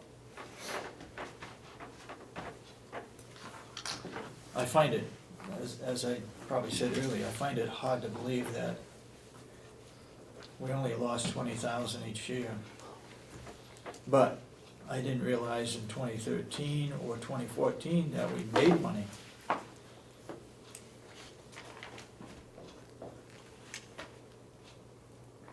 Yeah. Well, right there's a problem, and I think maybe Mr. Cordelli took out the unreal revenue in 2014, because he has revenue of, well, roughly 97,000, and Bulio has 143,000. Yeah.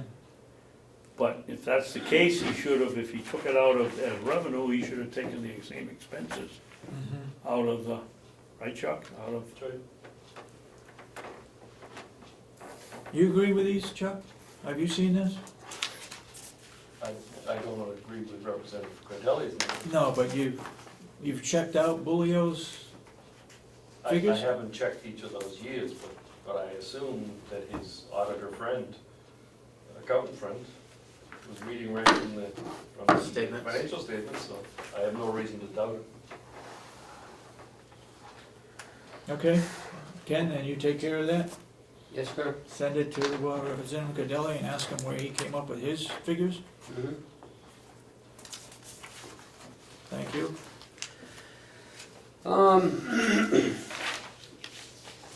I don't have anything left for the administrator's update. Except, the county car is getting some really good use. how are we doing on that, Ken? That was a great idea of yours. Oh, thank you. We're doing pretty well. The Register of Deeds has it next Wednesday. Excuse me, so before we get confused, I know it was your idea and it's worked out very well, but do they have to come to you to get permission to use it, or do they come to us?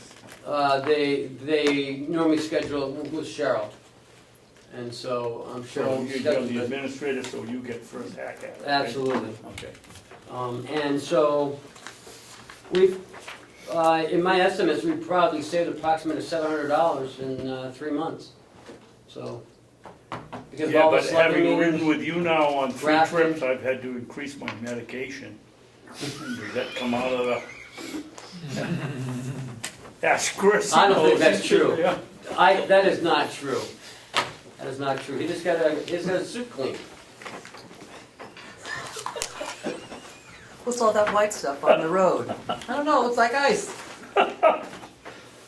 Where do we go? This one says, at the airport, this one says dead end, and we want to go to Conway, and the other one says to Conway. Which way do we go? We take the dead end, Ken.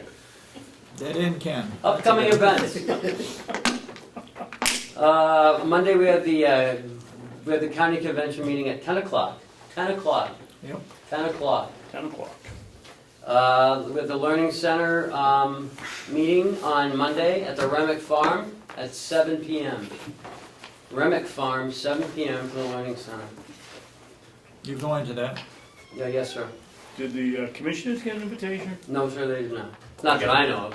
I was gone for 2 days. Maybe, I guess the time hasn't come yet, huh? Well, we're not down the road yet. Okay. 5:18, the resident breakfast.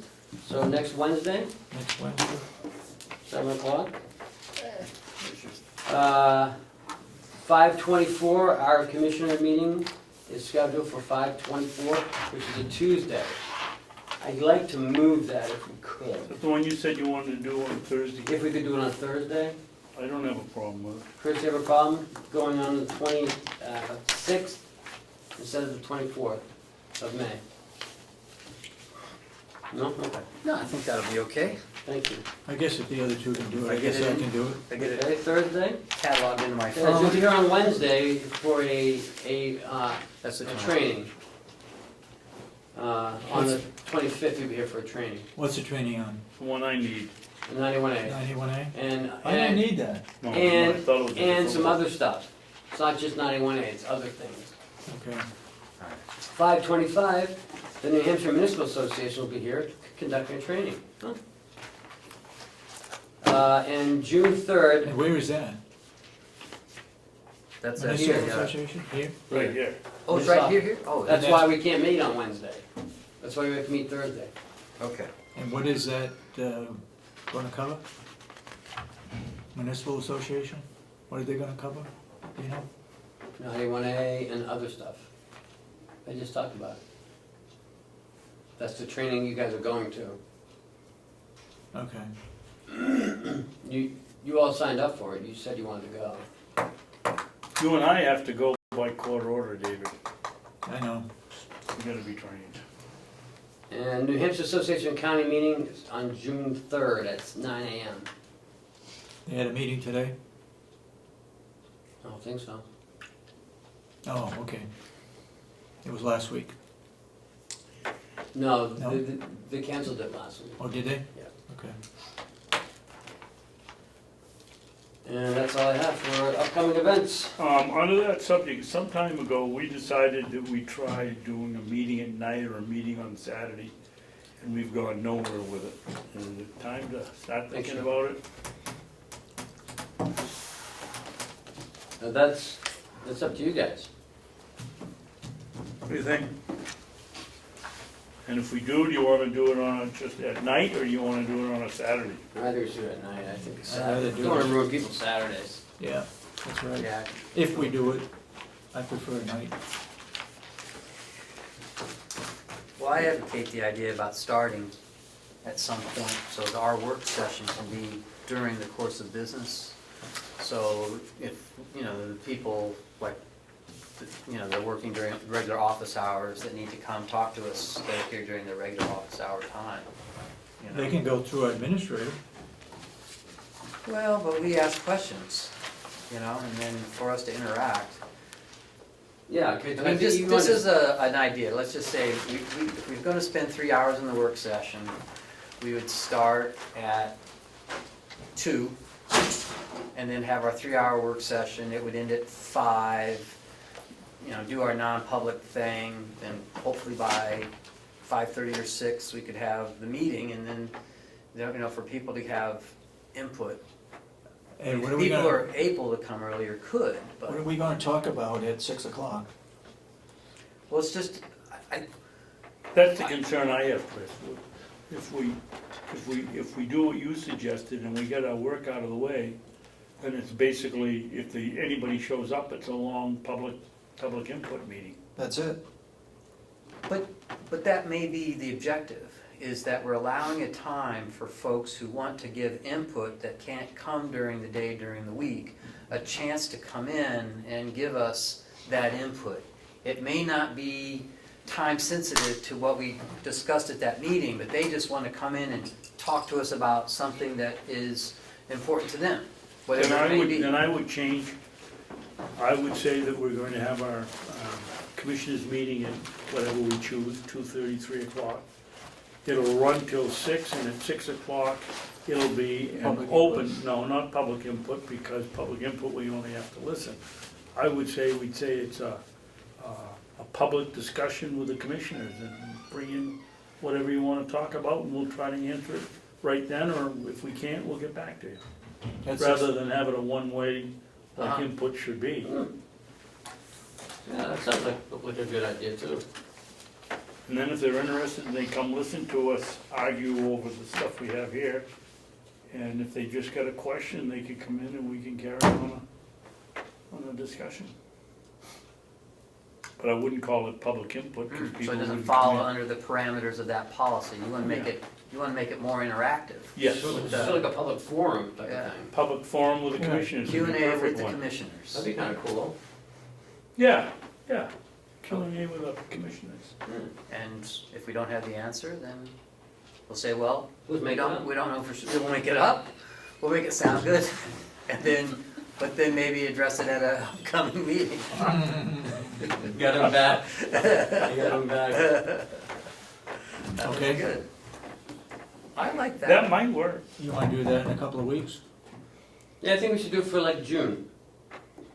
Well, and then the next question is, you wanna do it every week, or you wanna do it just Well, one? let's try it like like the first and third week in June, and see how it goes. If it goes fine, great. If it goes nowhere, if like, you know, one person shows up both days, then we know. it's not I'd gonna- rather go the 1 day a month, Ken, and then if we find out people come, then go to 2 months, because there's no point in us coming in here 4 times for a regular meeting and then 2 other times for.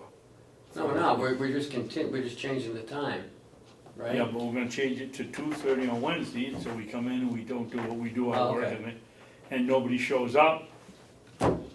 If we do it, then we gotta do it next week, the same thing, maybe 2 people will show up because they've heard from the 2 that didn't make it. So you wanna do it every, No, I the would whole do month? it, I sort Say of once a build, month. do it once and see if it works, and then That's right. twice if it works. Yeah, Or Let's do it Or at once. least for, on the short term, just say for the third week in June. first,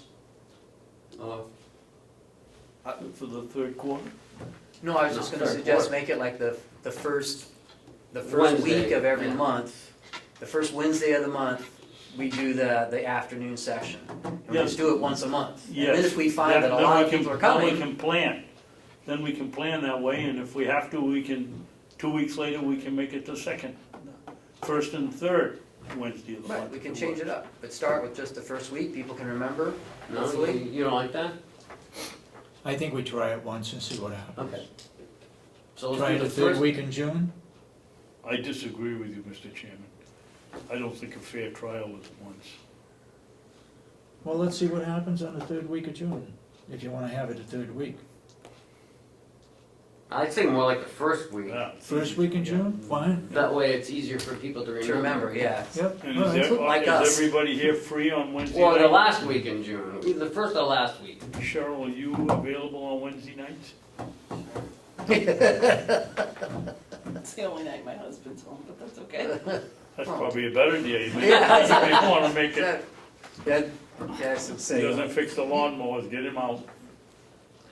I will say at this time, I do have things scheduled for Wednesday nights, Oh, you do? but maybe not the 1st of June. I don't have my date book with me, it's all written in and that's home, Oh, so. right next to the passport. Oh, No reason why you can't plan it. No. I'll be no. here in the afternoon session at Oh, least. okay. But then you gotta call either balls or strikes. Okay, Whatever I've signed up for. okay. Okay? We'll give it a shot, let's see what happens. First Maybe- week of June. Well, maybe we change it to Thursday then. Oh, you don't know what your I schedule don't know is. when it is. Alright, I so don't let's have keep it well, Wednesday. let's plan the first week of June, Yep. and either Wednesday or Thursday or one night that week, depending on what David's schedule is. I don't have I anything, can tell you, I can call you back. because the first week in June, in any month is, I don't have, Tuesday night's my busy night, so except the first week, so. It can be Okay? any night that week, you'll Okay. find out, All right. I got one other item. okay? I read the paper last Friday. Delegation is still considering options for the county farm. And in headlines, it says the Carroll County Delegation had requested several years ago that the commissioners develop a business plan for the farm operation. We are still waiting for the business plan. If I recall correctly, and somebody else can correct me if I'm wrong, we'll put together a semi-business plan for livestock. He didn't put anything together, I don't believe, for blueberries or vegetables. Nobody did for pigs. He did for pigs and he did for beef cattle. Yep. And it laid it right out, who was gonna get what and Yep. costs and so forth. I don't believe, I think Karen Umberger is correct. We never did put together a business plan. I woke up this morning about 5 o'clock and I said, you know, I've got the format for a business plan for the blueberry operation. And Cheryl made a copy for me this morning, and it's got fixed costs, it's got everything else in there, variable costs and so on. And I don't see why, and it's got listed items as to mulches, plants, the whole works. I'd like to give this to Ken, to give to Will, and start looking at it, filling it out the best he can, so that we have a plan, at least for blueberries. No reason why he can't do that same thing for chips. Now, for firewood, camp firewood. I understand that we had a gentleman in here 3 weeks ago that said he would help. I hope we do go after his suggestions, and let's move forward and get whether we have a farm or not, let's go through the process and make sure we have a business plan for the farm that we should have had years ago. Anybody got any comments on that? No, I think you're right. Yeah, I think you're right. I think we should, ask the administration to put together in segments the different purposes that we have, the blueberries, the wood processing, and the haying. Yep. And then the garden, and separate it out into 4 categories. Yep. Lists, what an expectation of revenue would be and what the costs are. And so we can look at each segment. Including labor costs? Yeah, well, yeah, all the costs. Everything. Yeah, amortize any fixed costs, and to put it together, not necessarily as one group, but each section. Yep. Have that broken down that way, so then they can look at the list of things, and we can identify things that have the potential. Oh, blueberries, I didn't say that when you were Yeah, writing. blueberries. Blueberries would be another segment. That way they can look at them, and if something doesn't make sense, it doesn't make sense. If it does make sense, it does make sense. Right. And then we can look at it from that aspect, as opposed to, in the past, there seems to be a lot of getting costs. Can I just It's interrupt been one second? difficult. You gotta run. I have a meeting at the nursing home at 2:30. Okay. So can I go, can I be excused? Yes, but can you give us any input as to where this committee is? I talked to Steve Knox. Yeah. He's waiting for you guys to give him the go-ahead. All right. I sent him information. Okay. I sent him information. I sent him who you thought might be on the committee, but Yeah. I wasn't sure. Yeah. So, but I sent him all the information he asked for. Okay. He said, thank you, and that's where it stands. Would He's you like call one him, David, because you know him best of all. He's like one commissioner to get it started, and then he'll take it from there. Okay, what does the board want to do? I'll work with you with him, but you know him better, and if you want me to go to the first meeting with you, I'll be glad to. Well, I know he's looking for a mission statement and all kinds of Well, that things, and I'm not sure what was sent to him. by the time we get a mission statement drawn up, it'll be time to shovel snow. Yeah.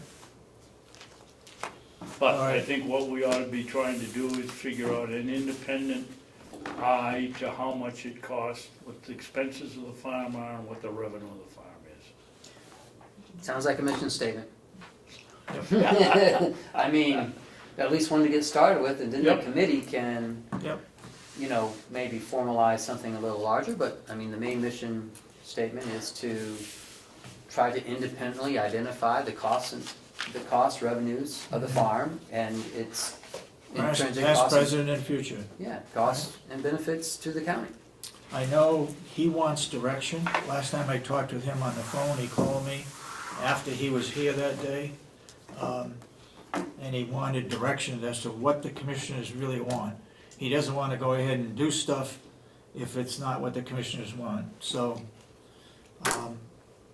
I would suggest at least 2 of us, maybe 3 of us, if possible, to meet and have that committee, have a committee meeting here.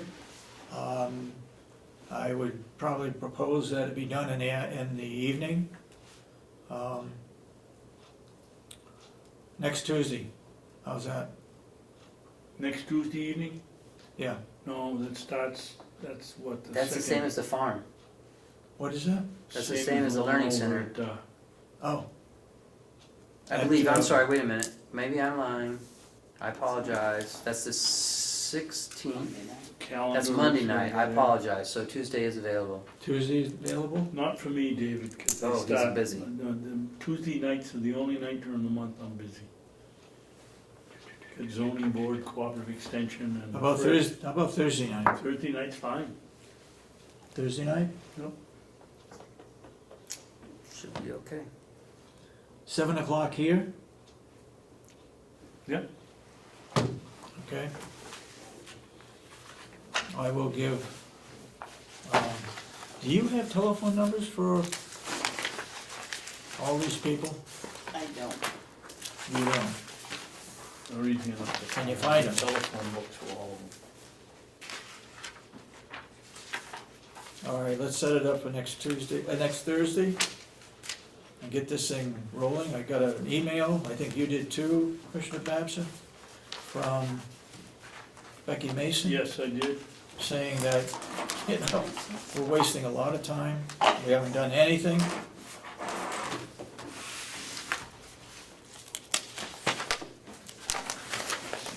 I had that list that Ken gave me, and I don't know what happened to it.